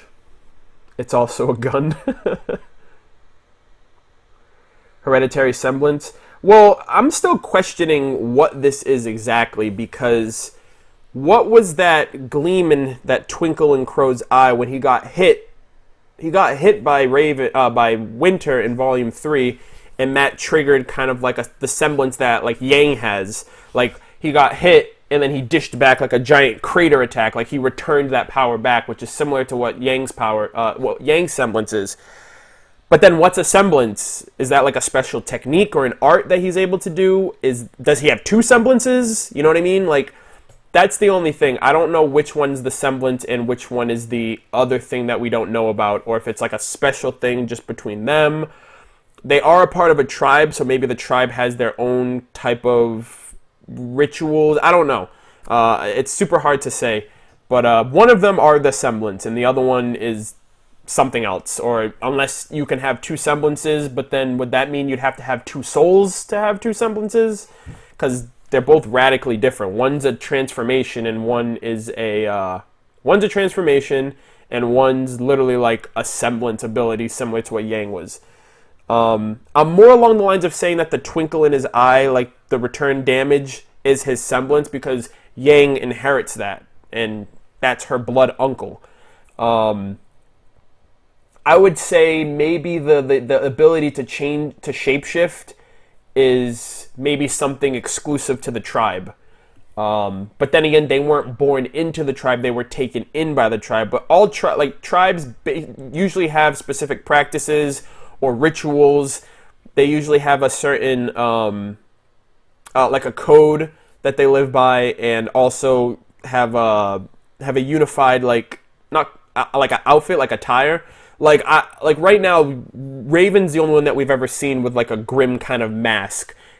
But I'm wondering if that's just because she's the leader of her clan, like of her tribe, and if there are any other lesser members who are like higher up ranking, if they have like something similar to that. I know when she was first revealed, people were like referencing that to the Grimm, like she's related to the Grimm. But now that it's tribes, it makes a lot more sense that she would don a helmet or a mask like that. But I don't know if any of you guys play League of Legends, but there's a character in the game called Udyr, and he's called the Spirit. I think the Spirit Walker or the Spirit Guardian. He has like an ability. His abilities are based off of animal stances. So he has Tiger stance, Bear stance, Turtle stance, and Phoenix stance. And each one of these forms is representative of a different attribute of an animal. And I instantly thought of that. I was like, what if like Crow and Raven are a part of this tribe, and Udyr was a part of a tribe too. I was like, what if they're a part of this tribe, and this tribe are very spiritual in a sense, like they are in tune with, I don't know, the spirits of nature or animals or whatever, and maybe that's their tribe's thing, like they can shapeshift, or certain members can shapeshift, or it's like a rite of passage or a ritual that they have over time. It has no weight to it. I'm just grasping at straws based off of other pre-existing things that I know that remind me of this. So, that'd be kind of cool. The God Deer opened the gate. Udyr's fucking dope, even though I don't play as him. I think he's super awesome. I have played Smite. I only use I use Ra. I use Changa. It's spelled change, but there's like an apostrophe E for some godforsaken reason, which changes the pronunciation. Arnold, do you have the theory of why Crow decided to follow Ruby and protect her? Do you think it's because Summer Rose's daughter or something? I think she's just susceptible as a target now, and I think Crow's using her as bait is what he's doing. Crow told Ruby the enemy's trail leads all the way to Haven. He told her that because he knew she was gonna go. Like, that's who Ruby is. She's someone who fights for justice. Like, not for justice. She's not like a freaking justice fighter or whatever, but like, she does the right thing, and she wants to make things right, and she wants to get to the bottom of this conspiracy, and she wants to set things straight with the world. That's just who she is as a huntsman and as a person. She just wants to do right by things because it's the right thing to do, and that's all Crow had to say. She follows suit with Crow. Like, you tell her something, she'll probably end up doing it. So if it aligns with her her mindset. So given the fact that she found out Pyrrha died, Cinder's the one who killed her, she doesn't know what's going on. All of this has happened because of Cinder and her group. She wants to get answers. She wants to battle this head on. She feels she has a purpose being a silver-eyed warrior based on what Crow told her. Crow's like, our enemy's trail leads all the way to Haven. Their mission, make it to Haven Academy no matter what, and Crow is going to follow them because he's basically espionage. He's doing reconnaissance work. He's laying low out of the he's not in the scene, and if anything happens to her, he'll be there protecting her. And if any information comes up, he'll be able to, figure out about that. Now, on top of that, I think that's good because Tyrion is going after Ruby. Tyrion is going after the one who hurt Cinder, which was Ruby. He's gonna find Ruby. He's gonna fight Ruby based on the opening. They're gonna interact with each other, and I feel like that's gonna be when Crow steps in, because Crow probably knows of Tyrion or knows of Salem's subordinates, and also is probably going to realize Ruby can't fight this dude, so he's going to step in and fight. If Crow has Ozpin's cane, and the cane actually is the relic, if Tyrion notices that, he can report back to Salem and be like, I found it. This guy has it. So essentially, it's going to come back full circle unless Crow hid it away or unless the cane isn't the relic. That's going to be very interesting how everything's just coming back together. On top of the fact Dr. Watts is also going to be in Mistral, which is where Haven Academy is located. So again, Team Ranger is going to be in close proximity of somebody who's affiliated with Salem. So unless Crow already knows what who these individuals are, what they look like, it's going to be more because they know what a silver-eyed warrior is. So even if Dr. Watts comes across them, all Watts has to do is look at Ruby, look at her eyes, and be like, "That's the girl," and boom, she's in danger again. Crow has to bail her out. So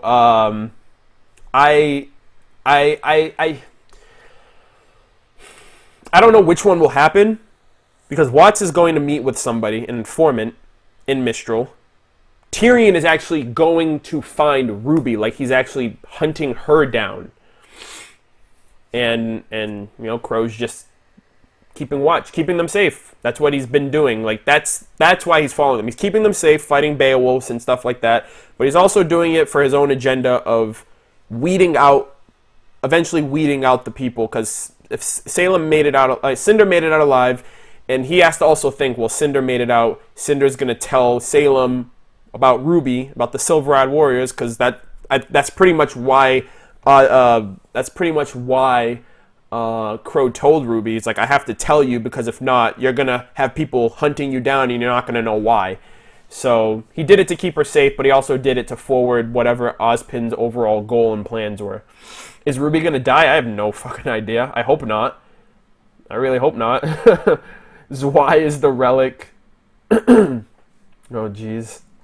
But yeah, long tangent right there, but at the end of the day, I feel like, for the most part, that rings true for my thoughts and theories on Crow when it comes to, you know, just his overall, like, where he is in the grand scheme. Because he's basically the new Ozpin in terms of he's picking up where Ozpin left off. And Ozpin needed Ruby. That's why he had her in the school 2 years early. That's why he mentioned Silver Eyes was the first thing he said to you, because he knew what you were destined for, and he knew how you could help with this whole fiasco that's coming about. So, you know, that's that.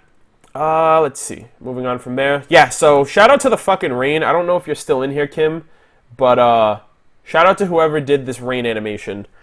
And just this whole scene in general, like I mentioned earlier, we don't see that many different kind of weather conditions. It's always just normal. It's never like snowing, which I'm pretty sure we'll see snow in Atlas. I'm pretty sure we'll see like desert storms and stuff like that in Vacuo. So I'm pretty sure that, but there's a variety of climate change. There's a variety of climate conditions in different parts of Mistral based on the World of Remnant. Like one area is grassland, one area is snow tundra area, one area is like canyons. So maybe it's just like flavor of the week for the weather, or flavor of the day. Oh, Kim, you are here. Do you know who did the animation for the weather? Thanks for answering my question, but that isn't really reassuring. I honestly believe that Tyrion will take Ruby's eye, or Salem will kill her. I mean, I can't tell you what I don't know. Like, for you to ask me, will Ruby die? It's like, well, I don't know that, but it's still too early to tell.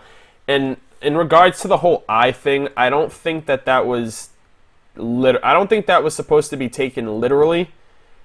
Like, compositing an FX team. All right, I gotta ask Brian then, because he does compositing. But like, a bunch of people literally took it literally when he was like, an eye for an eye. Ruby didn't take, like, mine. She didn't take Salem's eye. She took Salem's eye. Like, destroyed it. So, essentially, Ruby's the reason why she lost her eye. And the eye for an eye, like, I think that's Hammurabi's Code. I think that's what it's called. Hammurabi's Code, which was like an eye for an eye. Do to somebody that they did to you. If you killed somebody, you deserve to be killed. If you take someone's eye, your eye is going to be taken as well. So, and Ruby, for the most part, her eyes give her powers. So I think it was just an expression of do to that girl what she did to you, not literally take her eye. An eye for an eye and a tooth for a tooth, exactly.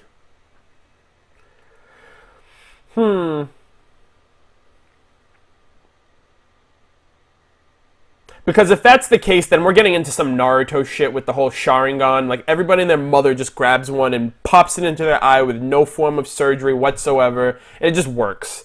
You know what I mean? So I highly doubt it's going to be like, take Ruby's eye, implant it in Cinder. So now Cinder is not only the Fall Maiden, but she's a partial Silver-Eyed Warrior. No, and if that happens, I don't know what I'm gonna do. I'm gonna be like, Like, really? Thanks for the stream, Arnold. I'm out for the night, and we'll watch the rest tomorrow. No problem, man. Or, ma'am. Marceline, I think that's a... Just thank you. I'm not going to get into the whole if you're a guy or a girl thing, because I can't tell based on your username. But we are damn, we just passed 4:20. We're at 4 minutes, 21 seconds. Son of a bitch. I missed my opportunity. Ruby has the running on. What's a Naruto? I'm not a relic. LOL.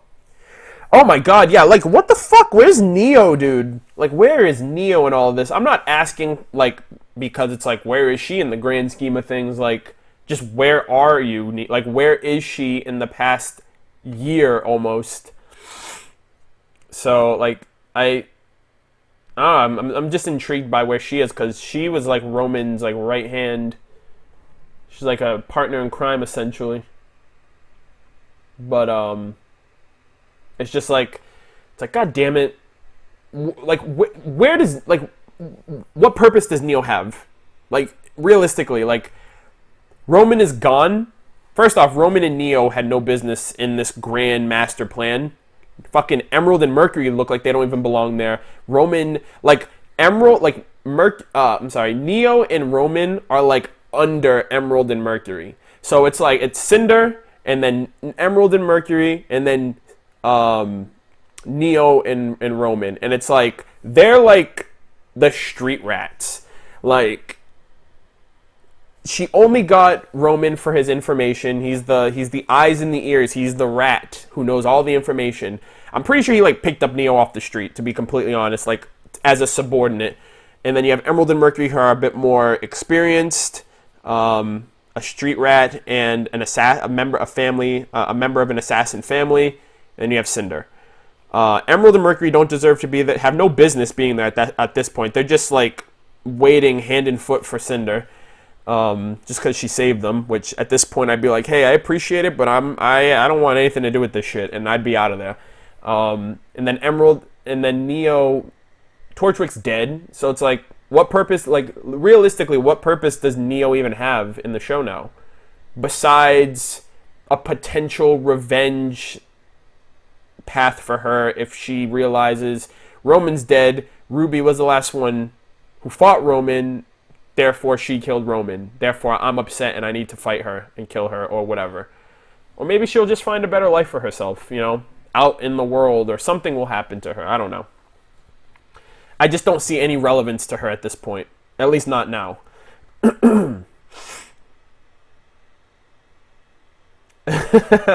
Neo is the definition of fashion. How dare you? You got a split, Hannah. Well, thank you for sticking around. I appreciate it. The stream's probably gonna... I only have 4 screenshots left, and we are done with the chapter. So, hold tight, guys. We're almost there. We are reaching... Actually, on average, based on right now, on average, both live streams are 2 hours and 12 minutes. So, but no bullshit, like, Chapter 3, I should not have dragged Chapter 3 almost 3 hours long. Like, I don't know how the hell that was even possible. But, I do appreciate all of you guys sticking around, I really do. Especially since it's, like, a school night, and it's past midnight my time. It's 12:40, it's almost 1 o'clock. So I do, and, you know, everything else. So we're almost done. So I do appreciate you guys sticking around. I really do. So from this, oh, Kim, get your ass on the screen right now. Look at this. I know you can hear me. I know you're playing Pokemon, but you guys, Kim Newman voice acts this cutie right here. This barkeep. Well, the barmaid, rather. The Higanbana barmaid. You did a really good job. Cohen, is that really you? Holy shit.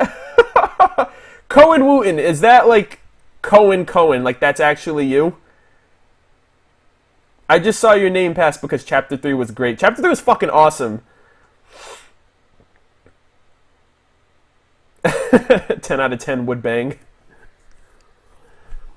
Yeah, really well done. And I literally lost my shit once I actually heard your voice in the character, because at first, I didn't realize it.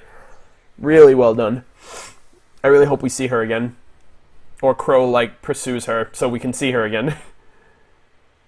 But, yeah, Cohen Wooten, he's the producer for RWBY. He's in the chat. How's it going, dude? Long time no talk. Thank you for joining. I appreciate it. I don't know how long you've been here, but I didn't realize. I wasn't expecting you to be in here, to be honest. I was like, holy shit, he's in here. Yeah, we have guests.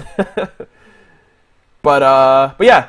So, like, this reminded me immediately of the story Crow was talking about in last volume. He was, like, talking about, like, the inn, and he was defeated by the mere sight of the innkeeper's skirt length. So I think, like, skirts are, like, Crow's weakness in both on women and himself, because he wore a skirt in the past, and he was defeated by an innkeeper's skirt length, and he's a flirt on top of that, which is awesome. Just seeing him, like, put the moves, like, well, she initiated the flirt, and he was just like, keep him coming. So I like that, and the voice acting kind of worked into that too. But I was so fucking stoked when I found out who the drink was from. Lady with the red eyes. And I was like, we all know who that is. It's obviously Salem coming to buy Crow a drink, clearly. No, I'm just kidding.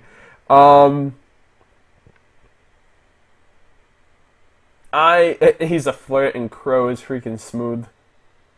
Crow didn't even do anything. He was just like, she was the one that was like, I got you top shelf, you should consider, you should feel lucky. And she winked at him, and he just smiled and, like, checked her out as she walked by. And he was just like, just chilling. Raven gets a scene. Oh my fucking god. So, these are the last two images of the nope, I'm sorry. Oh shit, I lied. We don't have 2 more images. We have 7 more images. My bad. So, the Brandwin family reunion at like a bar inn. So that dynamic is interesting. They seem to get along. Like, they seem to be like the typical brother and sister. Like, I wonder who's older, because I think they're twins, but I always wonder that too. Like, if I ever meet twins, I'm like, which one is older? Like, by how many minutes? Who's older? So, yeah, so, I mean, I liked their interaction, like, immediately. She was like, hey, brother, and she's like, Raven. That's their interaction. Well, they probably talked here and there, but, what was really interesting about this was that they both are trying to get information from the other person without giving information themselves. So obviously, initially, she's at. So here's the thing. In my reaction, I mentioned this. I was like, I asked. I was like, so she was like, does she have it? When she said that, the first thing that I thought of is she talking about RWBY. And when I mentioned that, I elaborated by mentioning, I was like, does she have the silver-eyed power? Like, did she trigger it? I didn't know she was talking about Salem. Like, that's the first instinct I have. Does she have it? Does she have the silver-eyed power? That's what clicked in my brain, at least. And then, he asked, he's like, hey, do you know Yang lost her arm? And that's what I wanted more than anything. The fucking episode is called Family. We saw more family ties and family, like, interaction from, like Yang and Tai and that, that part of the episode. Her actual mother, like, nope. She just wants to know about, she wants to make sure her tribe's fine. She wants to know if Salem has the relic. She doesn't have any kind of concern that if Yang lost her arm. And I can understand it's based on the philosophy of their tribe. And she mentioned, she was like, that doesn't, I'm pretty sure she was going to say that doesn't matter, which is pretty fucked up. But he was like, rhetorical question. I already know you know. he's like, I find it funny that you mention family and you don't even mention your daughter, who you basically think doesn't exist. He's like, I saved her, which is like once, like a year ago. But, and that's the thing, that's what it comes down to. She mentioned, and then when it got into the tribes, when it got into the tribes, it was, when it got into the tribes, it was, she was talking about, like, the strong survive and the weak die.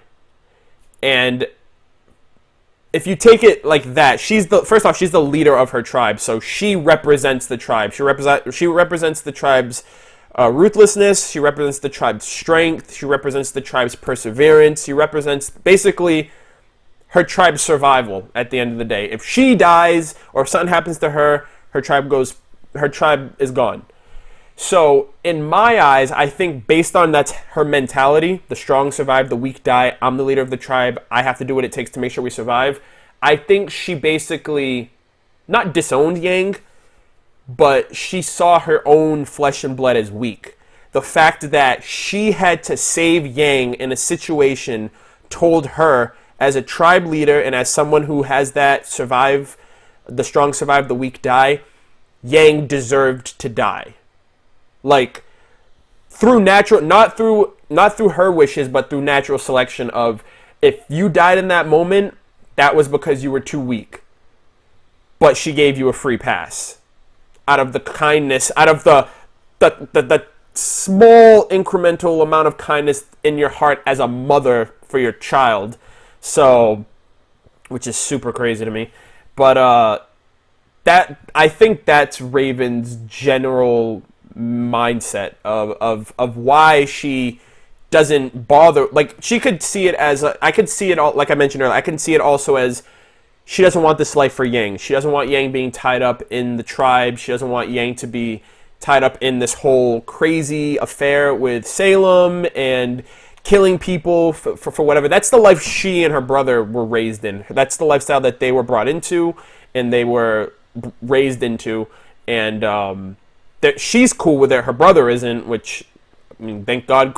Like, you would think Crow would be the most fucked up out of the group. Like, one of his teammates is dead. One of them was super fucking depressed for a really long time. Had to raise 2 daughters on his own. His sister went AWOL, and somehow the only thing that he does is he drinks. He's not like a violent alcoholic, but like, he seems the most level-headed out of everyone on his team, despite everything that all of them went through. Because I mean, if one person goes through it, then you all go through it. So it's just super weird to me that he's managed to make it this far, despite shit going down for his whole team, but he's the only one that's keeping it together. So that's what I think about. Like, it's a combination of, she doesn't want that life for her daughter. She knows her daughter will have a better lifestyle with Tai Yang and RWBY in their nice log cabin on Patch, which is very peaceful place to have a family. They can have a good life and not get wrapped up in the craziness that is the tribe lifestyle, the wilderness lifestyle, whatever. And that combined with the fact that she doesn't think her daughter is strong enough to live that lifestyle based on the fact that she had to save her. So that's the two things. But mainly for this, Raven wants to know where the relic is. Where, if Salem has it, and if not, where is it? And then Crow wants to know. Crow has some information too. Crow realized that her tribe is the one that destroyed Shion Village. Now this is where we're going to get into some really crazy, like, fucked up theory brainstorming here, okay? So I'm just going to go point by point instead of rambling. So episode 2, Shion Village gets destroyed. It's really tough on Ren. Ren takes it hard. Nora tries comforting him. They notice the image on the floor, which I'm assuming is the branding of the bandit tribe that killed everybody there. Ren and Nora noticed it. That has to harken back to their childhood of being raised in villages. Potentially that branding was also a part of the village that destroyed their family because they were orphaned. They have no family. They have no home. Probably got destroyed. Raven is the leader of that tribe. Raven knew about Shion being destroyed by her village. They basically raided it for resources to survive. So essentially, the leader of the tribe that killed Ren and Nora's family is the tribe that Raven leads, which is going to cause a lot of problems in due time for Ren and Nora, especially if once they find out that that's Yang's mother. Or more importantly, the fact that Ren and Nora is, I would assume, is Yang's friend, vice versa, and how Yang is going to handle the fact that they lost their parents because of the tribe that her uncle and her mom were raised in, and why her mother would continue to live that lifestyle.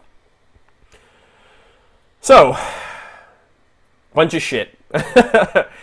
Crow did mention something, though. He mentioned that they seem to have a powerhouse on their team, like on their side. And she mentioned we didn't know the Grimm were going to show up. And he was like, I'm not talking about the Grimm, and I'm not talking about you. By the way, I can't find the Spring Maiden. Do you know where she is?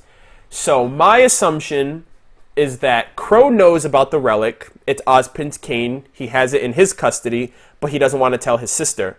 He wants his sister to tell her about the Spring Maiden. I assume either the Spring Maiden is a part of her tribe, or she knows where the Spring Maiden is, but she doesn't want to tell Crow, but she wants Crow to tell her about the relic that he is playing around that he doesn't know about. So they both want information that the other person obviously has to get a leg up on whatever. And the one thing that I think I love the most about their interaction is they both mention at one point, what we are you referring to? Crow mentions if we don't have the Spring Maiden, we're all gonna die. And I forgot what she mentioned to Crow. But he basically mentioned the same thing too. He was like, what we are you referring to? I think it was regarding like the tribe or the family aspect of things. So, super exciting. Bye, Kim. You have a good night. Thanks for sticking around. I'll talk to you soon. I don't know if you're even here still, but yeah. Oh, and Cohen. All right, good night to both of you guys. For sure. But yeah, that was that was just the general info. Like it was basically they both want information. And if the other person can't help the other person out, then there's no business being there.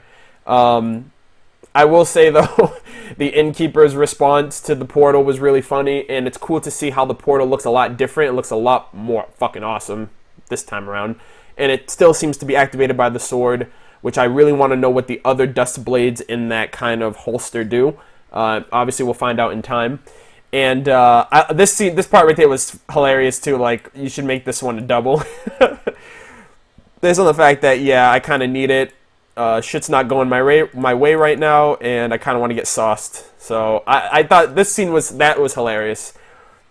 And then the last ending scenes. First off, Tai Yang loves sunflowers. Like, there's a sunflower in the upstairs room that Yang was staying in Volume 3, and then they're all across the yard. He just wants to be a gardener, essentially. Bella booty better than any booty. Remove Raven. But yeah. And then these last two right here. Boom. Boom. Full Metal Yang. So we got Yang back. She seems like she's going to be giving it a shot. And I love the final line. It was like, all right, let's get started. So they're going to be doing some training at this point. And I really hope we see a sparring match between them two. Because I don't think we'll see Tai fight for a while. And it'll kind of give a good understanding of Yang in terms of how she's making do with the arm and her overall combative prowess in the last couple of months. She's very rough, apparently, just because she hasn't fought since the battle at Beacon. And just get a feel for the arm, essentially. And I like how the fingers move and stuff like that, so it's like neurotechnology, literally like automail. But, I loved it. And guys, give yourselves a round of applause. You have sat through 4 hours, well, not all of you, but for those of you who have sat through 4 hours and 40 minutes of my RWBY Volume 4 Livestream Discussion of Chapters 3 and 4, which I think is fucking ridiculous. But yeah, that's the episode. That is the episode in a nutshell.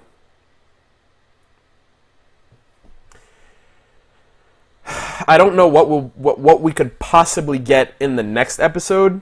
Oh, hold on. My chat is acting up.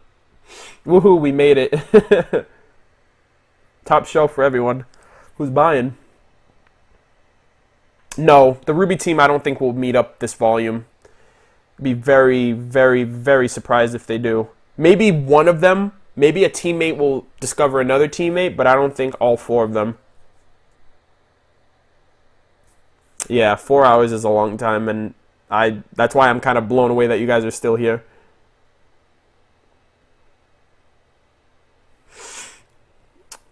Let's see.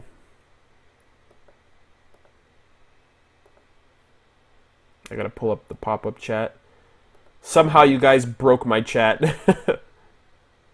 Oh, there we go, we're fixed. Yeah, you guys broke my chat momentarily.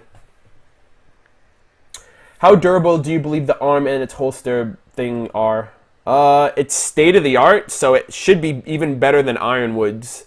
And Ironwood's the general, so it depends what kind of material it's made of, like titanium, if that's even a part of the RWBY universe, or whatever the strongest substance that they have to make something like this.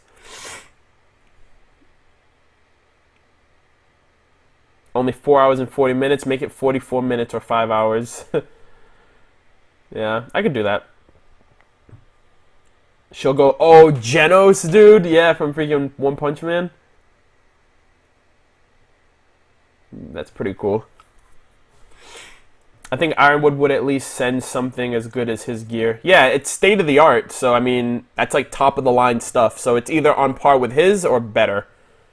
And I would only say better because it's not like a full, like a half, like remodeling of like robotics, like cyborg tech, because she only lost an arm. And I think he made it for her because he understands that, and dude lost half of his freaking body. So,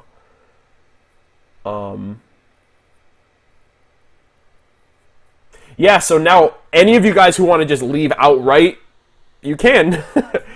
You guys don't have to feel obligated to stick around. The stream is done. I'm going to be doing some like a Q&A basically. What time is it right now? It is 12:58. I'll do like a 5-10 minute Q&A if you guys want. I mean, unless you guys have any questions. If you guys want to relay any questions that I didn't ask from either Chapter 3 or 4, yeah, do those questions. Do any questions that you have that I didn't address between Chapter 3 and 4, and I'll answer those. I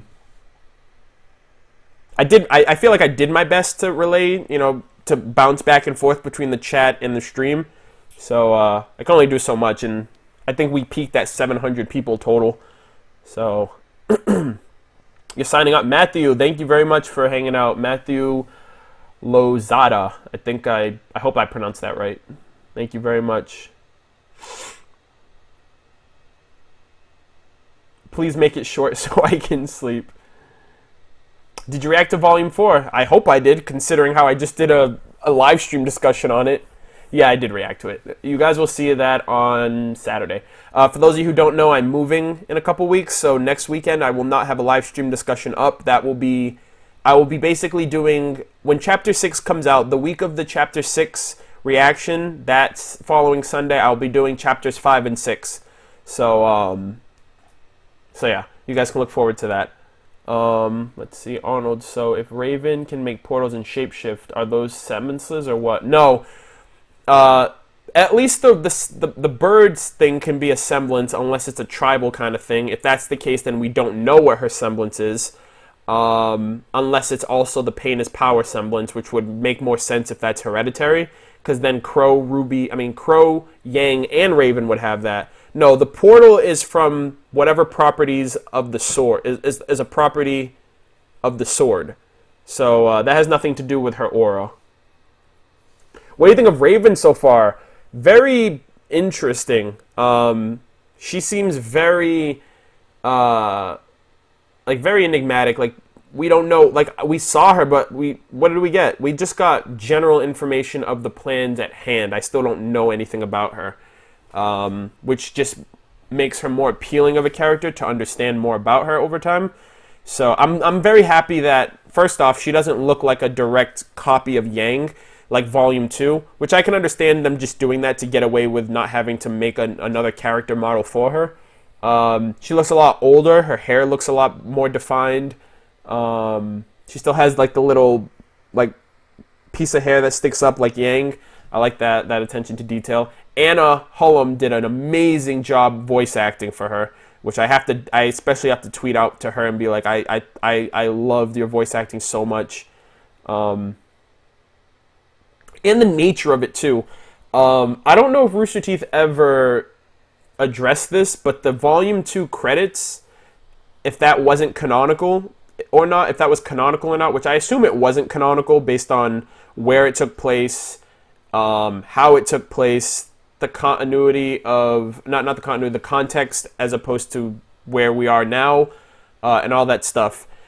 And especially her presence, because she was like, gang, we have a lot to talk about. And it seemed like she was very open and like friendly in a way. And then you see her now and it's like, nope, you were none of that. And the fact that she literally just saved Yang, looked over her, and then dipped. Like, everybody gets one. Literally like a Spider-Man thing, like everybody gets one.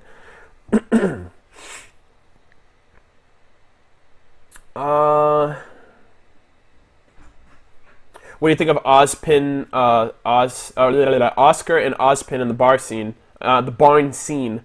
I mentioned it earlier, but I think that it's interesting just because we know Ozpin is still around and that kid is somehow connected. Yeah, I felt like the Volume 2 credit scene was a dream based on like the chimes and whatnot, but still it's like, how would Yang come to conclusions that that's what her mom looks like? You know what I mean? She's never seen what her mom looks like, but that could have been more represented for us, the viewer. We don't know. We want to know who that was, why she looks like her, like why that looks like Yang, and whatnot. That's why I feel like if it's not canonical, then that was just like like fan service for us to hold us down with speculating and wondering who that was between volumes 3 and 4, which it took a fucking volume and 4 episodes to get Raven again, which is insane. Last round, $50 says Arnold's not going to notice me this time. I don't think I noticed your username at all, which is very odd considering your username is really long. So, yeah. Dude, I would throw $100. Did I just make $150 then?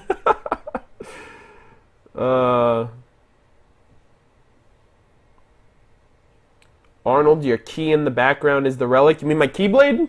Nah, that's a different series, dude. Different series. Hold on, let me catch up with the chat. Apex Predator 212, Night Arnold. Thank you very much. You have a great night yourself. That's $50. Pony up. Whoever that was just lost $50. Hey, you gotta pony up, dude. What do you think of Yuri Lowenthal? Sasuke Uchiha? Yeah, I like it. I like his voice acting. He does a really good Mercury. I didn't notice the voice acting change between whoever it was in Volume 2 and then the change to Yuri in Volume 3. But I like it. I think it's good either way. Will Ty and Raven meet in due time? I feel like they have to. They're part of a team. And Crow kind of was trying to egg on, like he was trying to convince, like this is Salem's whole thing, dividing people. That's her theme, divide, like tear them apart, you know, stuff like that. Like keep them isolated. And Crow knows, he's like, the only way we're gonna beat her is if we work together, if we do this together. So I mean, I feel like in due time that message will come to pass, and hopefully Team Stark will come back together. Obviously not Summer because she's dead.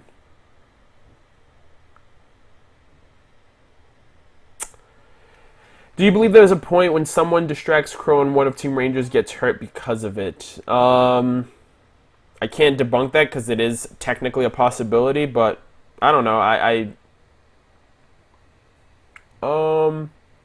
don't know.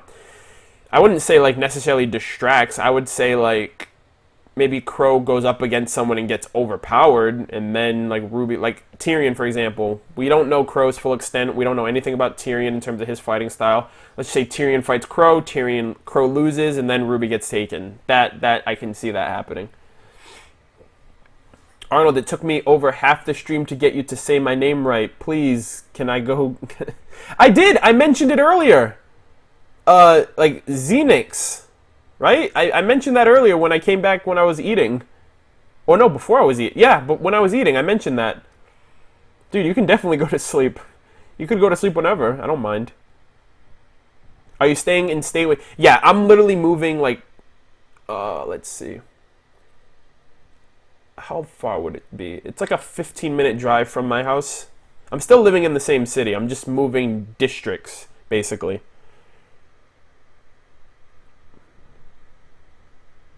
Do you think Raven killed... I don't think... No. I don't think so because they lost their family when they were kids or when they were way younger. And Raven only mentioned recently, she said, I'm the leader of our tribe now, which means it seems like it was... She could have easily become the tribe leader after she left Yang, so it's possible. I won't say that she herself killed them, like she's the one who like offed their parents, but if she is the tribe leader, then that means she approved of the tribe destroying the village that destroyed, you know, Ren and Nora's livelihood. How much longer will I be on? Right now, I'm just bullshitting. It's whatever. Maybe like another 5 minutes or so. It's like at this point, it's just whatever. Are you getting a bigger room? I would say roughly the same size. I'm not taking the dresser. If you guys saw my live stream, I mean not my live stream, my room tour video that I uploaded earlier this week. Last week, sorry. This dresser that's right here, I'm just going to empty it and I'm not going to take this with me so I can have a little bit more room. Because I don't have anything in this drawer. I have like my old gaming consoles in the bottom drawer and stuff like that. So that's going to be the only one. That's already empty. Like everything over here, like everything in those drawers is all emptied out. It's all like over here in like boxes and containers. And I'll probably record my reaction to Chapter 5 and that will be the last video that I record in this house. Or this room, rather. I'm going to leave all of this stuff here for the sake of me recording videos, so I can actually have a decent background until I switch places. But yeah, like everything else in the background over here is already like set up and adjusted. ODST fan 100, thank you very much, man. Love you too. Thank you for sticking around. Oh, you're welcome, Ember. You're welcome. You're very welcome. Did you record your reaction to the 0.2 intro? No. And I didn't watch it either. I don't want to watch that opening until I play the game. That's why I didn't do a reaction video to it. It's different for the one that I did see that I reacted to because that was a mix of the intro and gameplay, so it didn't give away everything. But I'm very shocked that they released the intro to the game before the game even came out. Like, I don't think they've ever done that. And I know it's easy to be like, well, and it's a game too, so it's like it means something different to me to react and experience a gaming intro versus an animated intro. Because you're going to see that animated intro every single time you watch that anime. It's up to you to decide if you want to skip it or not. A video game opening, you only see it when you first start the game or whenever you start a new game. But that first new game experience of seeing the intros, you'll only get that once. And I want to experience it when I actually play 0.2. So I most likely won't. If I do a reaction to it, it won't be until the game comes out. So, hi Arnold, could you give me a shout out? Thanks. Marco Grimes 002. There you go, there's your shout out. I linked you my post on Amino. Alright, I will check it out as soon as I finish the stream. Connor Forsman, thank you for hanging out. You have a good night. Please say happy birthday, Kevin. Happy birthday, Kevin. Dashy Lee, that's for you. Thank you for the stream, MurderofBirds. Hope you make hope you made your memes darker. I'll be making more memes. You guys will see. If any of you guys don't, be sure to follow me on Twitter, because you guys will definitely know whenever I am able to stream or not. Basically, anyone who was on Twitter knew that I was going to stream before I streamed, or they knew if I was going to have a delay or if I wasn't going to be able to. For any of you guys who even have Twitter, MurderofBirds _ is my username. I have the same icon as I have on my YouTube channel, the green Gone Freaks emblem. So for any of you guys who want to follow me there, you can. You can see all the memes that I upload there. Murder of memes. Would you like to be an eagle faunus with a consent art in doing? I don't understand. I mentioned before that if I had a semblance, it would definitely be like equivalent to like Eagle Vision, to how it works in Assassin's Creed.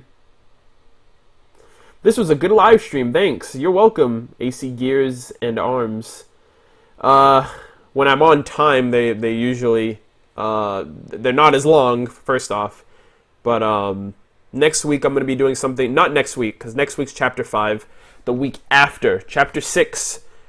That following Sunday, that immediate Sunday after the episode comes out on Saturday, that's when I'm going to do chapters. Actually, let me give you guys the date so you guys know. December 4th is when I'm going to be doing my live stream discussions for chapters 5 and 6.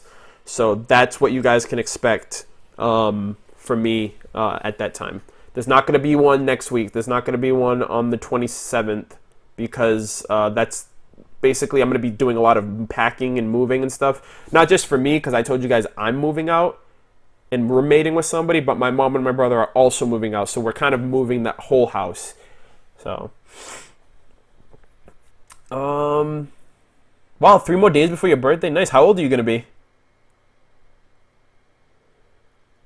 And yet you haven't commented on a single theory?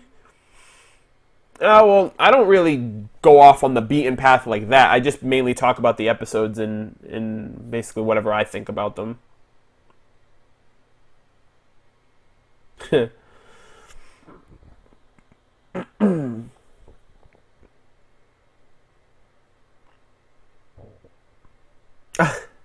I'll give you guys one wild guess as to what my gamer tag is. A ton of people have been asking me that, and I give them that response. I'll give you a wild guess as what my gamer tag is. A wild guess.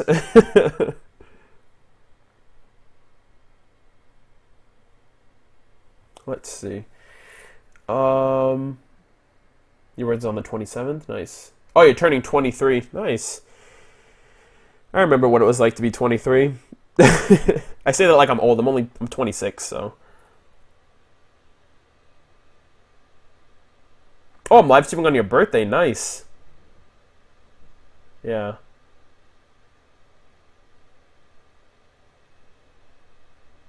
Let's see.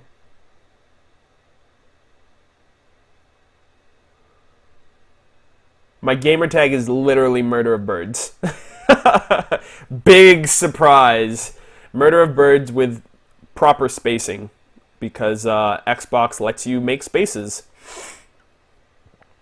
God damn it, Arnold. What do you think of Kingdom Hearts 3? I need that game in my life. Yeah, my gamer tag's in my YouTube bio, FYI. What were you drinking? I was drinking, and this is not sponsored, this is not an ad like people were saying earlier. This is just aloe water. You know, nothing too crazy. So original. Yeah, pretty much. It's better than having... My first RuneScape username was my initials and my date of birth. So that's like as generic as possible. Lazy as fuck, no creativity. My initials and my date of birth. Wow. Which was ARD6290. Hashtag could be an ad. Dropped by to give a like. I'll be watching the episode when I get home. Thank you, Sage K. I appreciate the support, man. Do you still play Wii U? No, I got rid of my Wii U a while ago. I'm looking forward to the NX, actually, at this point. What's the key sword in the background? That is the Keyblade.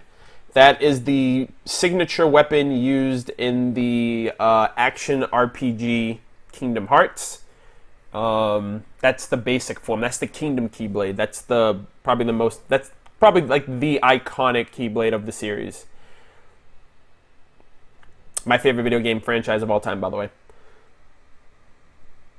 Is it the same for PS4? Yes, but on PS4, you can't have spaces. You have to have underscores. So I have the 2 underscores between Murder of and Birds, like just because you can't have spaces, which is super weird. Let's see.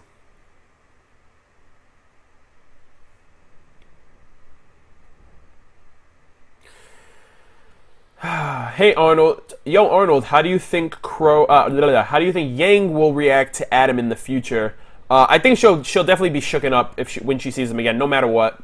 No matter what, she's definitely gonna be shooken up. I think after that, or maybe if Blake's with her, they can face him together because they both have that apprehension of coming across him again now. So I think that'd be great for them to also work through their issues from that too. Do you think there's a correlation between the Maiden's power passing on Death and Ozpin potentially transferring on Death to Oscar? It is interesting. We did talk about that. We mentioned that maybe like the correlation is like the Maidens are exclusive to females and Ozpin is exclusive to males. But there's not much we can go off of that afterwards. Have you ever played Kingdom Hearts 1 or 2 with only the Kingdom Key? I haven't yet. I tend to play... I've only done like the initial... I've played all the games on the hardest difficulties. For the PS3, I platinumed all of the Kingdom Hearts games on their hardest difficulty, which Birth by Sleep and Kingdom Hearts 2... Birth by Sleep was just unfair. Kingdom Hearts 2 is very challenging, and it's probably my proudest platinum trophy. That and Bloodborne.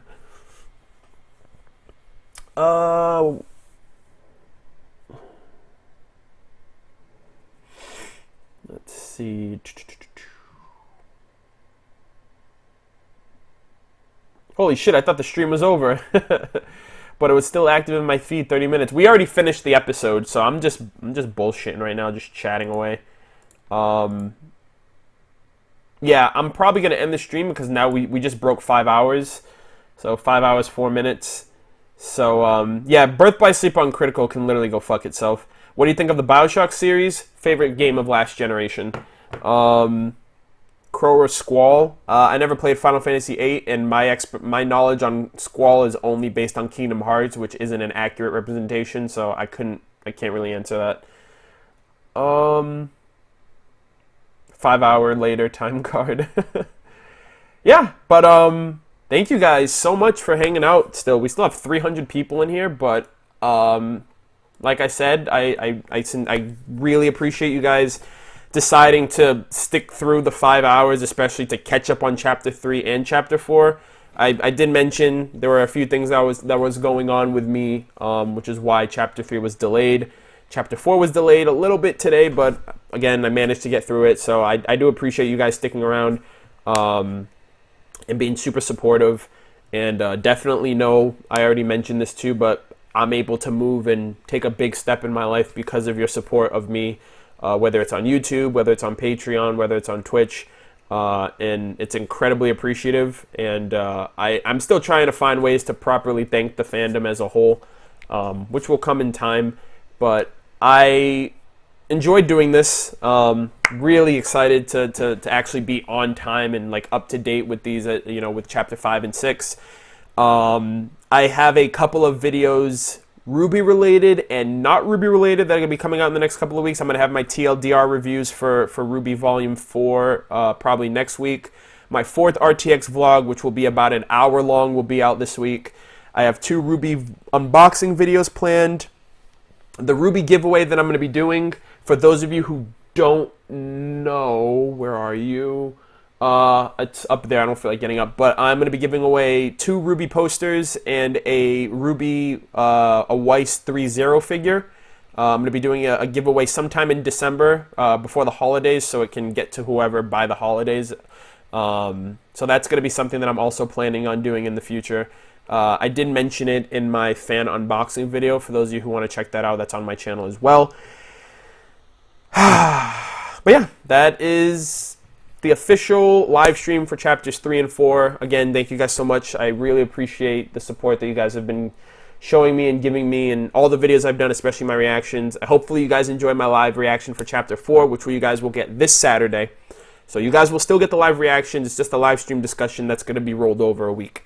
So thank you guys so much. You all have a good night. For those of you who have school tomorrow, I hope you have a good morning and it's not too rough. For those of you who have work, hopefully you guys get a good night's sleep. And I will talk to you guys later in the week. Thanks a lot and take care.